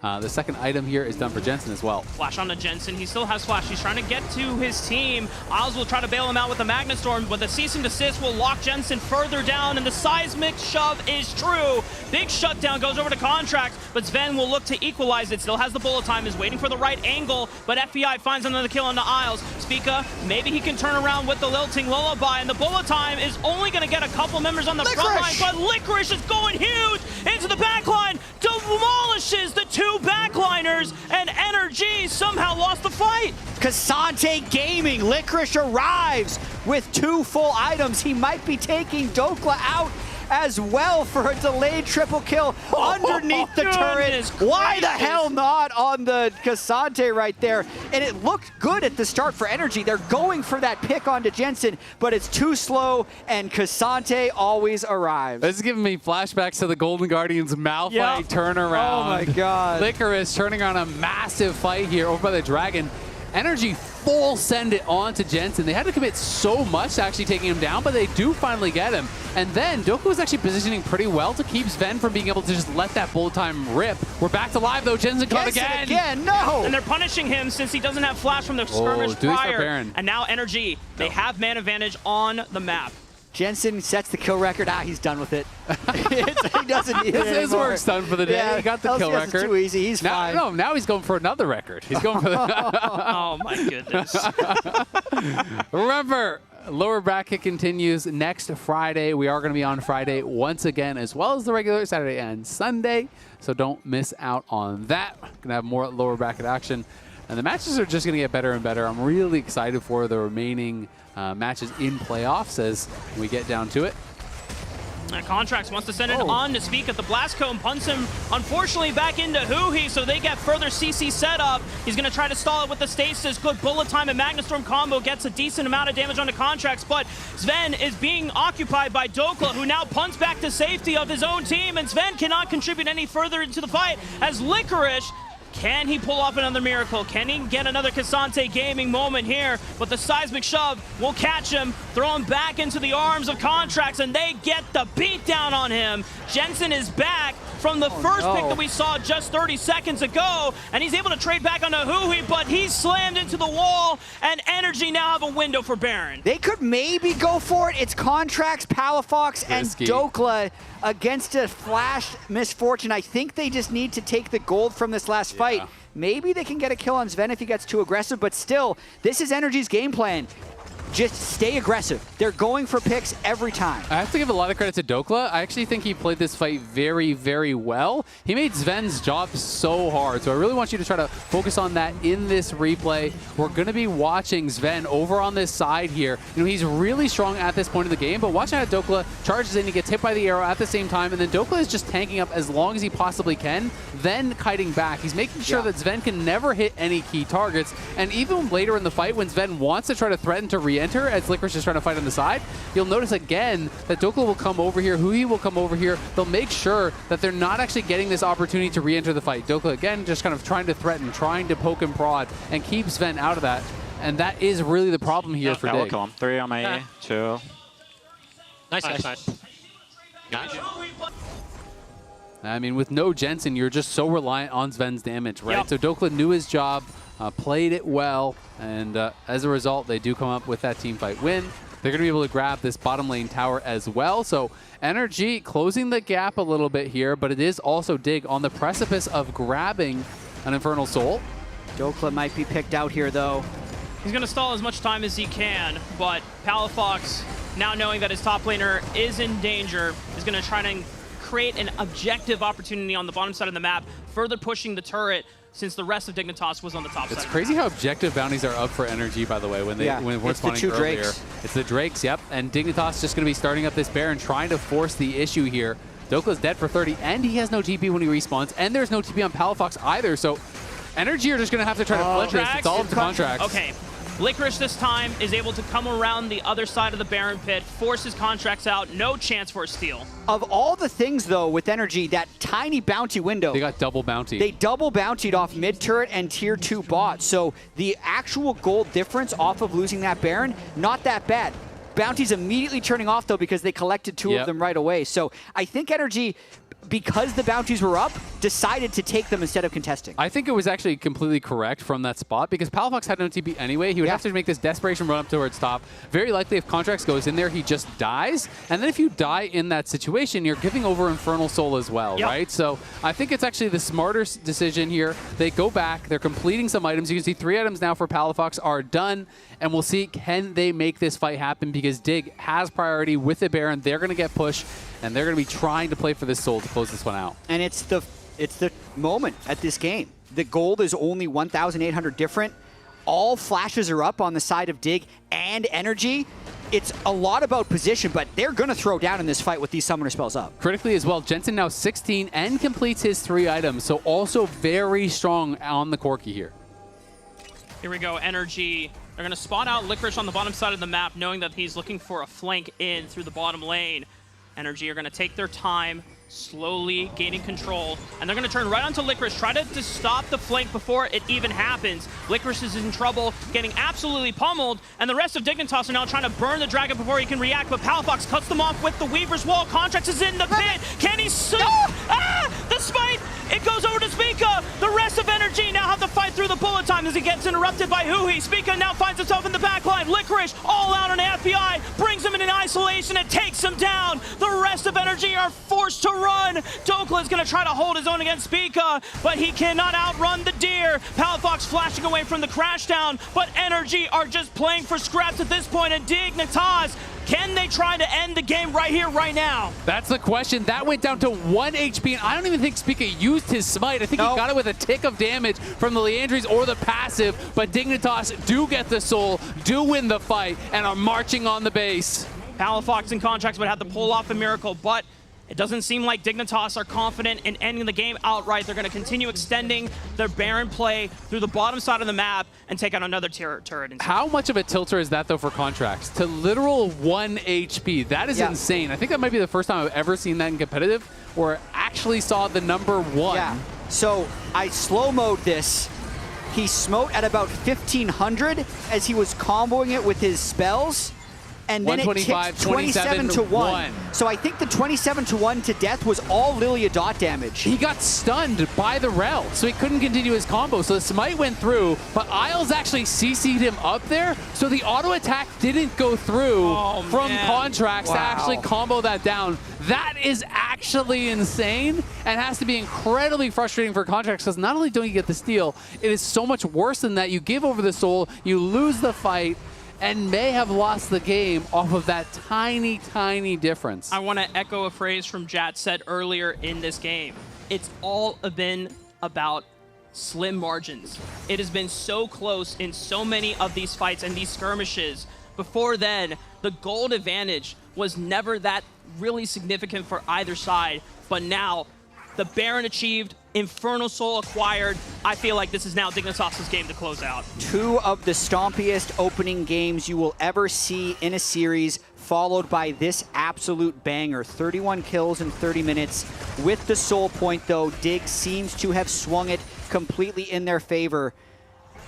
What a game. And MF now on 4 full AD items, has all the BF items collected. This is kind of where you got all the Infinity Stones. If you channel this all, arrow on the Isles. Though. Clean pick. But there's have nothing a man to get. advantage. That's the problem. There's nothing on the map. They're continuing to play on Sven. He still has Flash and he has Cleanse.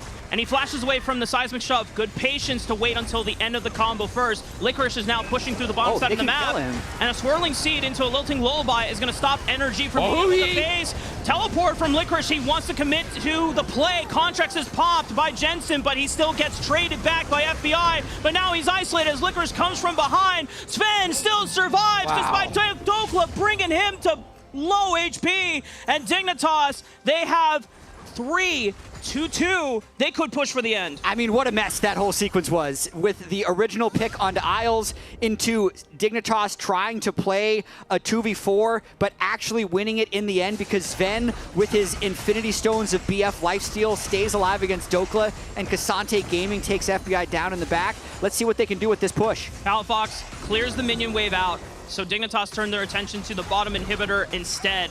It doesn't look like NRG's game is over just yet. Dignitas, we're going to have to look for another fight next. Yeah, and if you can't end it now, you always have that little nervous voice in the back of your head saying that, well, if they steal Elder, like Elder can be the great equalizer, but Dokla, again, doing a great job marking Sven, stopping the ultimate immediately as it started, because what I was talking about is you get all of these AD items. The ulti fully channeled does 5,500 damage now from Sven. Like, it is actually insane how much damage the MF ult can do late game, but it's very difficult to position properly to get it off. If you position too far back, they take one step, they're out of it. Position too far forward, you're going to get interrupted, and Dokla is just staring at him every single fight, waiting to stop that. So if Sven can get that perfect ult, it can absolutely be game-ending, but by the same token, if he mispositions it gets stopped, he has no summoners, that could be really problems for them too. I think they're still quite favored.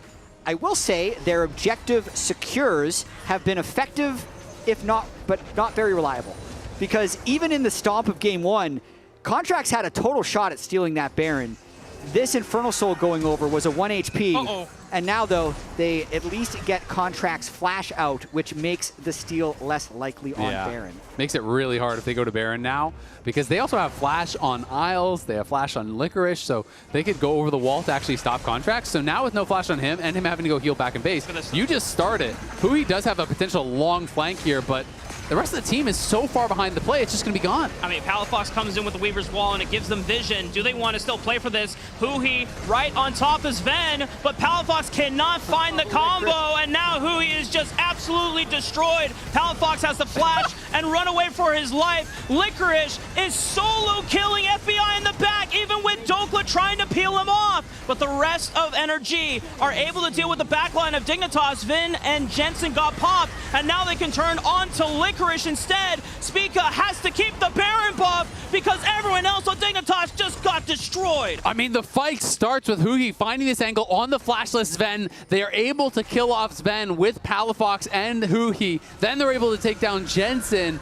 and the fight just becomes chaos. It's skirmishes on either side, and it's all about who's going to succeed in these small multiple number fights. I have to apologize for circling the Cassante Gaming because the upset was happening on the other side of the fight. Licorice was taking on 2, but then every carry of Dig gets completely wiped out as the Elder will get started now by Contracts. Jensen has TP. He's up in 11 seconds. Sven is up now. Licorice will be up in 20 seconds, but I don't think Spica is going to chance for a steal over the Elder. He recalled. They're just conceding it. And now you have this kind of small window during the Elder buff where NRG are supremely powerful. You know, they will run the show. The question is, can they actually push in and be able to threaten these inhibitor towers, be able to threaten the inhibitors? Because while you are incredibly strong in a fight, it doesn't make your minions any tankier. And all Dignitas is going to want to do is delay, delay, delay, clear out the waves, avoid any sort of potential conflict, and just try to buy time for that Elder to fall off. This is such a close game now. Yeah. That Baron play was an absolute shocker. Yeah, I mean, Hui just really found a great angle, and credit to him. You know, he bought so much time waiting in the tri-brush, finds the angle. I didn't think they were actually going to be able to finish off Sven because the seismic shove didn't hit from Palafox, but was able to thread enough of those Qs through the members over on the Dignitas side to kill off Sven. And that really did change things. But now Sven has his summoners back, is a lot safer. MF so reliant on those summoners because you have no dash. You know, you just have high move speed. That's what you're really counting on. But move speed does not get you out of a Flash Alistar combo. Yep. And for Dignitas, even though they've had such a decent advantage after the Baron play that we first saw, persistence has been so key to NRG. As they throw out an arrow, it is tanked by Licorice. No further fight will occur from it. But I can't imagine that NRG are going to let go of the gas anytime soon. The past 10 minutes have just spoken volumes of how much they are willing to throw against the wall. I mean, NRG either have to just hard force a dive or accept that the Elder is gone now because it's so easy. Even if desperation calls, Sven can just ult a wave. Like, they only have to defend this wave and one more. This wave is mostly already gone. They are going to be able to push up and get the tier 2, but I don't think it has enough legs to even get them to be able to threaten that next tower. You can see Doka's pushing up bot wave. They're hoping to make some sort of an angle there. But again, only 30 seconds. Worst case, you ult it. Yeah, it still keeps him in the game, though. It's yet another bounty secured. Yep. They've pulled even in gold. 20 seconds left if Dignitas tried to defend a little bit too strongly. They might go here. The arrow is a field goal. Weaver's Wall was already used by Palafox to cut off Dignitas members, but all of them ended up on the safe side of the wall. NRG are running out of the Elder Dragon buff, and it doesn't look like they're going to continue the siege. The gold is dead even, but because of the soul, they still have objective bounties. So they're actually getting so close as far as gold. Of course, the soul is going to give you, it's around 4,000 gold worth of stats ballpark. You know, so it is quite powerful. They are still in a lead in that way, but you know, it's definitely not that clear-cut of a game anymore. And while Cassante is enormously ahead in top lane, it's a 5.6k gold lead to Palafox in mid lane, which is absolutely absurd. That's enormous. Like, that is ridiculous. He has almost 100 CS ahead. He's 90 CS up, has a lot more kills, has taken a lot of tower gold. So he is ridiculously fed. He's on true 6 items, has a potion. Jensen still needs to buy a full item and has a cheaper build. So, you know, it's really going to come down to these super fed members. Who can get more done? Is it going to be about Palafox or is it going to be Licorice getting into that backline? Palafox has actually earned 20,000 gold this game, so he has 1,200 gold that he can't even spend at the moment because he's collected a lot of bounties. So he is really, of any bright spot for energy, been the one. And this could be a pick. Decent pick on the Isles. He's getting blown up, and CC Chain tries to flash away, but it's too late. Now it's 5-on-4 for the side of NRG, but it doesn't look like they can find any further picks. Spica also used his sleep, and it was just on Hui. So now not only is your support dead with no flash, Spica lost his engage tool there as well. So Dignitas really has no way to start a fight. The Baron is going to be up here in 45. Isles will be alive, but no flash really does make it a one-way trip. It makes it much harder to reach the back line if he were to go for it. You also have to look at the map, and we're seeing, you know, very little deep vision from them. You know, really they have this one ward over on this side. They've got nothing, you know, past the Baron. So if it is NRG starting up a Baron, there's nowhere for Licorice to TP. Maybe a pick on the Licorice. Cease and desist into the seismic shove combo. Tries to knock him down. Teleport is coming in for NRG. They want to guarantee this. The bullet time is ripping apart NRG, and that will save Licorice's life as it pushes NRG's front line back into the shadows. I mean, that shows how fed he is, but that also shows how disconnected Dignitas continue to be. That was almost another pick for NRG when there are currently no objectives that are available when that happened. Now the Baron is up. They've chunked a few of NRG down, and they're going to start setting up this Baron. Yeah, there's the TP in from Palafox, so everyone from here is going to be playing about the engage, and it's all about the execution in this situation. It's going to be a flip. Licorice is getting zoned off, 6,000 HP on the Baron. They have full vision. You can't imagine that they will continue it. Now it's 3,000 HP, and Contrax is in the Baron pit.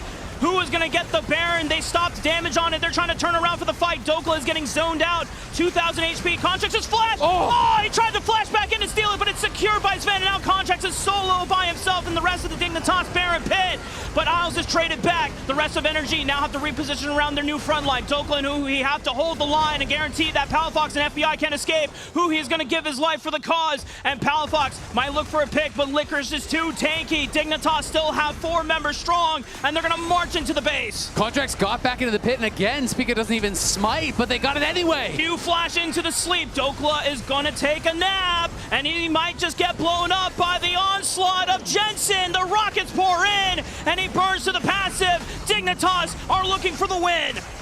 All their carries alive. Palafox and FBI, one last stand. Palafox, no flash available. It's the shutdown from Jensen in the bloodiest game of the series, but it ends with Dignitas triumph, and they move to match point.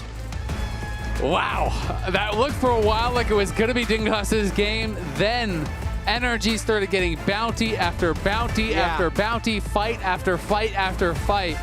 And were it not for 2 incredibly close smites, this could have been an NRG win. A 1 HP survival on that dragon where the Lilia burn takes it. Spica didn't even use smite on that one that secured soul. Also didn't even use smite on the Baron as its contracts queuing out of the pit, flashing back in, smiting. It gets really, really low, but then Sven of all people does take it with a hit, and jeez, what a close series. And if you're Spica, you win that game and you run far away from Jungle Dip. You just run away and say, we win, one more game to move on. What a hell of a banger. But with that, we're going to head on over to the LCS Lounge to break Game 3 down.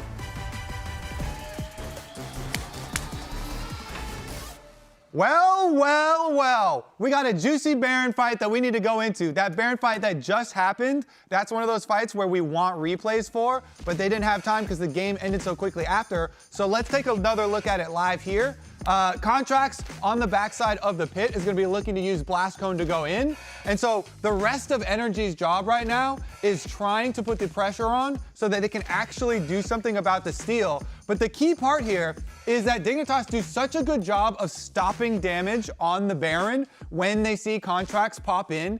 As soon as he pops in, pause here, look at that. Dokla was unable to get his Poppy ultimate, so he didn't get anybody out of the pit here. And Contracts was able to get over the top, but they stop all the damage at 3K. He's unsure what to do. No more damage onto the Baron. And the rest of NRG here, they're just kind of waiting, actually getting zoned by Licorice and Isles.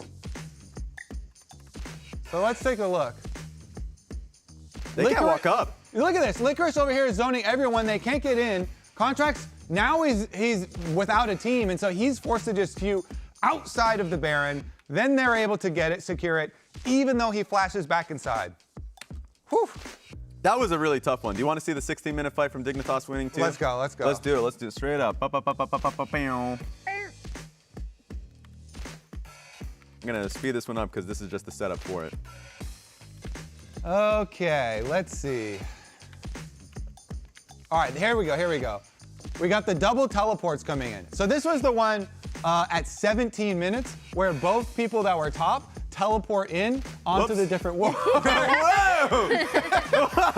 Guess where Rad's gonna move it. Whoa! Double controls. Okay, so this was the big one where we had the engage Contracts here so they can try and get the combo from Palafox onto the Lilia and knock him across the rocks, but they don't get the rock damage because Huhi's Alistar goes in and combos at the exact same time.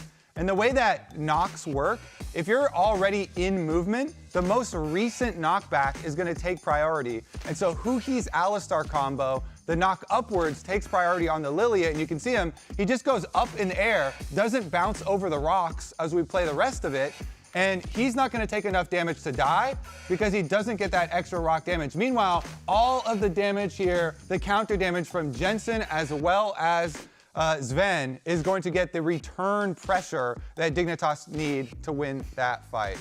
And then I believe, Emily, you have another one that you want to bring up as well. Oh yeah, I was gonna say there was a play at 30-minute I had. yeah, Here. it was basically after the catch onto Isles. Okay, so this is just a small thing and something that it felt like has been a hallmark of NRG, right? So this ward goes down, Isles is here, he is gonna end up dying. They get a really good pick onto him, right? And so it's like, okay, we're good, we get a positive play, game is still really close. And then as we come down, they're like immediately, okay, we have an angle onto Sven, which is fine, except for the fact that he actually ends up escaping. And this is a really small thing, but I've noticed a lot of this out of NRG where they feel like when they get one positive play, they then have to go super ham onto another play instead of kind of backing, resetting, seeing what else they'd be able to get.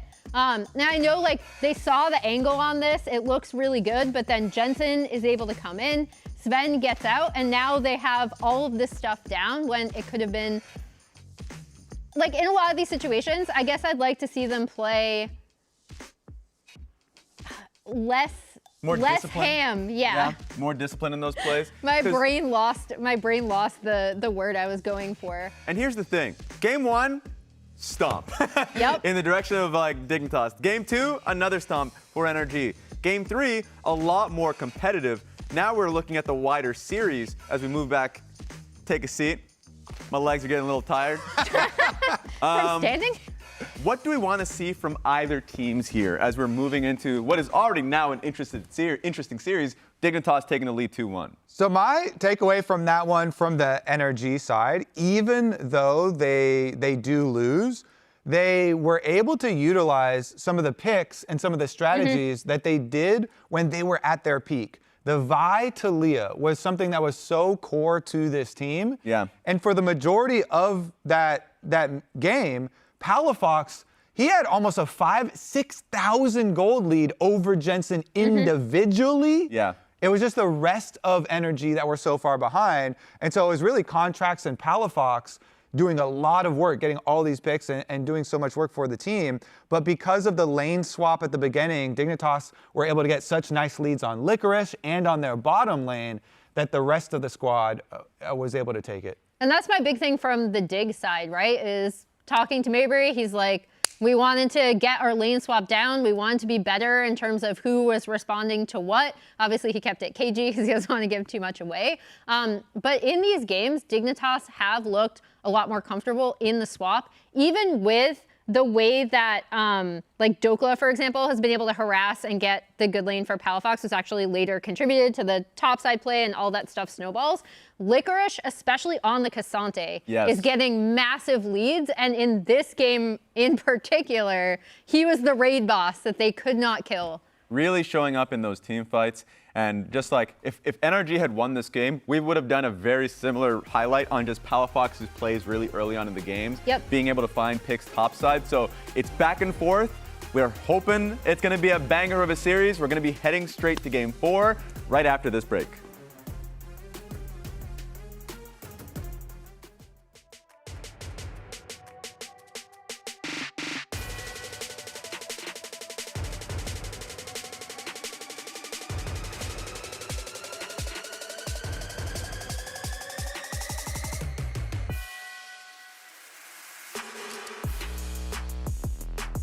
Maybe the jungle just caught all his camps too. You wanna go? Or? Wait. Yeah, you can look. Wait. Let me get close. Let me go melee. Yeah, you can look. I'm looking rel. Nice. Alright. Yeah, I'm ready. I'm ready. Yeah, I'm ready. I'm gonna keep going. Yeah. Look rel. Let's flash rel. If you get the... Yeah. No flash rel. Nice. Lilia. Yeah, looking Lilia first. I can't go, really. That's okay. You can play slow. Someone should think about going bot, okay? Yeah, I'm gonna look at MF I if she stays. I want to stay top. I'll go. Nice job, guys. I think we're playing the next top wave. Copy. I want to take this wood. Yeah, the next top wave, I'll be there, go okay? down, okay? Yeah. Bot. How's it if he I can look I want to bot. play Oh, I'm a bot. Flash? Yeah, we got flash. Oh, nice shot. Right here, look me. I'm fine, I can flash out.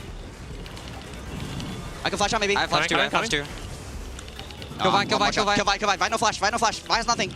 Hard to win. The cow or no?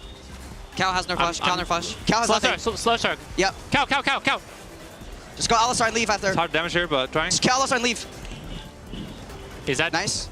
They're TPing? Yep. We're TPing? Okay. I have an angle from the left. Look me. They're looking on you guys fast. I can zone Ash. I'm fine. Vine dead. One to die. Hitting the cow? Yeah. I'm alive. I have combo still. Nothing, guys. Oh fuck. Looking Rel. Roll no flash. Cut out. Yeah, try it out. Oh, I didn't mean to click an R.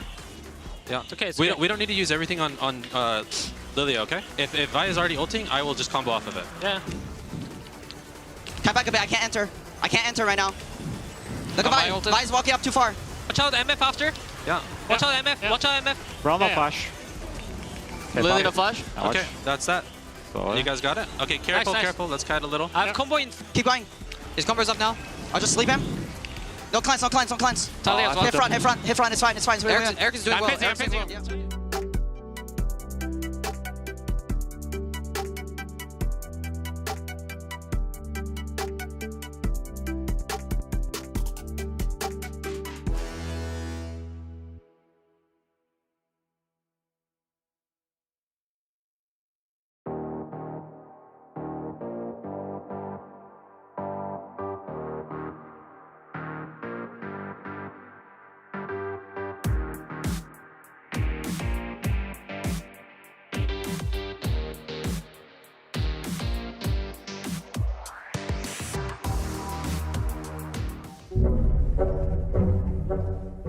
Most likely to get sick before a big match.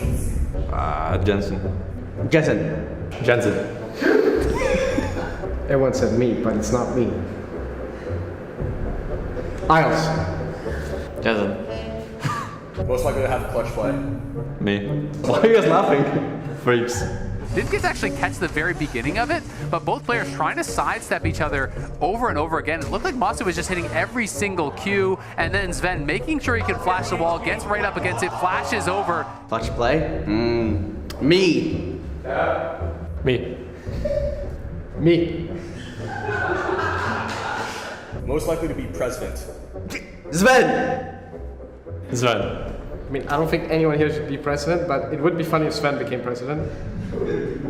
Sven. Me.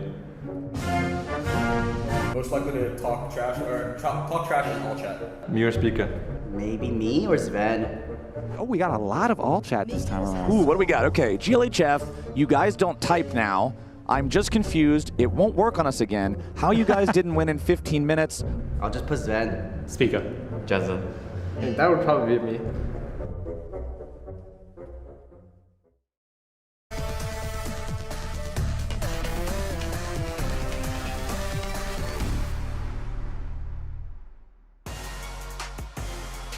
Welcome back to the LCS Lounge. In case you missed it last week, you can now subscribe to the LCS Twitch channel. Paid and gifted subs will unlock an in-game emote, and all subs unlock your typical Twitch features like badges and emotes. Linked Discord accounts will get access to sub-only chat and content, which is very fun, by the way. And lastly, Riot will match all proceeds from subscriptions to the LCS Championship Pool prize pool, rather. We've been creating some fun, slightly cursed backstage content. There's a few of them that I enjoy a lot. There's the Azael Nodders, which is just hilarious, by the way, and is a little uncanny. And then you have Blabber's Crabbers, which is Blabber's face that's green on top of Crabber, like the crab, and it's just dancing. So I hadn't seen that one yet. a few of That's them a are good great. one. A few of them are solid. Yeah. That's good.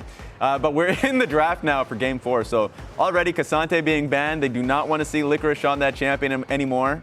I think that's completely understandable, and it's also a little bit hectic in a lane swap. In a lane swap, Cassante is king. Yeah, he's really, really good in the swap, and the most notable thing coming out here, last time NRG were on blue side and did standard lanes, Rumble was a huge part of their composition. That's been banned out by Dignitas on red side, along with Contract's Ivern.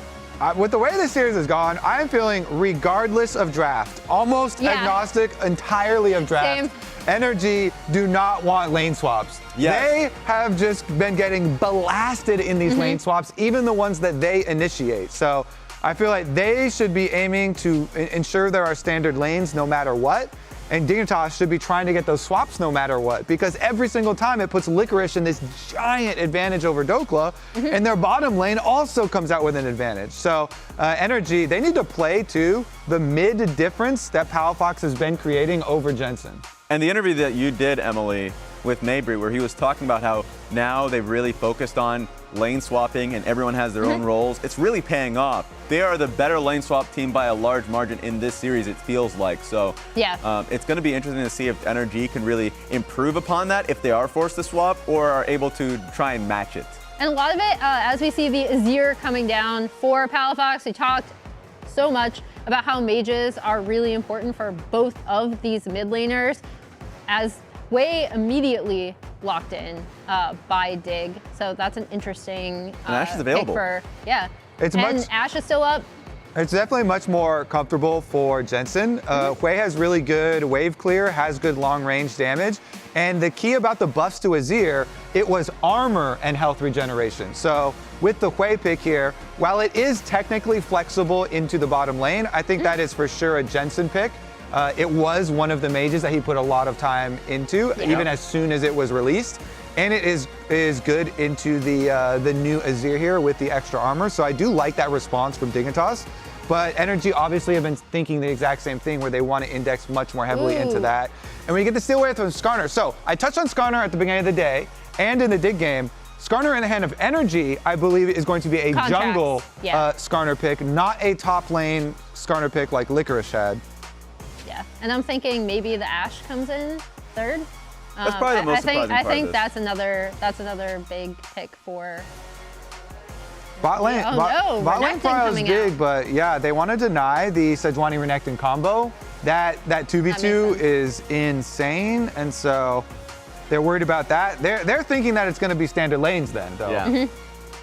And the problem that I would have now, if you're Dignitas, you already have the Sejuani. If you pick yourself up a Ashe, my only issue is that you're probably going to have less damage overall in scaling than NRG, and also they're already incentivized to go cleanse.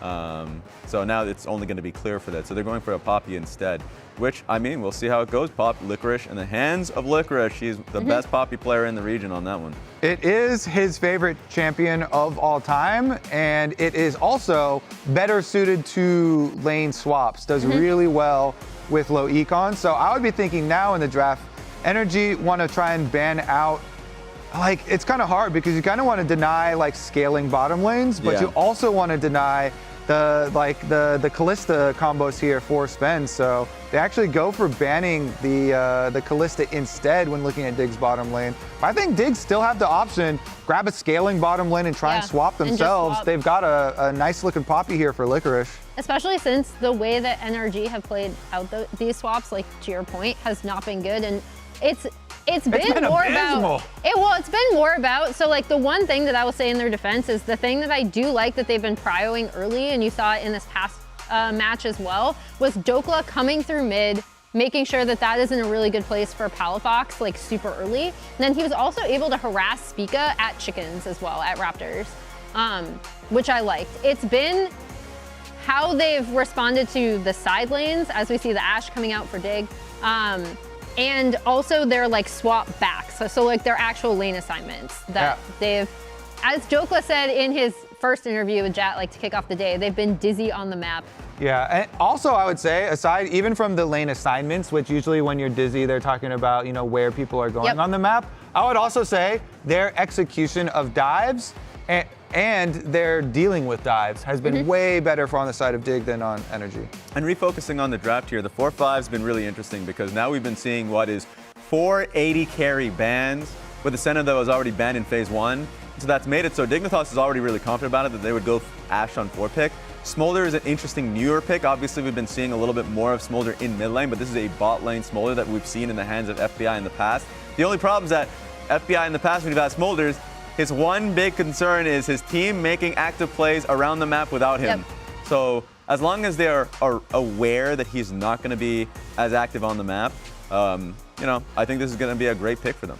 They do have some interesting setup too, right? With the presumably Maokai support coming in. I don't think we're going to see Skarner support. So you do have the Maokai ult to set up a lot of the poke from Smolder. Yeah. And then the Nautilus coming out for Dignitas. What do you guys think? I like the composition here from Dignitas quite a bit. Adding Nautilus too. Like, sure, Cleanse works well versus both Sejuani and Ashe, but I think Nautilus is a good touch to it. That being said, I mean, I'm going to go straight to the casters. I want to hear what they have to say on this one as we go straight into Game 4.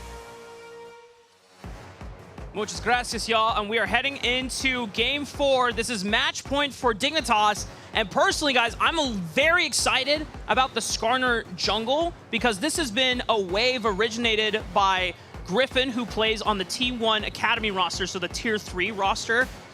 He has been spamming Grasp of the Undying on Skarner in the jungle, rushes Heartsteel, then Sterix Gauge, and makes use of the increased base attack damage, and it makes Skarner an actually formidable scaling fighter later into the game. Yeah, it is a really interesting build. I mean, Skarner just gets scaling on everything from health, right? So, you know, building these pure HP builds can be pretty effective. You don't necessarily have to build as much MR or armor or whatever.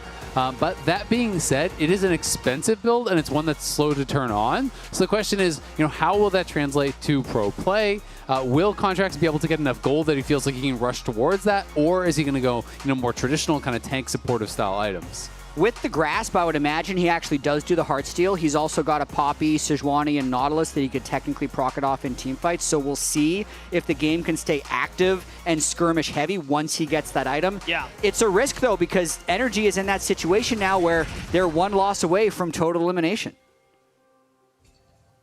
Backs are against the wall, and they're throwing out a huge curveball and try to keep Dignitas on their toes. I can't imagine this is something they've had a lot of practice against.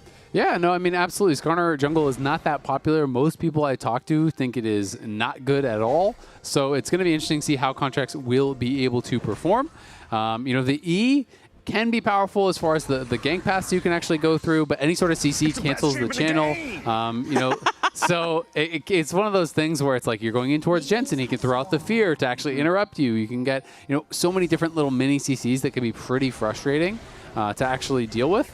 But I'm excited to see how they do it. And as far as, you know, the actual composition goes for NRG, this is about as standard gets when you think about like old school LCS type scomps. You have 3 big frontliners, you have 2 hyper carries, one that does physical, one that does magic, and you're just really playing to enable Palafox and FBI. And it's pretty damn similar on the Dignitas side, where it's just 3 meatballs and 2 carries again. So it's really going to matter how your carries are doing, because if one of your carries falls way behind, all of a sudden you don't really have any damage in teamfights. And speaking of these players having experience playing standard comps, they have a lot of experience winning LCS trophies too. So 9 of the 10 players in this game have been LCS champions, 16 cumulative LCS trophies across them. And as we say, Elimination Series, they could go down. NRG, all 5 of those guys would be eliminated from the LCS playoffs if they lose this game. And again, we have the swap. Yeah, again, we have the swap, but in a very weird way, because Dokla is not helping to leash or anything. He's actually just soaking XP with FBI. So what they have elected to do is basically Huhi is playing the role of the top laner and leashing the jungler and not getting any XP. And NRG are sharing the XP between Dokla and FBI. So this does get Dokla level 2 and is going to be more useful on the potential dive. So now, because the Renekton isn't just level 1, he can E on you and stun you, so Licorice can't stay around on the tower whatsoever. Yeah. So I actually think this is a really kind of cool adaptation. Yeah, Huhi is going to be put down, but Dokla getting the XP is more important and puts more threat onto Licorice. So interesting adaptation. I like it from NRG. And I want to see how it pans out over these next couple minutes, especially because we have to take into consideration Licorice has been slamming it in this series. In both of Dignitas's wins, he was between 3 and even last game up above 5,000 gold ahead of Dokla. So they're trying to hold Licorice down and enable Dokla a little bit more. At the very least, I feel like this is the first experience advantage Dokla's had on Licorice in any lane swap. Yeah. Because he's been stuck at level 1 in basically every game, and now they're even giving him the plate. So they're definitely prioritizing the top lane health in this game. I think they're going to swap back. Oh, wow, they canceled that. So now it's getting kind of weird because now they're losing a lot bot and a lot of plates. NRG are going to farm another wave up here. One thing I will say that is also a cost to this is as long as Licorice is just staying away from Smolder, yeah, FBI is getting stacks, but he's not getting any stacks from trading. There's no like W's that are being spammed out onto them. There's no champion that he can interact with and actually spam out the Super Scorcher Breath, the Q, over and over on. Yeah. So his stacks are going to be really, really slow. And when you get slow early stacks, it really delays everything else as we see Licorice try to battle his way back to that tower. Dokla probably can't dive him because he should get 2, but if those spells come up and he's still 1, there is a threat of a dive. Did get 2 though. Yeah. So now here comes the question for NRG. Is the trade-off of putting Dokla ahead of Licorice worth all the free gold and plates you gave over to Sven and Isles on the bottom side of the map? Because that further decelerates FBI's own advantage on the Smolder. It absolutely does, and I don't really know what happened mid lane, but Jensen is already 200 gold ahead. Like an entire wave of farm was missed by Palafox, which is pretty surprising in these kind of control mage matchups. He's landing his spells. The similar thing. Like, I thought you were going to say he's clicking the CS. Yeah, well, it's similar to what happened in game 1 actually with the Orianna versus Jace, because he started that lane at like 100 HP, and we checked back and he was the first to recall in a better condition. So in the mage matchups when Jensen's had his hands on either Hui or Orianna, he's like a totally different player. Jensen mage is good. Because game 3, he's coming off an awful game. That Corki game, especially in the mid game, was very disastrous for Jensen. It was an awful win. Yeah, we were joking. We were joking. Between 22 and 25 minutes last game on Corki, Jensen was dead for 2 minutes. Like he literally died, respawned, and died again twice in a row. But actually, like not you say you're joking, but that was actually what happened. One time he teleported back to die faster. Yeah, like it was crazy. such a rough performance. But then he goes back onto mages, Hui versus Zir, comfort zone right away. Yep. Good performance in lane. And they want to force something here. Contracts is going to stun Isles into the wall. Hui gets the follow-up, and I don't think Isles has a chance to even flash away. Tries to trade an Ignite down into Hui, and that sets up Sven for a trade kill back, but First Blood still goes over to FBI, and now Sven is in trouble. That's a double for the Baby Dragon, and Spica, unfortunately, is just a little too late to the party. Yeah, Sven is able to flash in and get a trade kill, but that was super not worth it. He flashes in, gets a trade kill. He's going to lose an entire wave. FBI gets another kill. So in this case, even though it is a trade kill, who you're getting the kills on matters so much. And that one went really bad for them as Contract tries to pull Spica back under the tower, but it's not in range, so Spica is not under threat. Just trying to make sure that they can't push the wave out. Yeah, just having a little jungle fun at the moment. And any advantage that Sven and Isles would have had by getting the extra plates at the start of the game are actually erased by that little sequence there where FBI picks up 2 kills. So now Dokla's got the experience advantage and their bot lane has the gold advantage. At the very least, though, they do hold the wave there. You know, Jungler was able to hold the wave, so the wave is really bad now for FBI, so that could even things out, and they're getting the dragon. So I want to see if Sven does actually try to hold it. We're just watching this one more time. It's just a nice little surprise gank there from Contracts. Uses the E well, gets the stun, and there's that flash in from Sven. Yeah, you got the kill, but at what cost? As FBI picks up a double, and then Spica is able to hold the wave, and you can see still holding that wave. He's thinned it out quite a lot, so the gold, you know, yeah, it's still in FBI's favor, but it's evened out a lot because of that small move from Spica at the end of the play. Yeah, really nice. That's some veteran play coming there. But we're back to Swap Town. So now Sven is in a different situation where the Renekton can definitely step up at level 5, and FBI and Hui are going to be trying to farm a few more plates up top lane. I do like this Maokai early on here for Hui, the way they started the lane swap with him starving himself of experience, and then also being able to run bot to top and litter the map with saplings is setting up some really nice wave states for them. Yeah, it's interesting, right? Because obviously they were thinking, all right, Smolder early is weaker than Ashe early, so we want to avoid this, but we really don't want to screw our Renekton over because Renekton needs gold, needs experience more than the Poppy does. So they kind of tried to find a middle ground. Whether or not that does pay off in the long run, we'll have to find out because Dokla is still, of course, way down in farm from where he would normally be, but his experience is a lot better than what you would expect in a normal lane swap. The rest of NRG still trying to see if they can continue finding advantageous positions with these lane assignments as they continue to swap them around the map. Approaching 8 minutes where second rotation of Groves will be coming in the next 3 minutes. The first dragon was secured by Dignitas thanks to Spica holding the wave and making sure that NRG couldn't crash it in, and they had the respawn timers on their laners as well. So we're at an even state of the game once again, y'all. And from what we remember in Game 3, it was the bloodiest one that we've had yet in this series, and we might be heading for another bloody banger. Yeah, absolutely. I mean, NRG, on the precipice of being eliminated. And in this new era, we're going to have a gank, because Sven should be able to walk this out. In this era where we see teams change so often, these guys have been the core trio of NRG, have been together for quite some time, and they are at risk of getting broken up if this team does not turn something around in playoffs. This is such an important series for them. They've had a lot of success together. They've been through a lot of adversity together, and now we'll have to see if they can once again turn something around to make a bit of a miracle run happen for the squad. Dokla definitely wants to play at a high level here. He's had massive ups and downs. Palafox, massive ups and downs this split as well.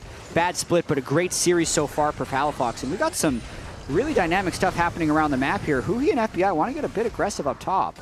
Meanwhile, Contracts is being a nuisance to Sven and preventing him from getting his recall and base off, so that stalls the amount of time that he is not able to come back and collect the wave. Yeah, this has actually been really nice. So the second kind of execution of this lane swap, or whatever you want to call it, the lane assignments, when they went back up top, because Isles went up there to actually defend with Licorice, it ended up being this 2v2 lane where Smolder is free stacking off of 2 melee champions that can't threaten him, the Poppy and the Nautilus. So that situation ended up being really, really good, because on the other side of the map, the Renekton was able to and did threaten Sven. He forced out the cleanse, he pushes him back, then Contracts interrupts the recall, so he's losing that farm. So now they have actually extended the gold lead quite a lot in the bottom lane. We saw it got down to under 200, now it's over 600, and the stack acceleration is there for FBI. So the second initiation of that swap was really, really good, I think, for NRG. And the third one might be too. Sven top, but that's on the reset of Poppy, who's going to catch this giant wave and then would be able to farm off of Poppy if they stick around. It's kind of funny because I actually love playing Smolder a lot, and one of the situations where it's normally really good to pick is into tanks, right? And so he's taking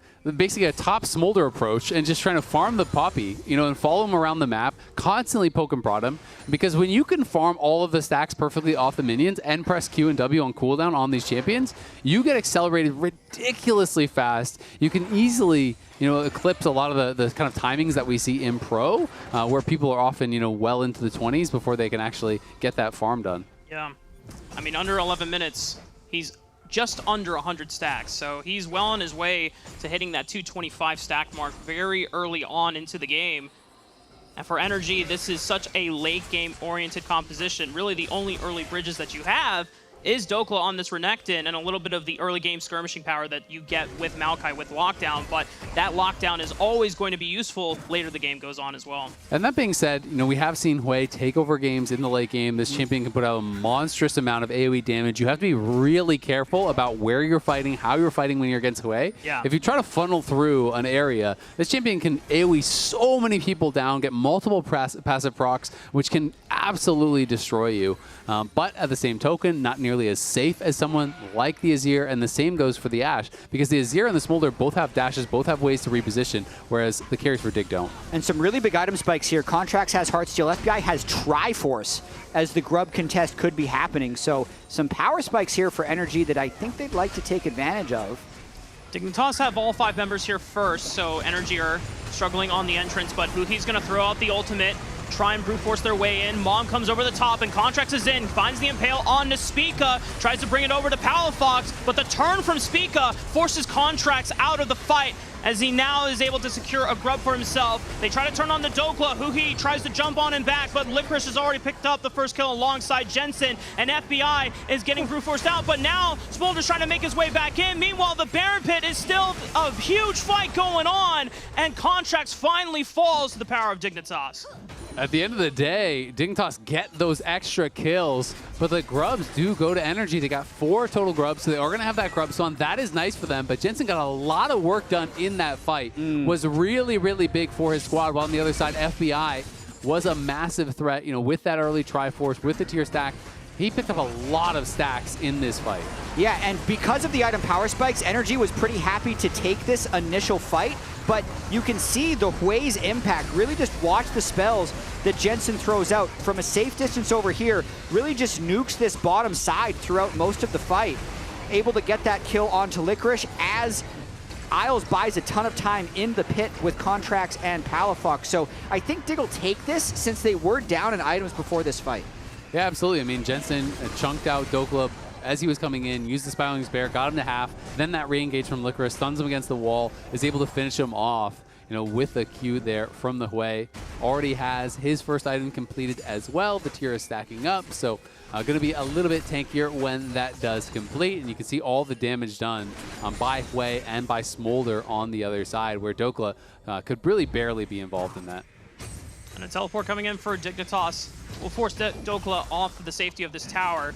This should be first brick going over to the side of Dignitas, and because they have a majority of their members on this bottom side of the map as well, that's also second dragon going their way. And you've got to say, despite the fact that NRG tried to facilitate a way where Dokla could get more out of the lane swap than Licorice, Licorice is now up gold. He has more farm. You're looking at an 80 CS Renekton here with no kills at 14 minutes. So he is really behind the pace of the game, and I think could really struggle to get a lot done. You're always going to have the ability to, you know, just flash in, stun someone up, and that's kind of going to be what you offer. But as far as damage threat, he's going to be pretty low. I agree, especially thinking about the way these teamfights would play out with all the CC that Dig has if Renekton ever tries to go in. It's really all about Palafox and FBI wanting frontline. Renekton doesn't really do much for them, aside from maybe setting up side waves. But because he's not actually ahead of the Poppy, he's not going to have priority. So I think if NRG wins this game, it's more off the back of Palafox and FBI. Yeah, absolutely. I mean, you just kind of hope when you're that far behind in a Renekton that your carries are really strong, and then you can basically just play to peel for them, right? Yeah. You can just play to hit whatever they're hitting, stun up Poppy if Poppy's trying to go for a stun on your carries. You know, try to protect them and just be a body that creates space for the Smolder and the Azir to consistently get that damage out. Dignitas summon the Rift Herald that they just acquired into the mid lane, guarantee that the tier 1 is destroyed, and NRG are just trying to do what they can to pick up the pieces. Dokla has completed Black Cleaver, so he can start shredding the armor of Licorice, but he's just gonna concede the fight. Yeah, and he uses his ultimate there to make Licorice reset, I suppose. Now he'll be less threatening if there is a skirmish later. Interesting sequence there, actually, because I felt like Palafox collected a lot of gold. He got solo top lane turret and then solo bot lane turret, but then Dig, instead of trying to match side lane turrets, got the mid turret. So from an overall map perspective, you'd favor Dignitas, but from a gold distribution standpoint, that's exactly the guy you want to be giving those early game turrets to. Yeah, absolutely. I mean, quietly, we also have to talk about the dragons, because Dig did pick up the first 2 dragons. It is an Infernal Soul. They have lots of easy ways to apply it with their carries, both the Ashe and the Hui. Lots of ways to actually just poke away at your opponents and proc that Infernal Soul. So they're going to be looking to play towards that. And the question is, can NRG find a way to try to turn things around? Or, you know, will they just really struggle to enter the fight? Because I really think, you know, being there first is going to be so important for both squads. And with how you've already outlined the map state being different for both teams here, Jad, NRG, how can they play through the advantage of the side lanes and try to collapse in on that mid turn? Whereas Dignitas, they're the ones that are trying to open up the map further, taking off the tier 1 turret. Like, what is the next step of plan for both teams?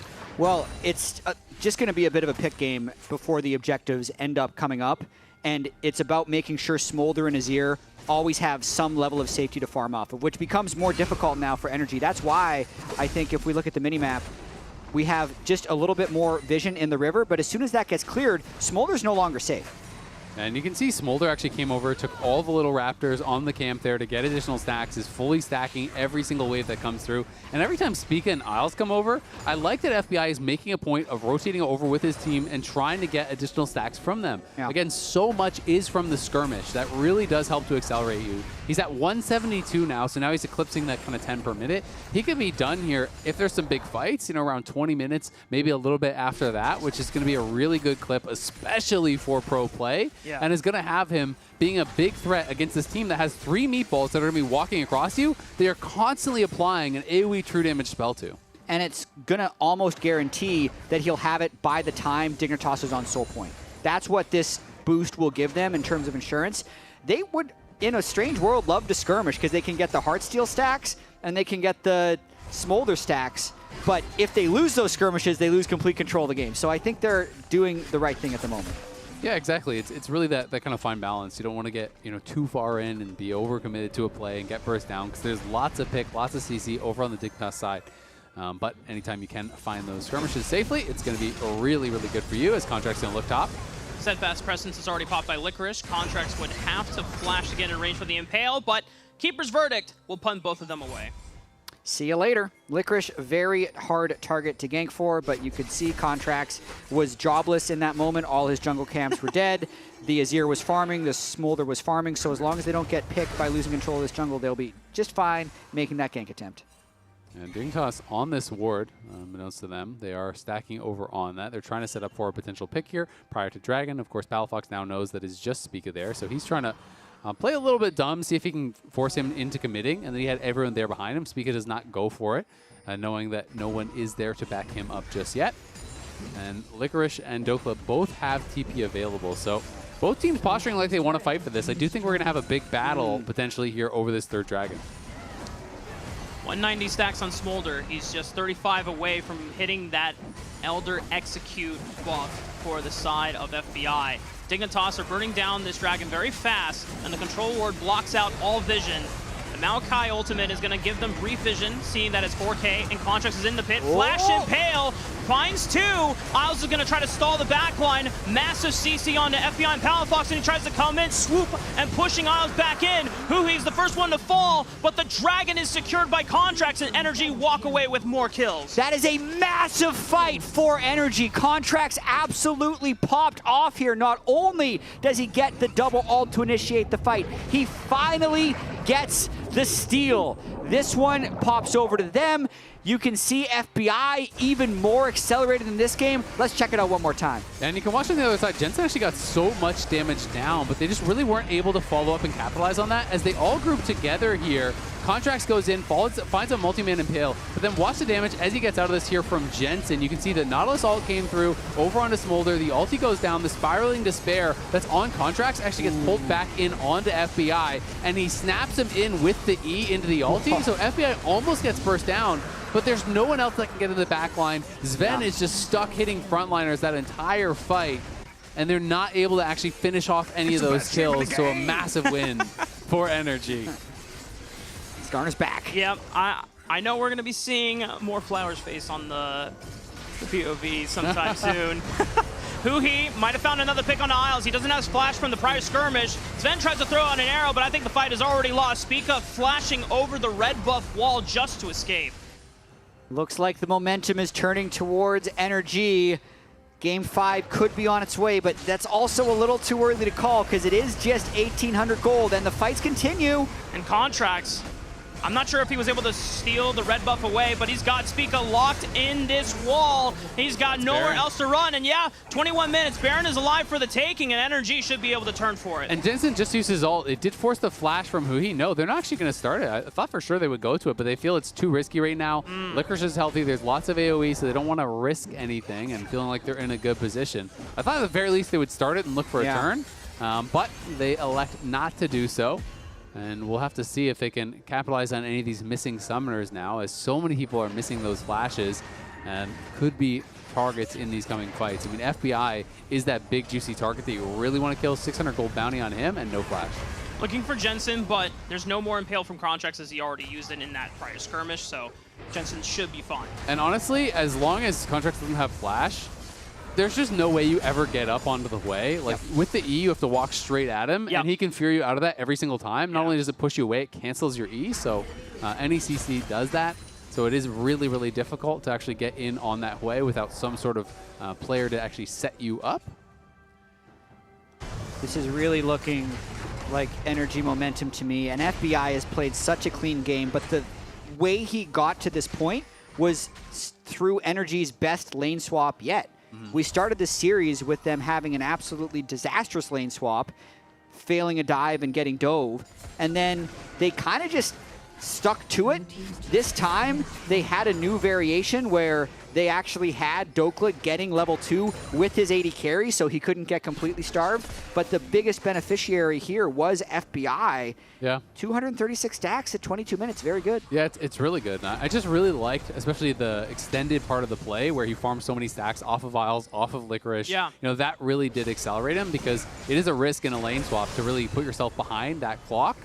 And FBI now in a great spot, and especially when you get the rapid fire, it's such a big spike for Smolder because then it's so easy to just apply this Q, and you're constantly splashing that true damage back onto multiple people, burning them down. You really do become a very frustrating champion to deal with because it's not just about the high DPS, which Smolder does have, it's about that poke and prod that is so tough to stop.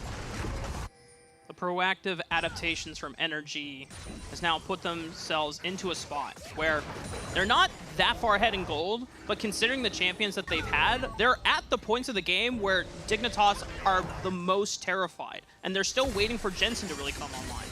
You also have to note, though, that Sven has quietly had quite a good game himself. He's not actually that far behind where FBI is, and as he builds in towards that third item, he is going to be pretty threatening for the frontliners. Yes, it's a pretty tanky contract, but he doesn't have any armor, so you can punch through that pretty quickly. Same thing with Dokla. Dokla's going to be a lot less tanky than Licorice over on the other side, and the Maokai as well, also generally less tanky than Isles. So, you know, if they can set up him and Sven well, I do think they can win potentially front-to-back fights still. Rest of Dignitas trying to take up space in the mid lane. Thankfully for them, they still have the safety of this tier 1 turret. Whereas for NRG, they lost theirs almost 10 minutes ago. Contrast is going to look for the engage, but gets slowed. Cancels the E.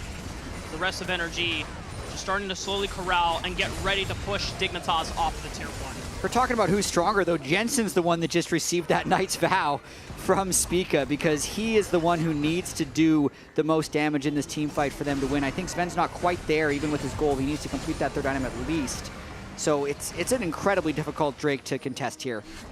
Licorice trying to see if he Look can be at the first Palafox. one Look in. at Palafox. Palafox is waiting for the rest of the backline to swoop on in. Mom comes through, he gets slowed, but FBI got punted out by Licorice, and now NRG have to stall because more of their damage dealers was taken out of the fight, but no one else from Dignitas could really step on up despite FBI getting punted, and that's the second dragon for NRG. Yeah, this is the power of being there first. The setup from NRG was really, really good. Dignitas is having to funnel through this kind of side angle. Palafox is threatening on the side, so if you fully commit your backline to that fight, he's going to swoop in, he's going to flash on them, he's going to ult them into the team, and you are going to be toast. So it made it very, very difficult to approach. Even when they knocked out the Smolder, they still didn't feel comfortable to fully commit to it because Spica had gotten chunked down.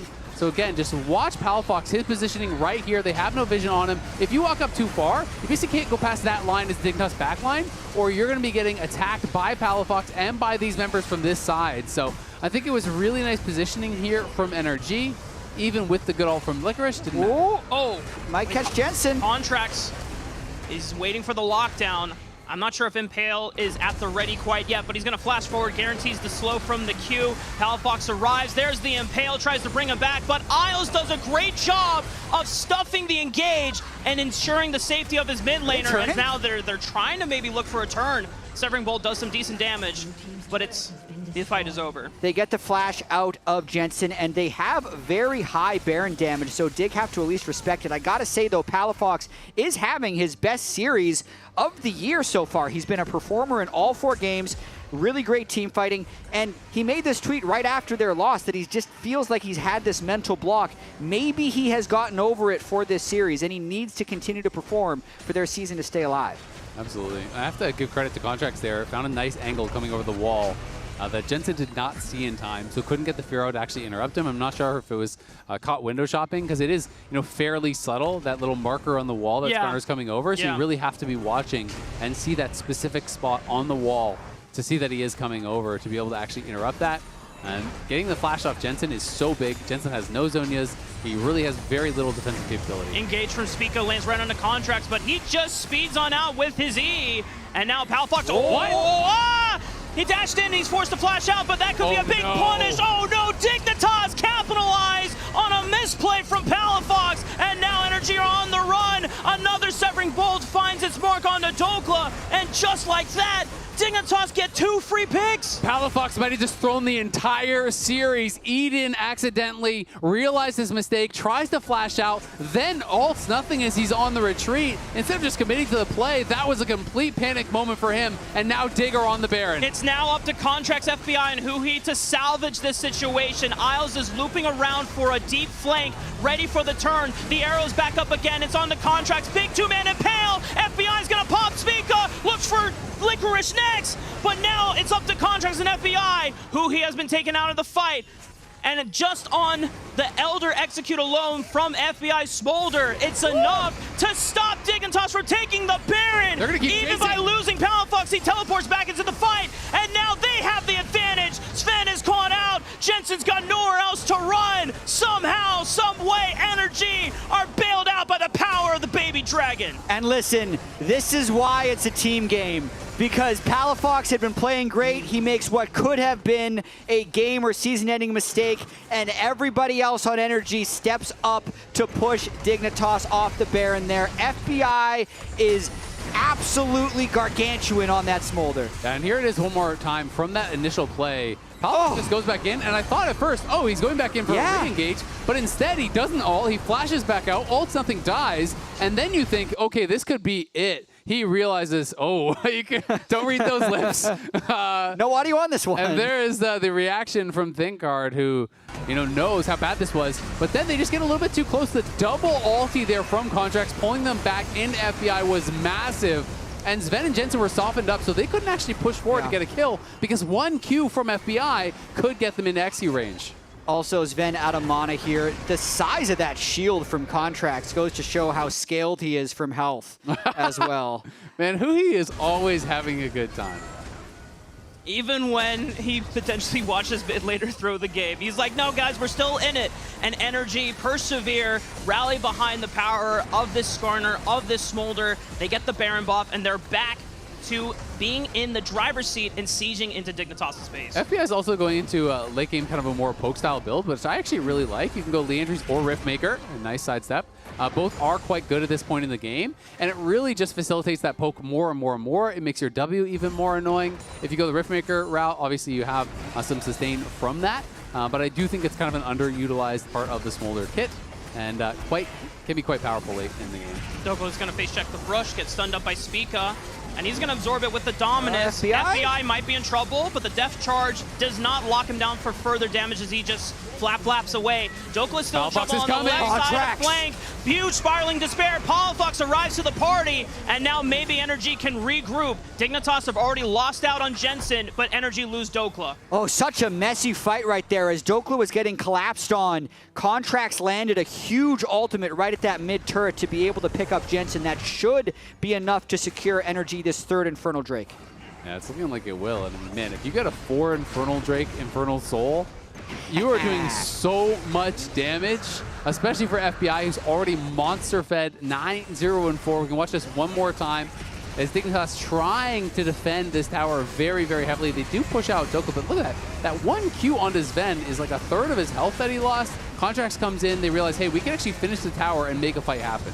Beautiful flank at the end by Palafox. Made sure that the rest of Dignitas couldn't continue to fight through them.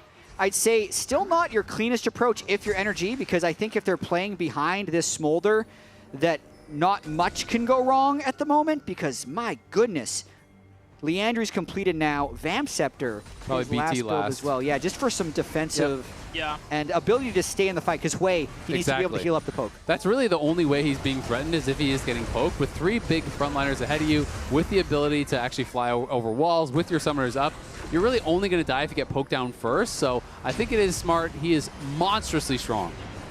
An arrow will find FBI, but he instantly cleanses it, and they turn their target onto Jensen. He flashes over the Emperor's Divide, Spiraling Despair right on top, but he's got the stasis to block out the damage. Licorice tries to slam into the wall, and they find the kill trait back, but FBI and Contracts are still alive, and they can rally and try and stay alive in this fight. Another flash slam right into FBI. They find their target. Dignitas persevere through the power of the dragon. Contracts is going low. Dokla tries to save the fight, and Contracts finds one trade before falling to Licorice's Poppy. And now Dokla, maybe he can find something to Seth. Big Dokes will stall the fight out for NRG. And now speaking of Licorice, eventually maybe they'll take out this Crocodile, but Dokla is really making them work for it. We've got another banger on our hands. Never a dull moment in NRG versus Dignitas. This starts as a 4v5. Renekton is in the mid lane. The arrow lands and burns the cleanse, and it's NRG who want to go for Jensen. But Palafox really just needs to slow things down. He goes in with the ulti here, whiffs again on the ulti, and it's because he put himself in such a bad position that the follow-up is even able to happen. Licorice comes in, stuns him right off the Zonias. They get that kill. They get access to the back line. It was a great sidestep there on the hook from Isles that did extend the fight, but then that slam from Licorice. He set up the first kill on Palafox. He gets the second onto the Smolder.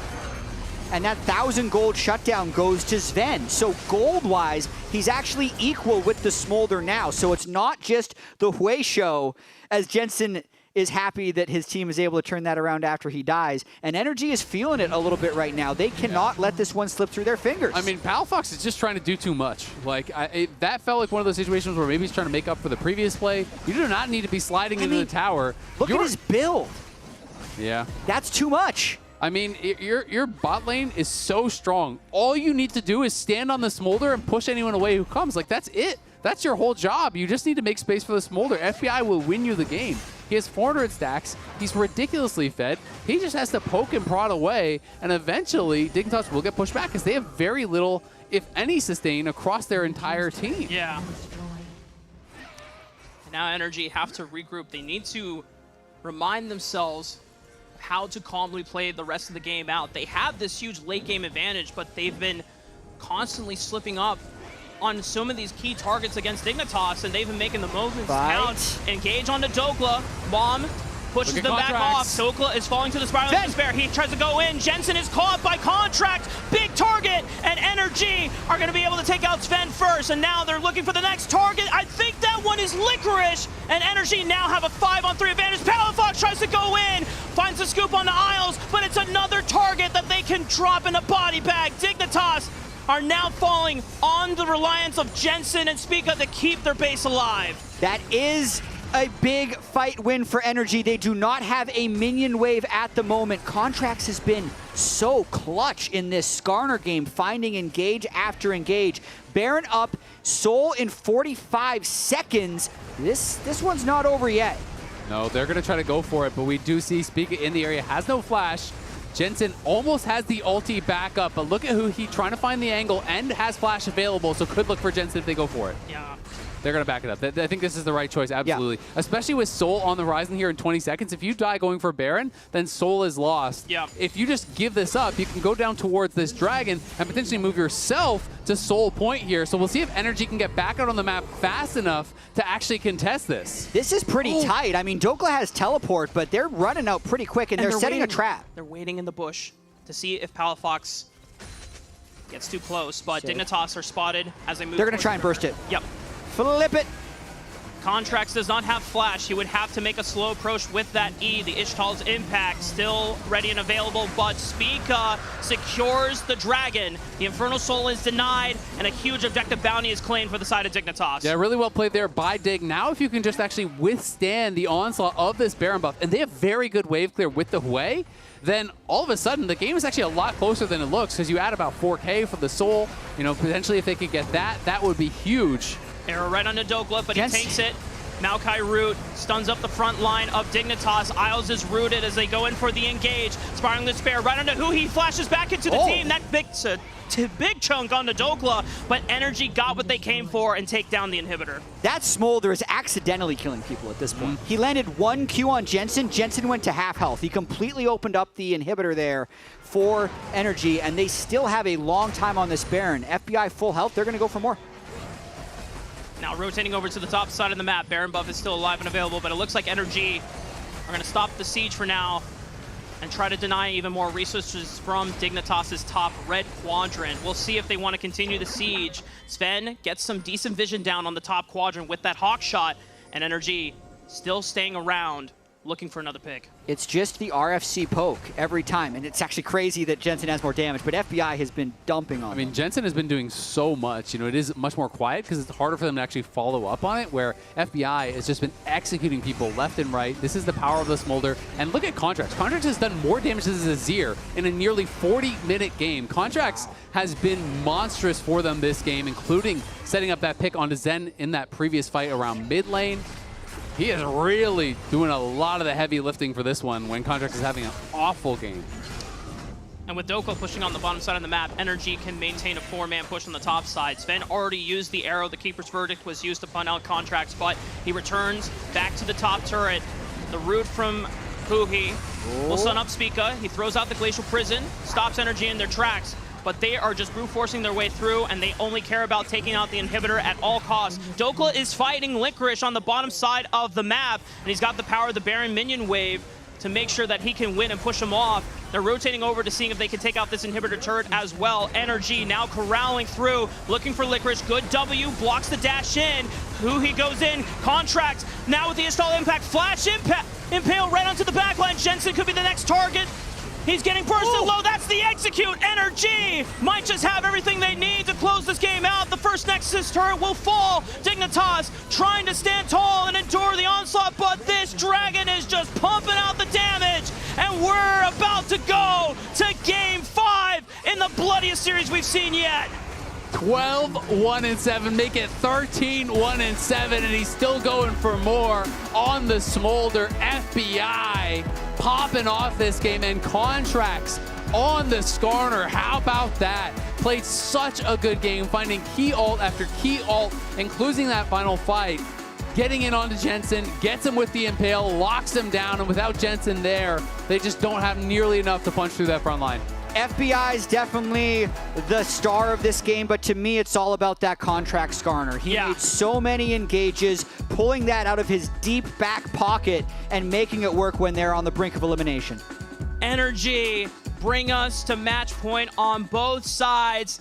Cue up the Silver Scrapes, y'all. We're going to Game 5.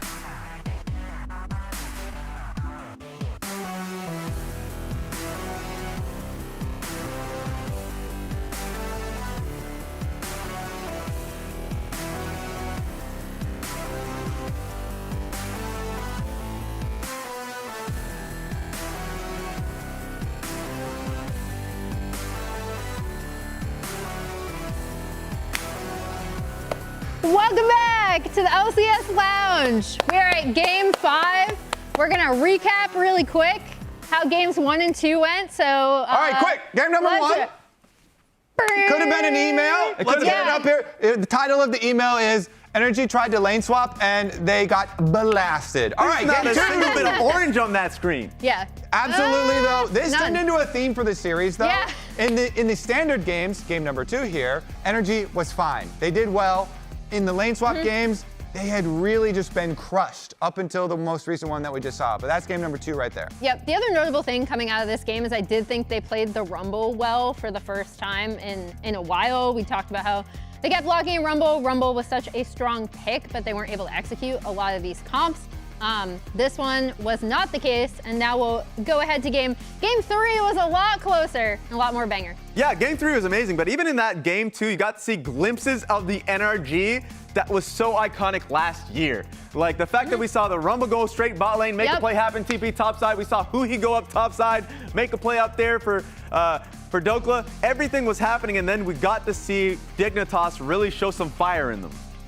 Yep, this one, game number 3, as NRG used their Vi Talia combo again, but right there we saw a little bit of the desync on the synergy, as Huhi also went in and layered his knockup over it, and Dignitas carries were doing so much work in that one. Sven and Jensen were able to get the dub, even though in that game, Jensen was dying a lot on the 80 carries, and so then he went back to the mages afterwards. You're speaking carries. Do you constitute Cassante as a carry? Hell yes. Cassante is always a carry. Hell yeah. When he ulties, he was tearing them up a new one. Yeah, he's great in lane swaps. I did really like the Vi Talia combo coming out of NRG though. I thought they piloted it pretty well early, especially on like an early topside play. Here we have that Baron again. Contracts was not able to get it.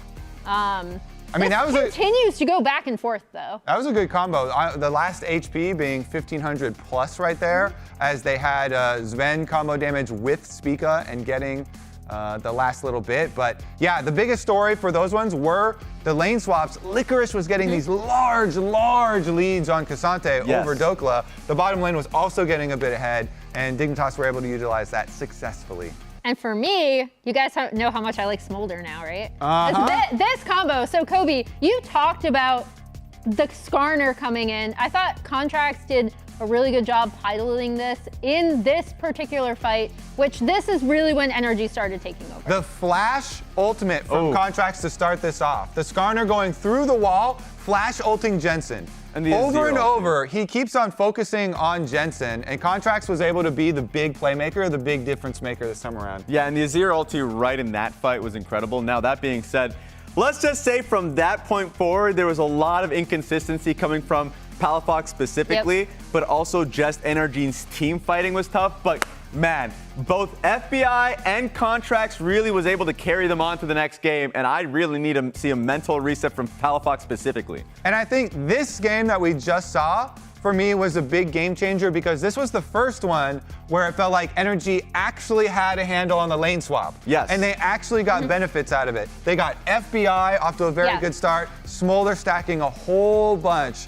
to start out the game, and then had a pretty smooth transition into mid lane. Yeah, that was the most important thing to me coming out of that, is that there wasn't as big of a discrepancy in the side lanes, and also they focused on, okay, for our composition to really like take off, we want to get early kills onto this Smolder. They did just that, and it ended up that some of these fights were so messy because NRG still, I don't think, is quite synced on some of these 5v5s, where it would end up being Contracts and FBI on the Skarner Smolder combo that ended up winning out, like at Baron. And FBI has been, at least for me, like for sure the most consistent member overall in the split for NRG as a team. But then being able to go in the second phase, see 480 carry bans with the Senna that was already banned in first phase, and be like, you know what? I know they're going for an Ashe pick. I have a pick for myself. And the Smolder, I thought, was the best executed Smolder I've seen from them. Even when the criticism was there in the earlier parts of the split, he was like, no, I think we're a better team now. He was confident enough, obviously, to pilot it himself, but confident that the front line for his team couldn't really protect him.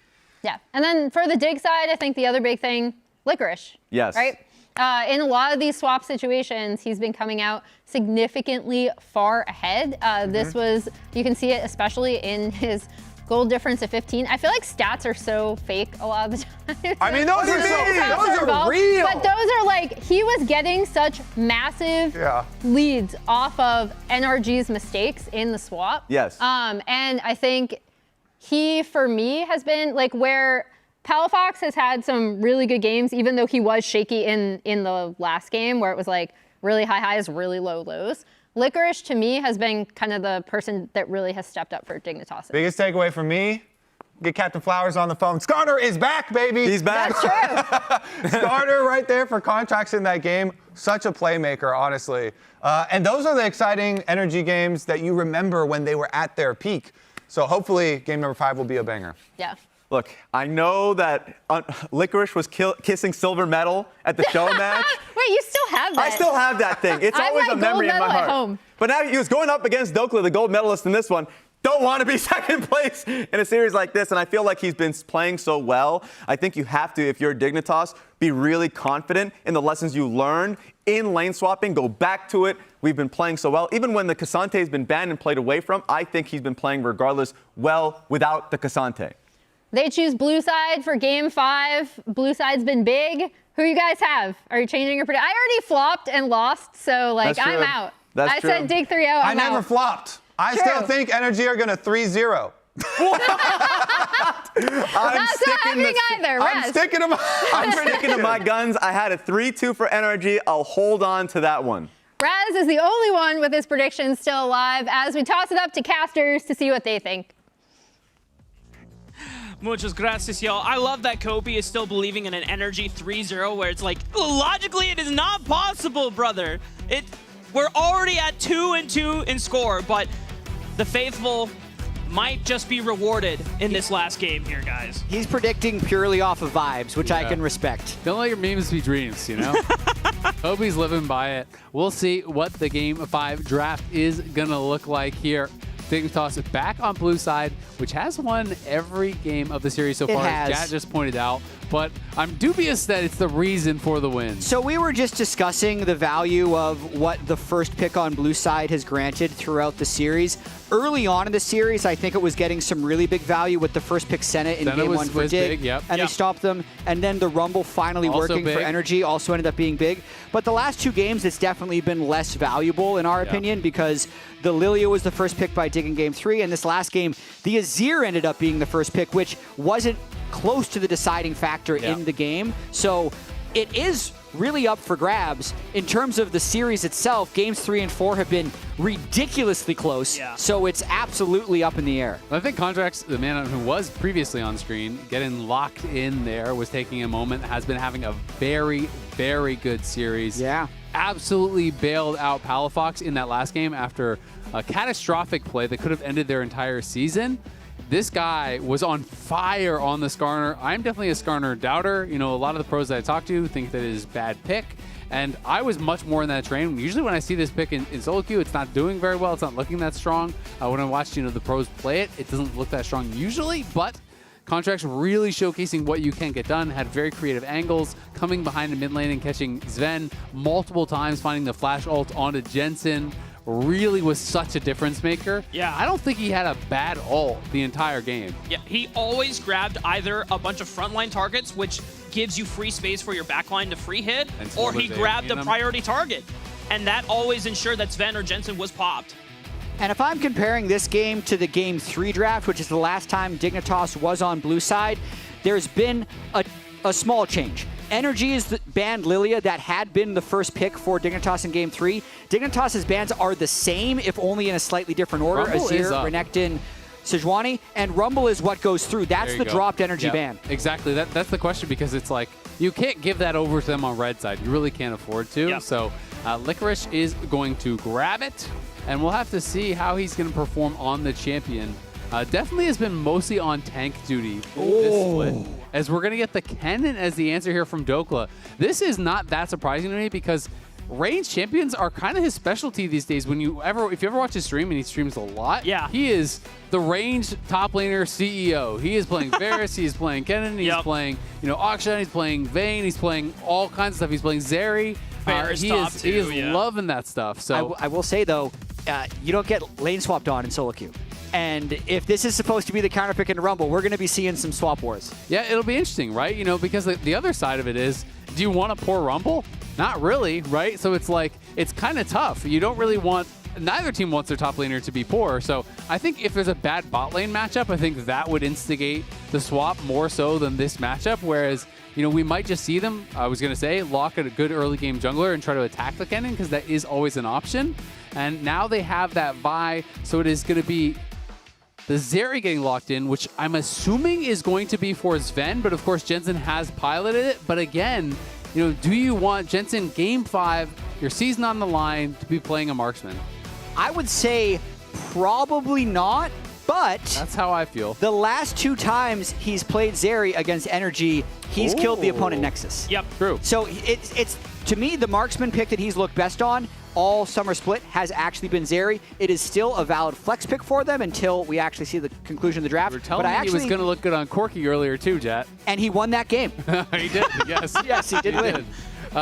We're seeing the contracts run back here on the Skarner, which is exciting. And now I'm interested in NRG. Are you going to be banning out picks that you're assuming are mid lane or bot? The Ziggs is much more of a bot lane ban towards Sven. Jensen, I don't really remember him playing Ziggs like ever. So I do think their read, at least thus far, is that this could be a mid lane pick for Jensen, that they would want to have AP from bot. But I am excited to see what it's going to be for this final game here. And Dignitas are trying to target out any remaining 80 carry picks for FBI. I just want to remind that Smolder is still available, and it was such a difficult wall that Dignitas had to play through once he got online, with the 225 stacks being reached.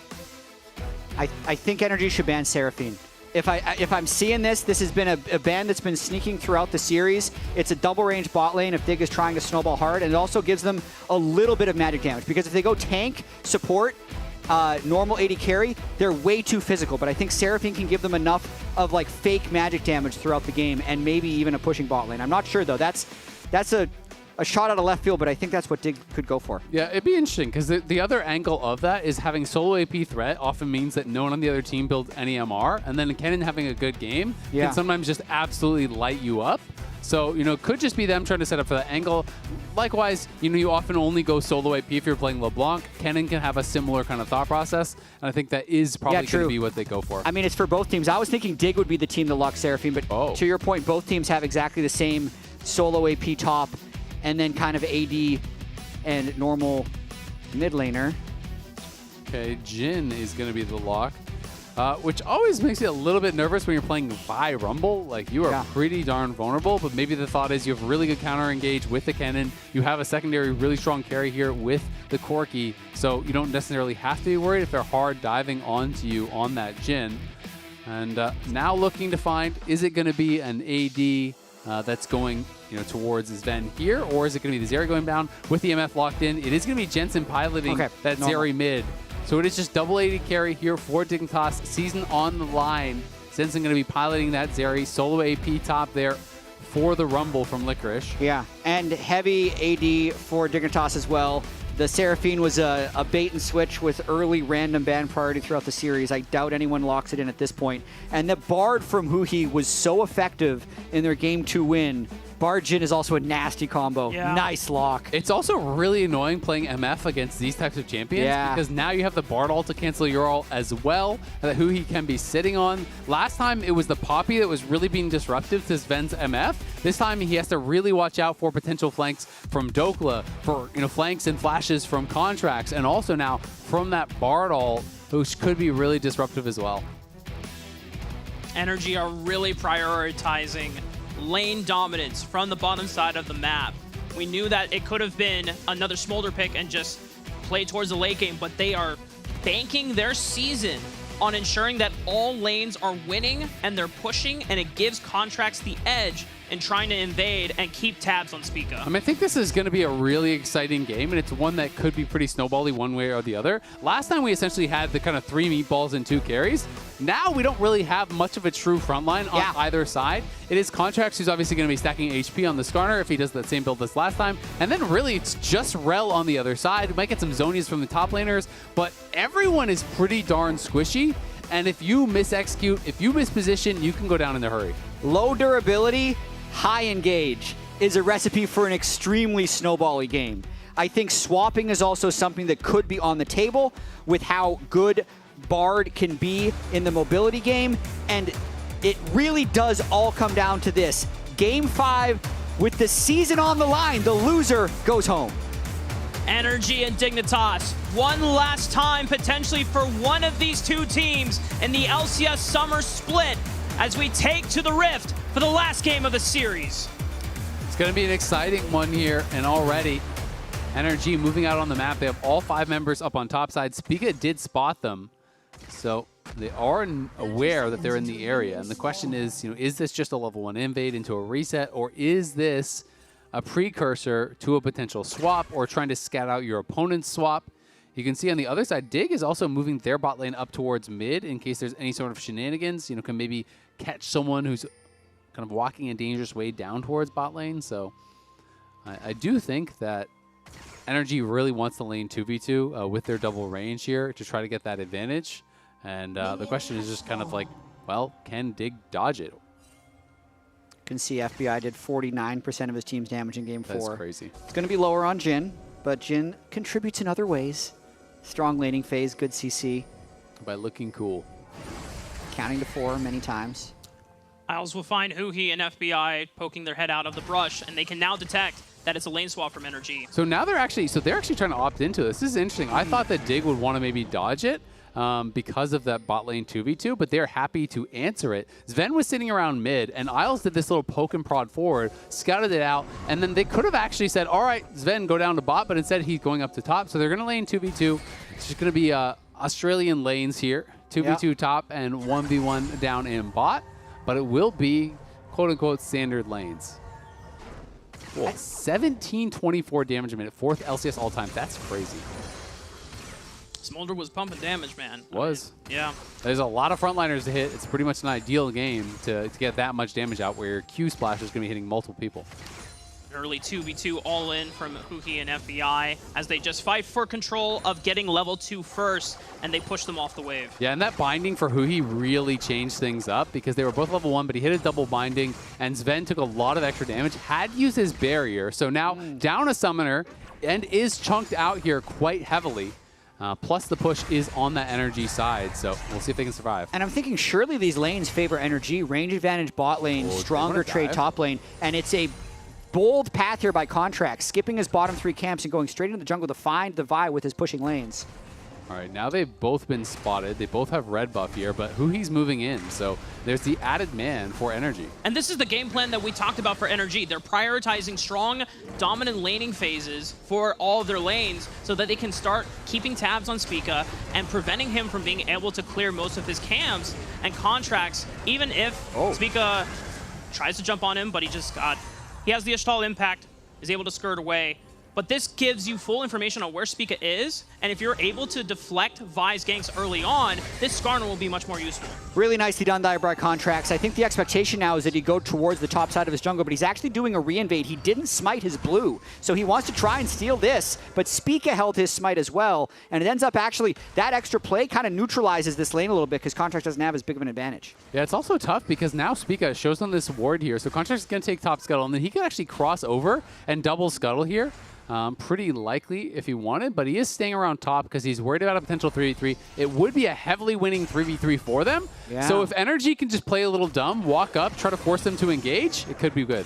Jensen pressuring Palafox out, has the Valkyrie to get out safely, but Contracts was trying to match Spica to see if he was going to go for a flip on that top side of the map. Now has an angle to look for Jensen, but he should be able to flash away from it nicely timed, and Contract just skirts towards the bottom side of the map. Still gets the flash, and he can just go right back. Oh, this is crazy in Contracts. Oh, yeah, he has no E. It was a little fast. He was thinking about it. Either way, Jensen is forced to flash, and he still has to feel pretty nervous, and Contract should be able to get the double scuttle at the end of the day. So he hasn't had time to base, so Spica does have a little bit more combat power right now. Obviously, he did go back and did get that base off, but it is Jensen who's going to be a little bit vulnerable, has to be aware of where this jungler could be.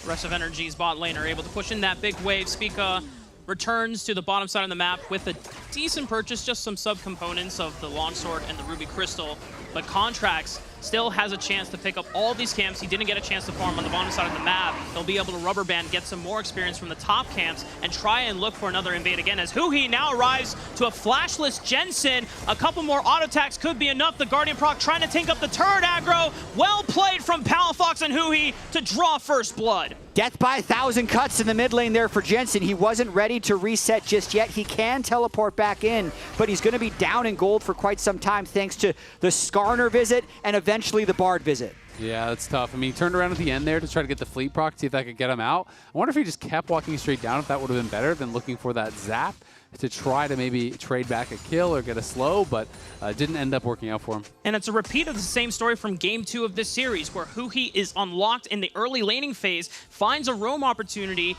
on someone who has already lost their summer spell, tough, and man. punishes. And he just used his E. We hadn't seen that initially. He just went out to ward, and Hui's just in a spot that he doesn't have a ward for. You can't ward everywhere. You do need some help covering you around those lanes. And unfortunately for him, the ward did not spot it out, and he had just used his E to try to get the shove. So unlucky for Jensen, does get punished on the timing, and it's a good move there from NRG. Really nice observing there to show us that ward placement by Jensen. And I don't know, this game, as the grubs start, and we got to watch to see if Palafox can disrupt it all. But it's just, this is a nerve-wracking game. This is not your normal Game 5. Yeah, I mean, I'll come back to this and just waiting to see if the grubs do something. It looks like there's probably not going to be anything because Contract's going down the bot side, so you can keep going. It's because it's just the fact that this is the summer split, so the loser has such an extended time off. The fact that the league is changing next year, and also the fact that these are all such veteran players. It's like there is an energy from me here that the team that falls here, it's going to be the last game they play together, but for some of them, it might be the last game they play in the LCS. But if they are to win some of these games and make a run.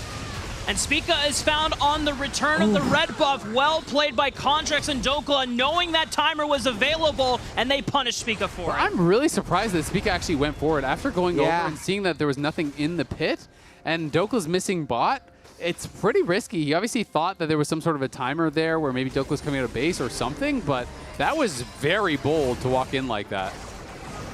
Nice juke by Jensen. And it does speak to Contracts clutching up in such a big way. These last two Skarner games have been so good. They're going for the return. Jensen still doesn't have flash, and he already used the E. No way he gets out alive. NRG are just hammering in the pain in the mid lane. Yeah, this is just rough. I mean, Jensen has really almost no blame in this, right? Like, I don't think he's been playing badly. I think he's actually avoided a lot of these ganks pretty well. Had a good sidestep on that previous Bard play, but you have to use your E. Then you have to go back to the wave because the wave is pushing into you. And all of a sudden, they're here again from the other side. And his team has not been there to cover. Hui has been making such a difference. Contracts has been making such a difference in their wins. And these guys are putting Jensen at a really big deficit and trying to set Palafox up to have a great game. And they would love to dive here, but it's just so slow. It's so telegraphed. Dokla's under the turret. Hui's here to defend. Can Bard ult to safety if he needs to.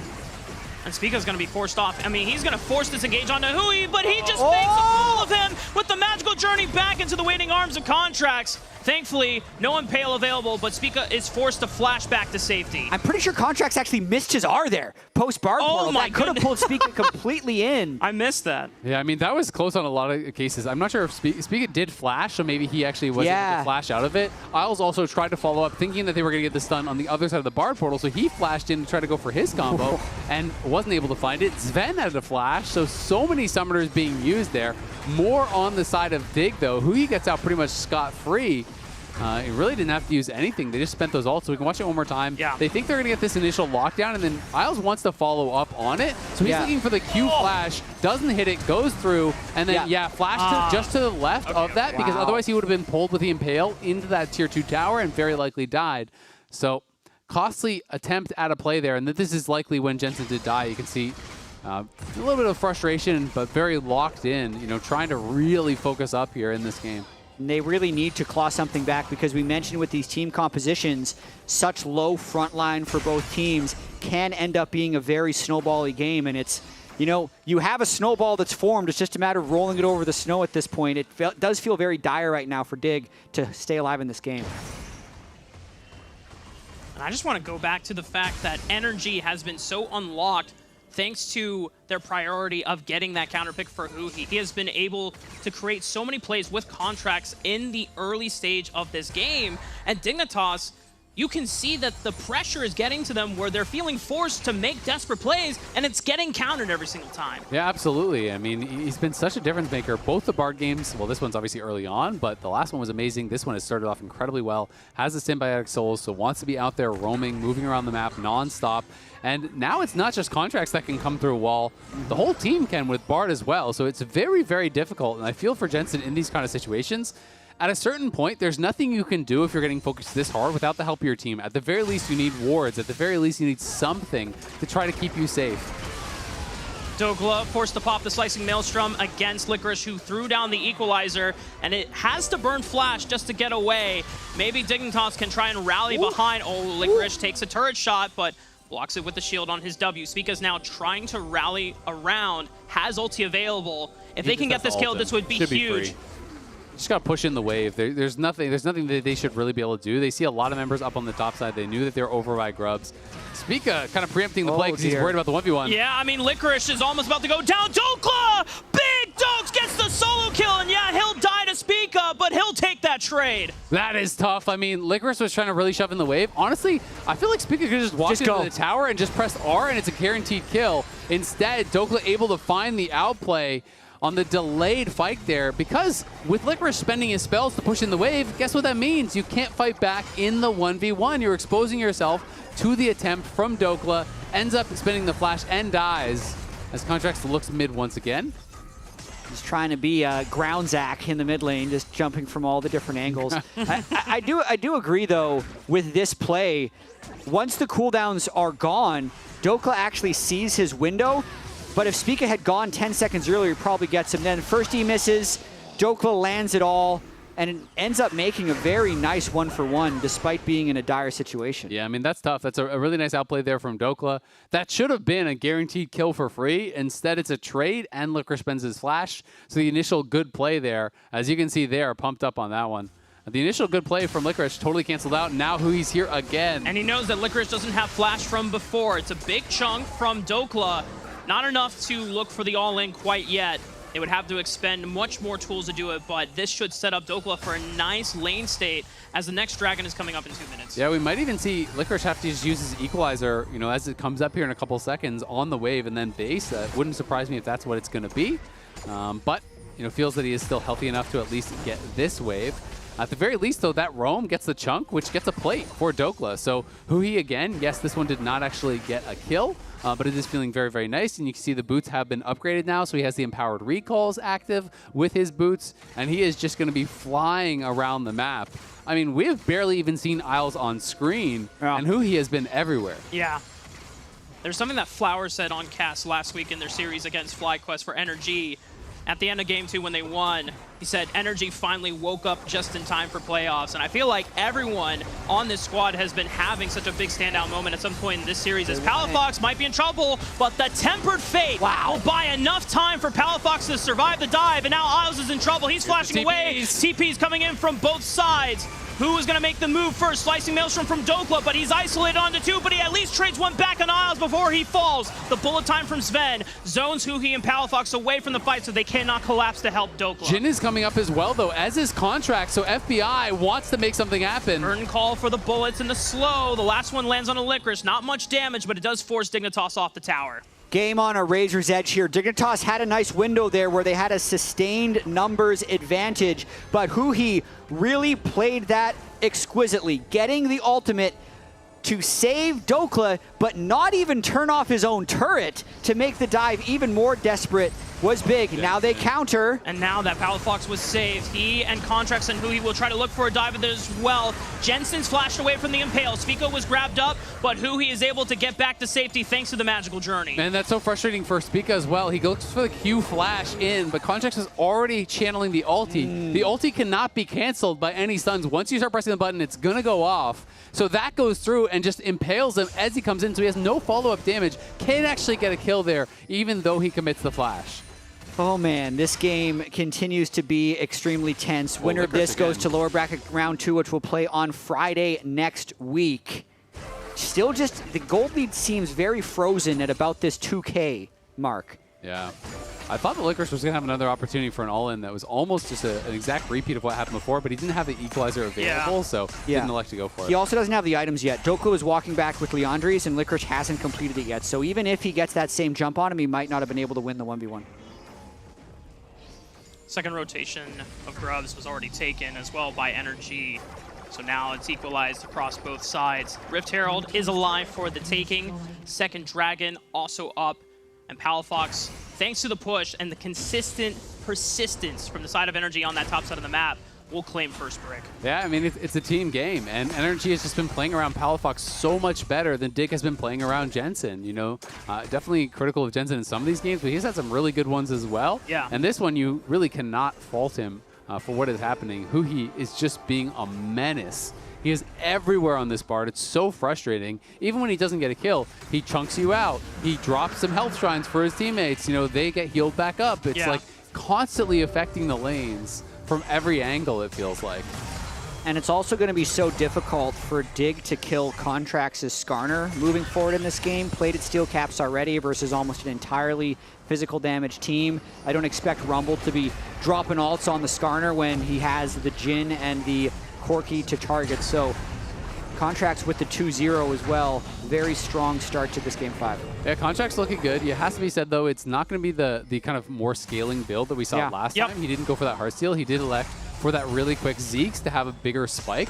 This is a very efficient item. It is a tanky item. It has armor, MR, you know, it has health, it has cooldown, cooldown reduction, it has all this stuff. But when you get that late game, he had so many stacks on the Heartsteel. You're obviously going to be a lot tankier with that build than you would with this style. Yeah, and it makes sense. Contracts knowing that he is practically the sole frontliner for this squad. He doesn't have the luxury of going for a more economically expensive build. He has to go Aftershock. He has to just rush cheap items as fast as possible so he can be an efficient frontline. And I think partially as well, last time it was like Meatballs versus Meatballs. So there's a lot of people who proc Heartsteel off of and get Grass procs off of. Magnustorm from Isles, they're trying to set up for a combo. Bullet time is there, but only gets a little bit of chip damage on the Contracts as he tries to bring Licorice back into the fight. Temper Fade is a whiff, and the rest of NRG cede the fight. 4v5 though in mid lane for NRG. All this buys time for Dokla to get free hits on that bot turret and maybe expend the lead. That was a decent look for Isles, but they were just a little bit too far away. Licorice they still have Vialt. Yeah, Licorice doesn't have Equalizer though, and Dokla is going to be able to walk back to the safety of his tower. Deadly Flourish right onto Sven. He doesn't have Cleanse this game. The barrier's still alive, but he goes right through the damage. Isles Miles could be next, and the rest of NRG are trying to find the support as he flashes over the wall, but he might be in trouble because Hui is incredibly fast. The flash cosmic binding for the slow. Deadly Flourish connects, and Palafox is there trying to pump the damage through the exhaust, but it's Contracts on the Skarner that rams him into the wall. NRG's team play this last game is absolutely on point. They are taking over in this one, extending the advantage here. With their season on the line, it feels like they're really making it work. It's really a difference as Dokla goes in. 1v2. He might just get a kill onto them. Okay, he gets a 1-for-1 in a 1v2, kills the wave, stops the turret from falling, and now Contracts is on the chase. Gonna force Spica to run away. I mean, he's very fast. He's gonna be going for more here. Don't go too deep. This whole last 2 minutes has been just the slightest difference of how well coordinated your team is. Yeah. The original engage by Dig was half a second too early. I think Isles was a little worried they were going to walk out of range, so he goes in early, but then Sven's not quite in range to get the bullet time, and they can't secure this kill. So, and then, after that play fails, NRG's re-engage was just more patient and more coordinated. Replay, okay. Curve the bullet. How about those? And this is a situation where you can be like, oh, just stand behind him. But Palafox is on your face. You have to be running and trying to dodge Palafox as well. So there was no getting out of that situation. I got to say, FBI really on point with the deadly flourishes, instantly throwing those out. Tags another one that gets them another kill. They are pumped up, and Dig on the other side knows that this could very well be the end of the year for their team unless they can pull something back. It's going to depend on those big engages. It's going to depend on those picks. Can they coordinate to get it done? We have seen the games become very swingy as they get towards the later stages, but Contracts has just been on fire. Yeah. He's been goated so far to me. He's been absolutely. Him and Hui are so good, man. I'm just thinking, it's like, if they win this, who do I vote for player of the series? Because both of them have been really, really good. The 2 Bard games for Hui, I feel like he was the one dictating the entire game, but Contracts has been good even in their losses. So it is a tough call. You know, both these players, I think, really standing out for NRG. And for NRG fans, this is such a huge blessing to see that their team that they watched achieve incredible heights in a miracle run for the summer title last year, take down G2 at Worlds, and now return to form after what has been, for the most part, a very disappointing year here in 2024. And for specifically Dokla, Contracts, Palafox, 3 consecutive years together. They do not want it to end in the first round of the lower bracket of the summer playoffs. They want to make this continue onwards as long as they possibly can. So important they close out the last bit of this game from what looks to be a winning position. I mean, Palafox, despite the Azir game, which was a rough game, he's had a really good series overall. Yeah. And, you know, he talked about, hey, if he can get over his mental block, they will come back, they will win the split. If they win this series, you have to give a little bit more credence to that, as NRG crashing forward here, going to take another tower. What is happening with that Herald? That seemed like an unusually long windup, or is that just me? Not sure, but you know what? They got the tier 2 turret anyway, and NRG got what they wanted. So now they will back into the shadows of the jungle, where they're going to look to try and control space for this 3rd dragon of the game. But there is a pink in the pit, so Dig had no reason to walk up. Spica gets grabbed by the Impale, and it's just easy food for Palafox to chow on. And the Temper Fate locks down Isles. Dignitas are just in disarray, dying one after another. And they're pinging on Baron here instead of taking the easy Drake. They know they have a 3v5. They're trying to take it all. It's a 4,000 gold advantage here, y'all. NRG are just accelerating the game beyond the point that Dignitas can stabilize. It's up to Jensen and Sven and Licorice, who is now limping from the base, trying to see if they can stop them. 10,000 HP still on the Baron. Just look at Dokla and Hui. They're setting up for a flank here. They're going to try to turn onto Dig. Hui, blast cones in. The target is Sven. He flashes on top of him. He tries to flash away, but he still dies. Rise to a shuriken. NRG turn off the Baron and are looking for more kills as Licorice could be the next target. Isles and Speaker are back from the grave, but just to die once again as NRG are absolutely destroying Dignitas. That was such a big sequence there for NRG. They're a little low for the Baron, but they've just extended their gold lead so much. Now they can go over and take the Drake. I'd say Sven dying was the good death. The next two are the deaths that they want to avoid because they'd already pulled off the Baron. NRG wasn't going to be able to complete it, but as it stands, that's now going to be 6,000 gold and a 1 Drake advantage for NRG. Yeah, the gold lead is just really getting further and further away. It's very, very tough. I mean, Licorice is pretty far behind. He ends up going with the Abyssal Mask, which, yeah, it does give you some spell pen. It does kind of sap some of that magic resistance. But you're solo AP. You want to be that really big threat, to be that damage threat, to actually cook someone up in the back line. But he's so far behind, it's really tough for him. Dokla is the one that's getting the advantage in this game, and you look across the carries, the gold leads are pretty enormous. Spica has been a non-factor, to be frank, in this one. And Contracts now has the warm box completed. He's working towards his 3rd item. He's so far ahead. This is getting very, very tough for Dig. And NRG just seem to have everything lined up to take the next fight with almost no errors whatsoever. Dignitas are down to Flash on their misfortune, so Sven is going to have to even take more care in how he positions, because a Tempered Fate, a Deadly Flourish, without any type of cleansing ability from any of their teammates, is going to put him back in the grave.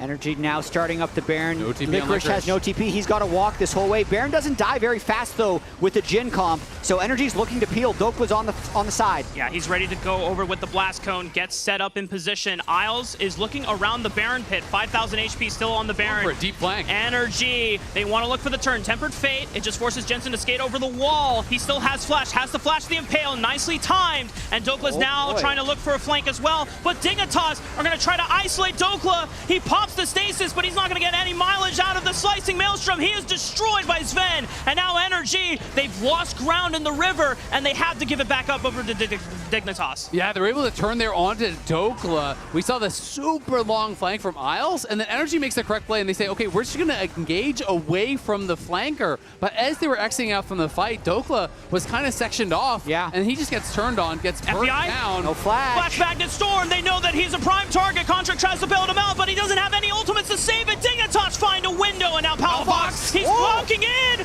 but it's another throw. Bullet time rips him to shreds, and now NRG, they're falling apart.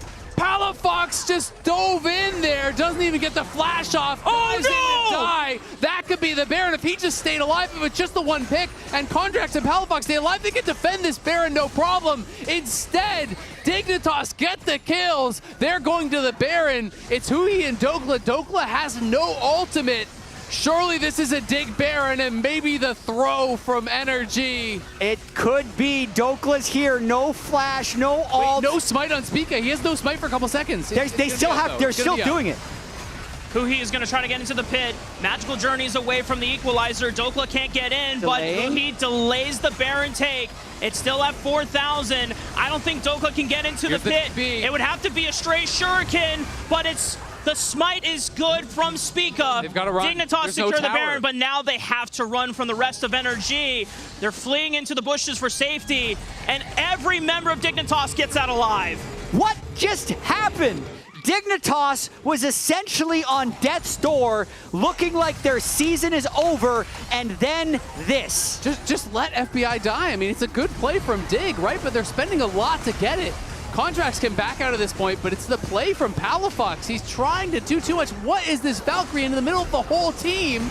And then doesn't flash, gets flashed on there by Spica. They burst him down. That is a flashback to the Palafox play in mid lane on the Azir, but this time Contracts can't bail him out. You can see the crushing feeling for Contracts right there as he knows those deaths might be the end of the season. And that's been the type of stuff they've been struggling with all year, just being on the same page in team fights. Now the game back to being completely even. While Dig has this Baron buff, though, they're stronger. Jensen has just been gifted away back in this game. He's been hitting minions pretty much this whole time. So he's 50 CS up on Palafox now, and maybe even able to take that interior tier 2 turret. Now, to take a step back, still, NRG are not out of this game, but that was what was looking like a guaranteed win for NRG to now a game that is maybe slightly Dig favored. I do still really like the NRG comp, though, and Isles is going to be able to get out of this. I mean, you can still play around Palafox. Yes, Palafox just had a monster throw, but he's almost 16. He has 3 items. So there are still absolutely ways that they can actually win this. And Jensen needs to get back down towards bot side if they want to play for this dragon. Otherwise, oh, Dokla. He's stuck. Slicing Maelstrom is not going to stop the pick from happening. Now Dignitas have a man advantage on the map. And Jensen narrowly gets out. This is the type of collapse that can happen when you have a big lead and you immediately lose it. You still end up playing right afterwards as if you have that big lead, as if the other team is scared to 1v1 you because you have vision and control. With Dokla dead, this just opens up Drake for Dig to equalize it 2-2. Yeah, that really hurts because if he's alive, you know, they're actually in a decent position to fight for that, right? You know, to potentially take this dragon still. But now it is going to be no soul on the horizon for NRG. And Dignitas continue to take more and more. Look at this Baron buff. Plus 4,400, and that's after all the kills they got in mid lane. So, you know, the entire run of play is probably like a 6,000 plus gold swing, if not more. And that's even before the original Baron bait by NRG that was the failed engage. We didn't even get a replay of that moment. This comeback has been non-stop from Dignitas, clearing yet another turret. That is one of the highest Baron power plays we've seen this year, and it couldn't come at a better time for Dig. I mean, this gold graph, if you include that entire run of play, like the failed Baron bait, the pick in mid, into all of this, it is just going to be an absolute cliff. That huge gold lead from NRG swinging all the way back to the other side.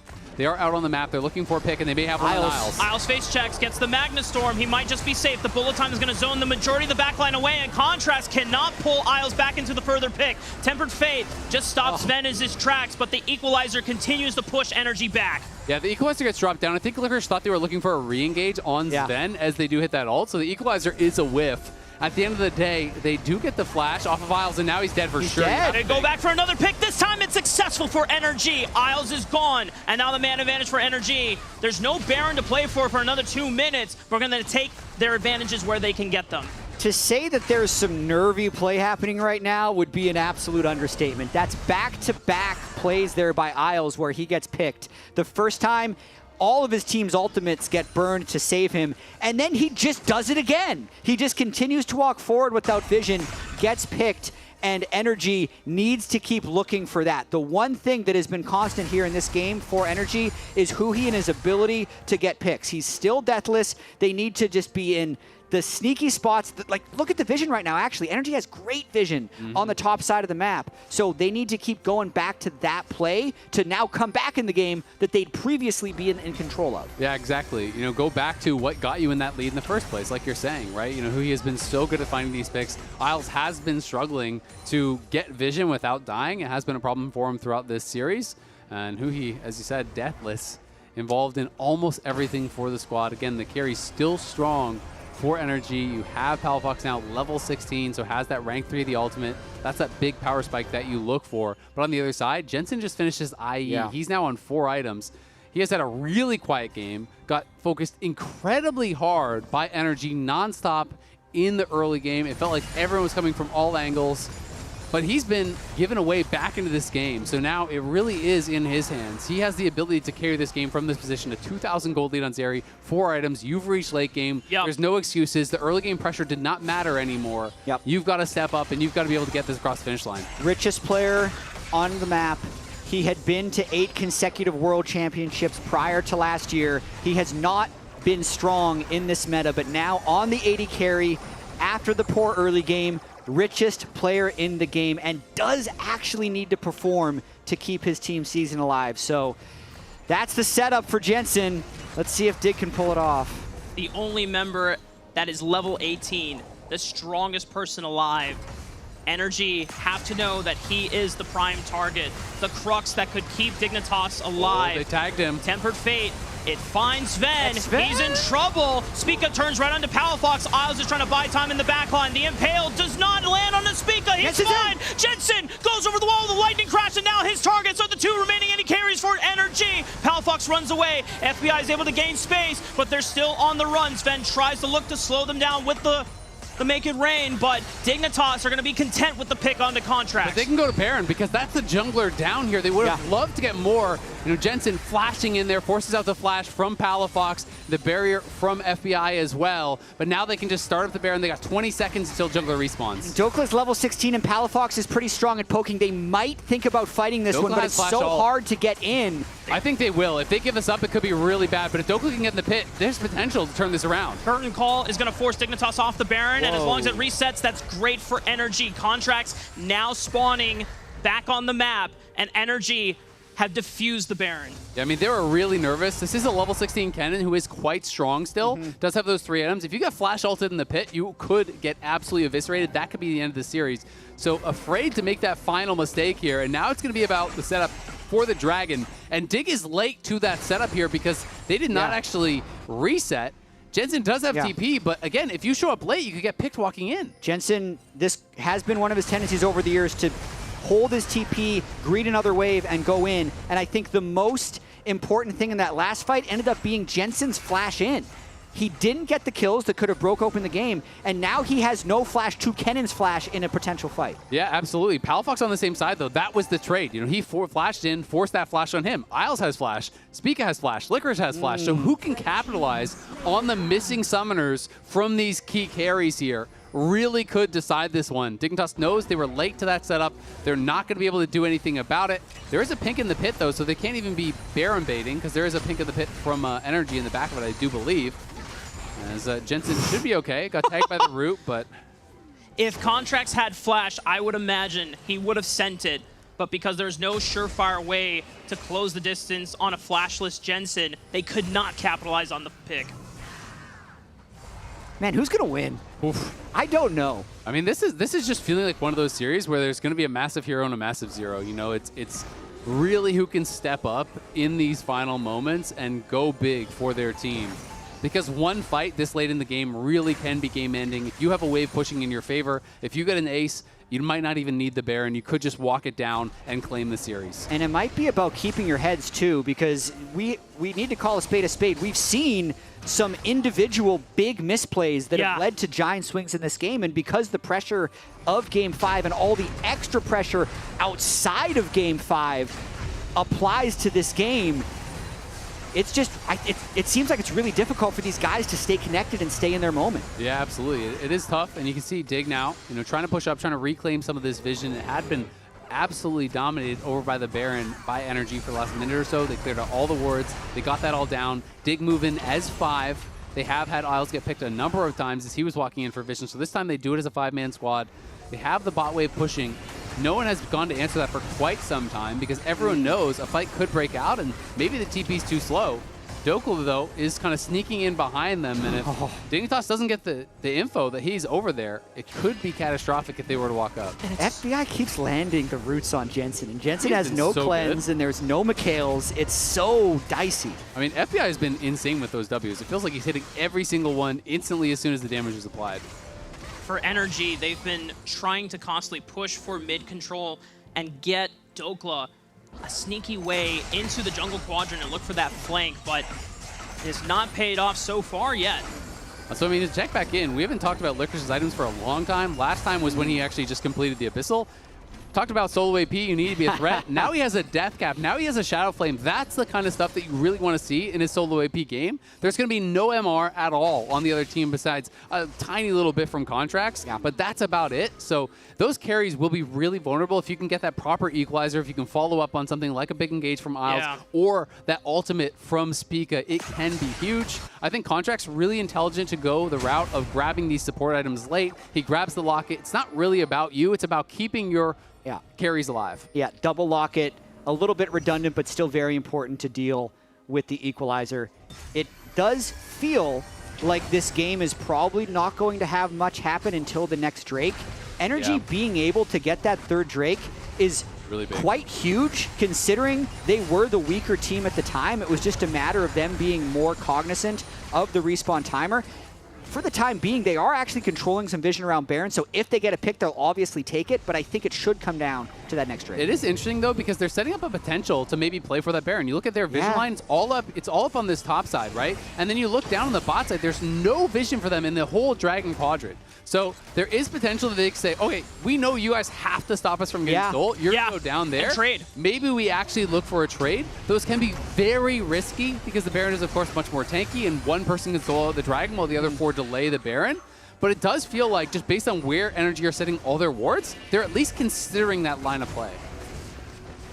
You just got to be so terrified if all of NRG is in the pit and Licorice is the one that scouts and just throws a nasty equalizer with all of his ability power. Tempered Fate does not land on the Spica. He dodges it, but Contrax is going to pursue for the play. Deadly Flourish dodged by Spica, and NRG regain control of the top side. Hey, credit to Spica. Very fast reaction. Yeah. He wasn't window shopping. He knew his recall was a little bit unsafe, and now they might be going for more. Dokla is showing bot, so Dignitas knows they can try to force a play, get that TP out. They have not all the vision, though, knocked out, so there are some wards behind them they have to be really careful about. So they are moving down towards this Dragon. They want to play for that. Jensen try to control that vision and that minion wave in mid. And they're trying to scout out. You can see Licorice was hunting around. They didn't know if Dokla was behind them. Now they have a pretty good idea that he is not, but NRG, again, going up towards that Baron, as I was saying. Exactly, and it looks like Dig would love to keep someone around that Drake, but the Baron has been started, so Dig have to move people up. See him. Now this is so risky. If you commit to this and it goes bad, it's game over, it's season over, but they're still hitting it.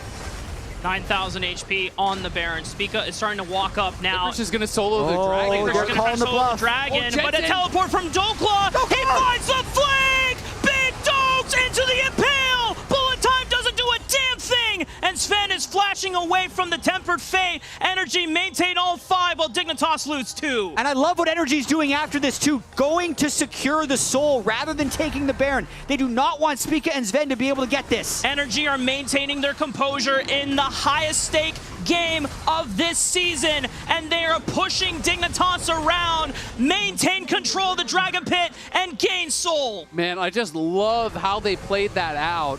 It is so well done by NRG. They control vision on that top side for so long, and then it is really just all about that ward right there from Dokla.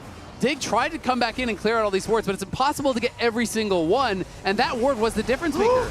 Licorice face checks, he gets popped! Another big Dokes moment as he gets the shutdown onto Licorice. Dignitas down 2 members. Jensen spawning in 8 seconds. This Baron take is not the fastest, but no one from Dignitas can even challenge. And these death timers are really long. Jensen just respawned now after the Soul and Baron had been taken, so NRG back in control. And NRG are just going to keep pushing. They're not actually going to reset. They know that those respawns are so long, so they want to get as much done as they can on the map right now. They're going to walk up. The tier 2 top instantly dead.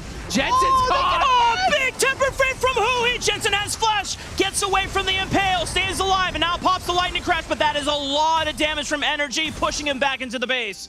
He's so clutch, still making every play. Jensen's out of this fight. NRG's going to push hard. Inhibitor turret will fall. The inhibitor will be next. Licorice spawns in 10 seconds. We'll see if NRG want to take their chances of pushing into the base, but they're going to back off for now and rotate to the mid lane. Yeah, look at mid. Palafox pushing that up. He has the GA now as well. Dignitas moving out as Dokla got knocked the wrong way from that blast cone, but is going to be fine. Just now, Licorice finally respawned, and Gig going to try to hold on here. Spica tries to engage on the Palafox, but doesn't find the Vault Breaker. Dios míos, guys, this game is so crazy close. NRG have found the window where they are back in the lead after they threw it 20 minutes ago. And it's this play, that ward, Dig trying to slow contest this Baron because Licorice wasn't even here for a potential fight, and Jensen just gets clean one shot to start this fight. Never a chance with the way he was positioned. That could be the play to break it open. Yeah, that was massive from Dokla, and they're able to find the follow-up there. You could see multiple people flashing. Contracts flashed in, Hui flashed in. They all committed. They're saying, no way we let him get out of this. They are able to finish him off. They had the Impale there to follow. They had the slows from the Bard to follow as well. But the game is not over just yet. There's a minute on the Baron. If they can hold on for this, it could come down to a potential Elder as well. because perfect timing on this gold graph. Oh my God. You just never know. You never know what's going to happen next. Baron buff, Infernal Soul, maybe even an Elder, might not matter because we also know that they're really squishy team comps on both sides. So no matter your gold lead, no matter your buffs, if you get caught in the wrong spot, you're gone. And that's going to be the fight decider. So NRG trying to make something happen here. There's a flanked attempt from Dignitas trying to see if they can wait for NRG to push up. Spica is going to send it. Palafox has flash. FBI is all the way in the back safe. Spica sends it on to Dokla. He gets blown up, but it's a massive impale. Maybe NRG can survive. Palafox Valkyrie's over the wall, gets to safety, and FBI is able to fire on back. And in the end, it's just a trade of kills. What a great engage from Dig, but this is the problem. Look at the base. They've got to defend the base. They can't actually get anything done off the back of it. They do lose a Nexus tower. It's a good snap engage. It's a great kill immediately in onto Dokla, but it's just that. It's just a kill. A little bit of gold here. They're going to lose a tier 2. They're going to lose a Nexus tower. The Baron buff will expire, though, and I think this game is going to Elder. Unless there can be a pick prior to the Elder, it's going to be all about that. It's going to be about the setup for it. Here it is, one more time. Spica goes in, immediate engage, great follow-up from Miles, bullet time over the top. There was that denial from Huhi pretty quickly on that bullet time, but still, the damage was done. They all got roasted from that, and thankfully the zap didn't connect on a Palafox, or he could have lost the GA. And that's a crazy play by Spica that pays off, because if they just find him a little bit early, pull back and kill him, that's at least 2 inhibitors gone for the team. They'd already lost the top inhibitor, and the bottom one would have been completely indefensible. So that risk pays off in keeping them kind of in this game, and it brings both of their carries to full build. Yeah. This is a reminder that we're super late game. We're 44 minutes in here. And it's double GA plus Zonias for NRG, right? So that is always really, really difficult. So not only do you have to win the fight or get that initial pick, you now have to have enough going that you can be running over the fight and kill them as they respawn, right? You have to be winning the rest of that fight. There is a GA over on Sven. Jensen does not have one. The Seeker is just now purchased up here by Licorice, as Jensen is now truly 6 items. We got a Zephyr. Boots. He has the Zephyr. Oh boy. It's pretty rare to see in competitive people go this deep, but he's got 465 CS. I imagine Sven, if this goes much longer, is going to swap over and try to grab a Zephyr himself. But man, this is true late game. Yes, the Infernal Soul does matter a lot, but honestly, when you get 40, 50 minutes into the game, the lethality is so high, you just instantaneously die, that it's way more about execution than gold at this point. I could not agree more, Leo. I thought we had seen the bloodiest and the most intense games of the series back-to-back in games 3 and 4. And the way that NRG started, it seemed like it was just going to be a stomp. They had the game in their hands at around 20 minutes, but then the series and sequence of disastrous moments for NRG gave Dignitas the window back, but now NRG are once again seemingly so close to winning this series and keeping their season alive. Oh my God. That's a lot of wards, I think they might want to play for the Elder Dragon. They might want to do a teleport play with Kennen when the Elder Dragon happens. It's worked out so well. Spica might be caught. The flash impale. They find the jungler. The re-engage from Miles, but a good tempered fate stops it. But Dokla doesn't get anything from the slicing maelstrom. But NRG still lead with the kills. All 5 members still alive as Palafox takes pot. Licorice sends it. Flame Spitter cooks up the 80 carries of NRG, and NRG are falling. Dokla contracts trying to run for the hills. This could just be Licorice winning the game for Dignitas. Oh my God, that play as they go in. Dokla went in for the ulti, but Huhi had thrown his ulti first. Sven is going down mid. They're going to have to try to take the Elder. Huhi and Dokla are back there. Their wave clear is very poor. They're really split on the decision-making. They're walking back from the Dragon to mid over and over and over. And now they're going to commit to going for the Dragon here. Sven thought it was endable. It wasn't. Now, actually, Jensen recalls and is going to show on bot wave, which might have given a window for this Elder to be contested. That's why Dokla's moving around now. Sven should be able to secure this to give them Elder and then possibly Baron afterwards. No flash, no ult on Dokla, so I don't think there's any way they could win that 2v2. If you walk over, you just die. But that is heartbreaking for NRG. The miscommunication on the timing there.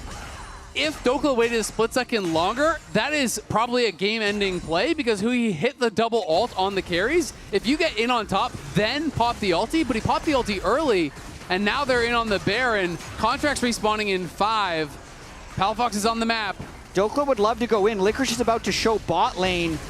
I feel like they probably give this up. Who he can ult it to delay a little bit. Maybe. Tempered Fate right at 1200 HP. missile. Palafox, QW. rocket! Spica secures the Baron for Dignitas.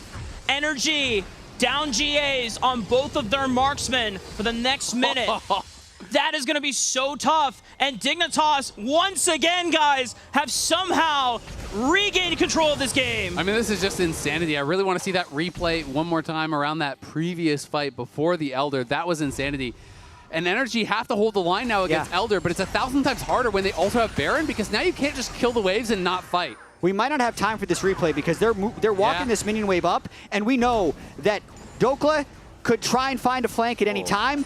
The lethality is so ridiculously high at this stage in the game. Looks like Dig is going to try and 5-man this top wave in. They're going to try to dive. I think this is what this is signifying. They're not going to split. They're not going to be playing any sort of a silly game, but at the same time, if you mess up that dive, you can still get roasted here. Dokla's on the side, has no flash, and is now spotted. Really big root right onto Dignitas. Spica is chunked. Ball breakers back and away, and the execute is always looming there as a threat. NRG have to be so careful about this defense. Critically, Dig carries do have their flashes. There's no flash on Palafox or FBI, so that really is a big difference maker here. But Dig have got to choose their moment. They've got to go soon if they're going to do it here. They are running out of time on that Elder buff. Curtain Call is popped. Tempered Fate buys some time. The Equalizer right on top of FBI. Isles is trying to stall the fight, but who he falls and contracts his neck. Dignitas have 5-3. No GAs for the marksman of NRG. It all comes down to this. Season is on the line. Dignitas have a window to push S5. They have to wait for the next wave. They have to just wait for it. Baron's still up for a minute. Elder's going to be gone. FBI, Palafox, Dokla still have the Infernal buff. They're going to have to make a last stand. Palafox, Dokla, and FBI. Can they pull out the Hail Mary? Spica sends it. Palafox is blown up. Dokla with the slicing maelstrom only finds one. It's it. Dignitas will push through. They dig deeper. They will bleed it out. But Dignitas will not throw this season away. And they're taking their time somehow at the very end. What an unbelievable sequence and unbelievable series we just watched. Absolute heartbreak for NRG. And in one word for Dignitas, it has to be relief that they hang on. They edge out NRG in a ridiculously close series here. Back and forth all the way to the bitter end. The slimmest of margins making the difference in these fights. They are going to be replaying some of these moments over and over and over in their heads, knowing if only they did the smallest thing different, if they changed one thing here, one thing there, the series could have gone the other way. But at the end of the day, Dig season continues. They'll move forward. And we're going to be joining Kobe on stage for the interview with a triumphant Dignitas. Season on the line, game 5. Walk me through the final moments here. That was so low, it's unbelievable. I don't know, bro. I have this feeling like I can't stand straight right now. It's like, honestly, that was a crazy game, going back and forth. That's one way to describe it, yeah. Multiple throws in that game, But what, as you look forward in the gauntlet, is going to be your goals here for Dignitas? You have either 100 Thieves or Team Liquid coming next. Yeah, we need Jesus, I think. I don't know, bro. It's like a little demoralizing to play games like this where like you're so doomed you can't win unless they find a way to mess up. But honestly, like we had really good scrims this week, and I thought the way the first game went and third game went was how I was going to go the whole week. But it's not really how it worked out on stage. But I really thought we had found some sort of like improvement from last week in scrims this week. So I was a lot more confident than this showed. Is there anything in particular from this last week that you guys really feel like you improved on? I just feel like the last couple weeks our mid games were super bad. They're also bad today. But in scrims, I feel like we're making progress slowly, so I felt really confident. But then just today, I think we just had to like man up a little bit and just send it. We're playing champs like Vi and Rumble and Rel. We just need to just flash in and just go. If it doesn't work, it doesn't work. It's just how it is, right? Well, there is some magic to the gauntlet, to the lower brackets. Do you think that this is going to be the spark for Dig season? No. Is it finally time?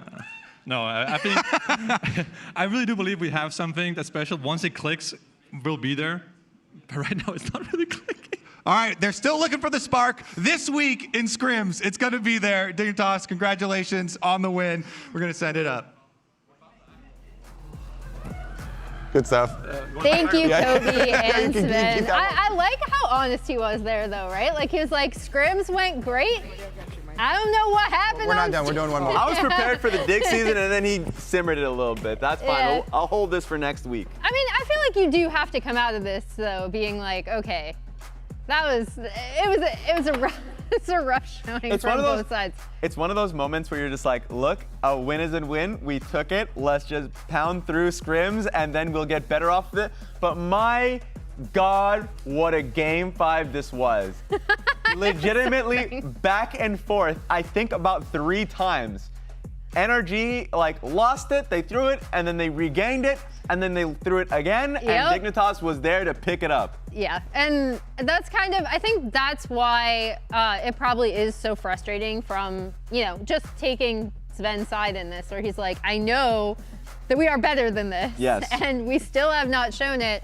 And looking ahead, if we don't, we are eliminated. I think the coolest thing was when under pressure, they were able to dig deep, come up big in some of these team fights. Right now, though, we are actually going to hear from Kobe and Contracts to kind of bookend NRG's season.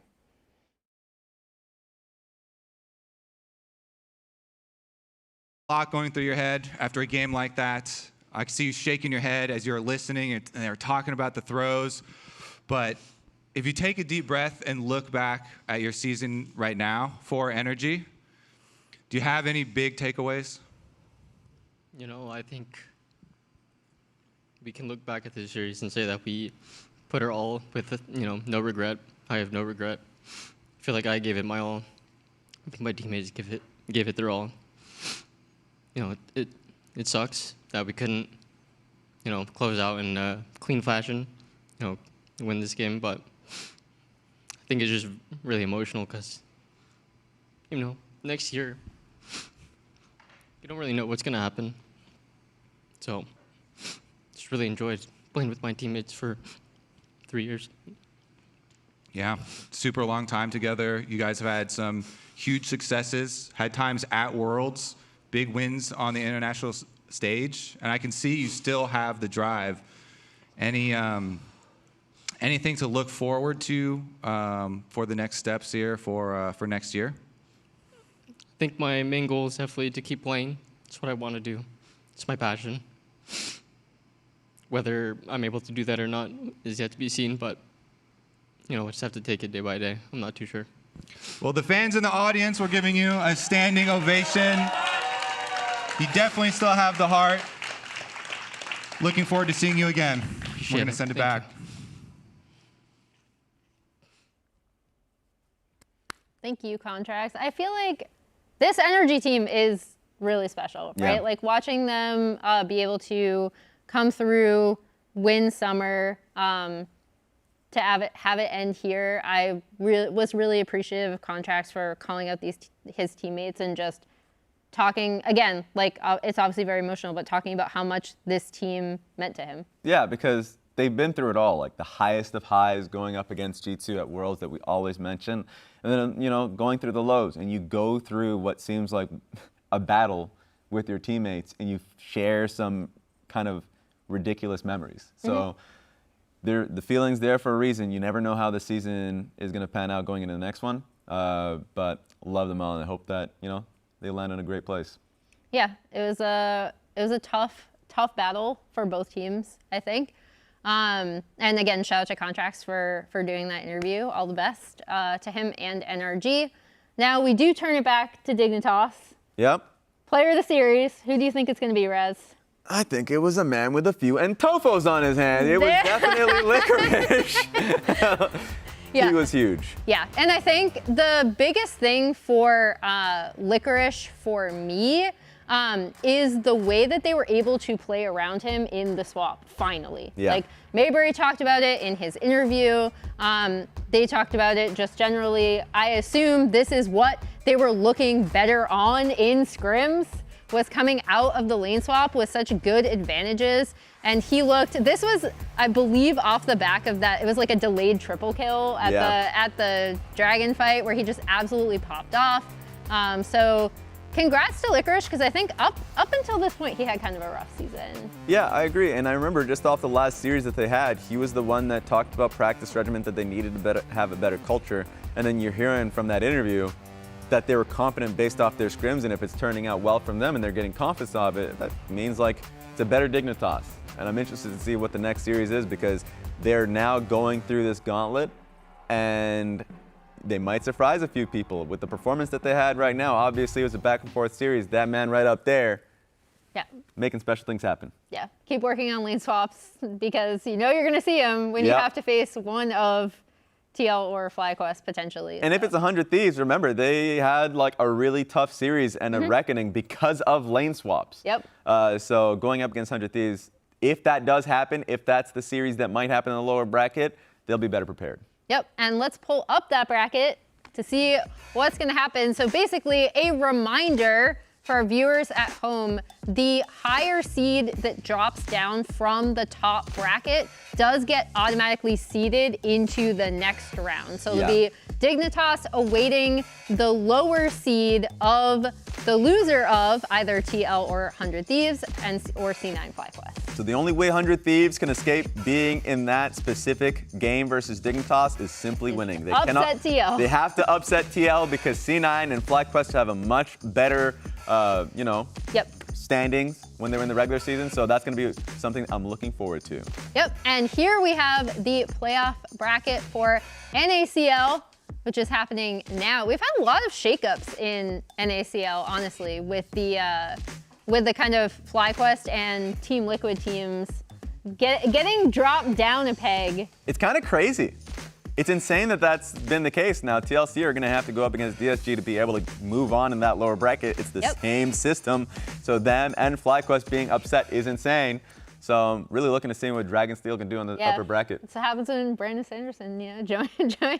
It's magic. I haven't read his book, but it's magic. I promise you. I promise. That is it for us. Thanks for sticking around.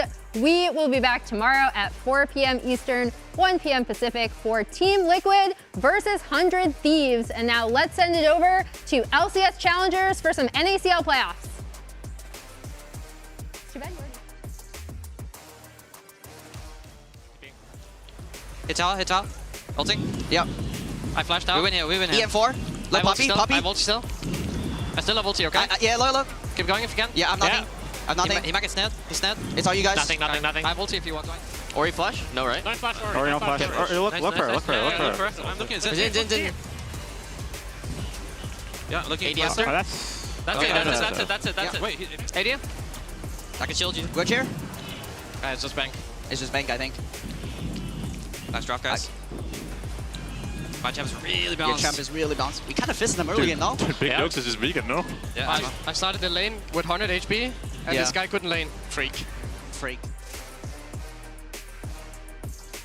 I'm tanking. Yeah. I have one more. For you. Yeah, that's it. Nice, guys. Okay. They're going. What do you think? I can only hit Sedge.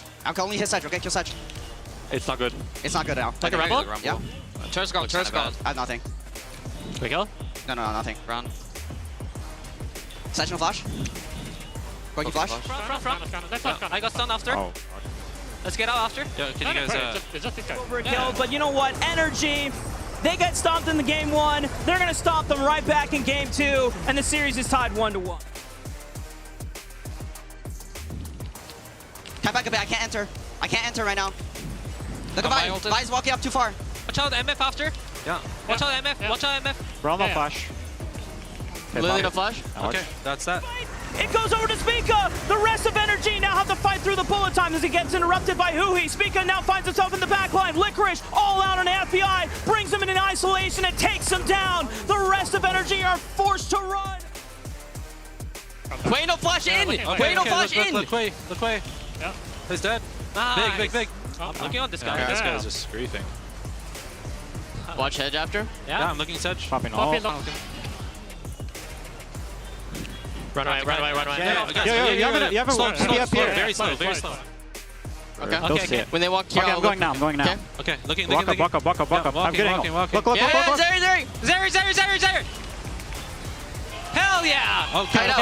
Palafox, Dokla, and FBI. Can they pull out the Hail Mary? Spica sends it. Palafox is blown up. Dokla with the slicing maelstrom only finds one. It's it. Dignitas will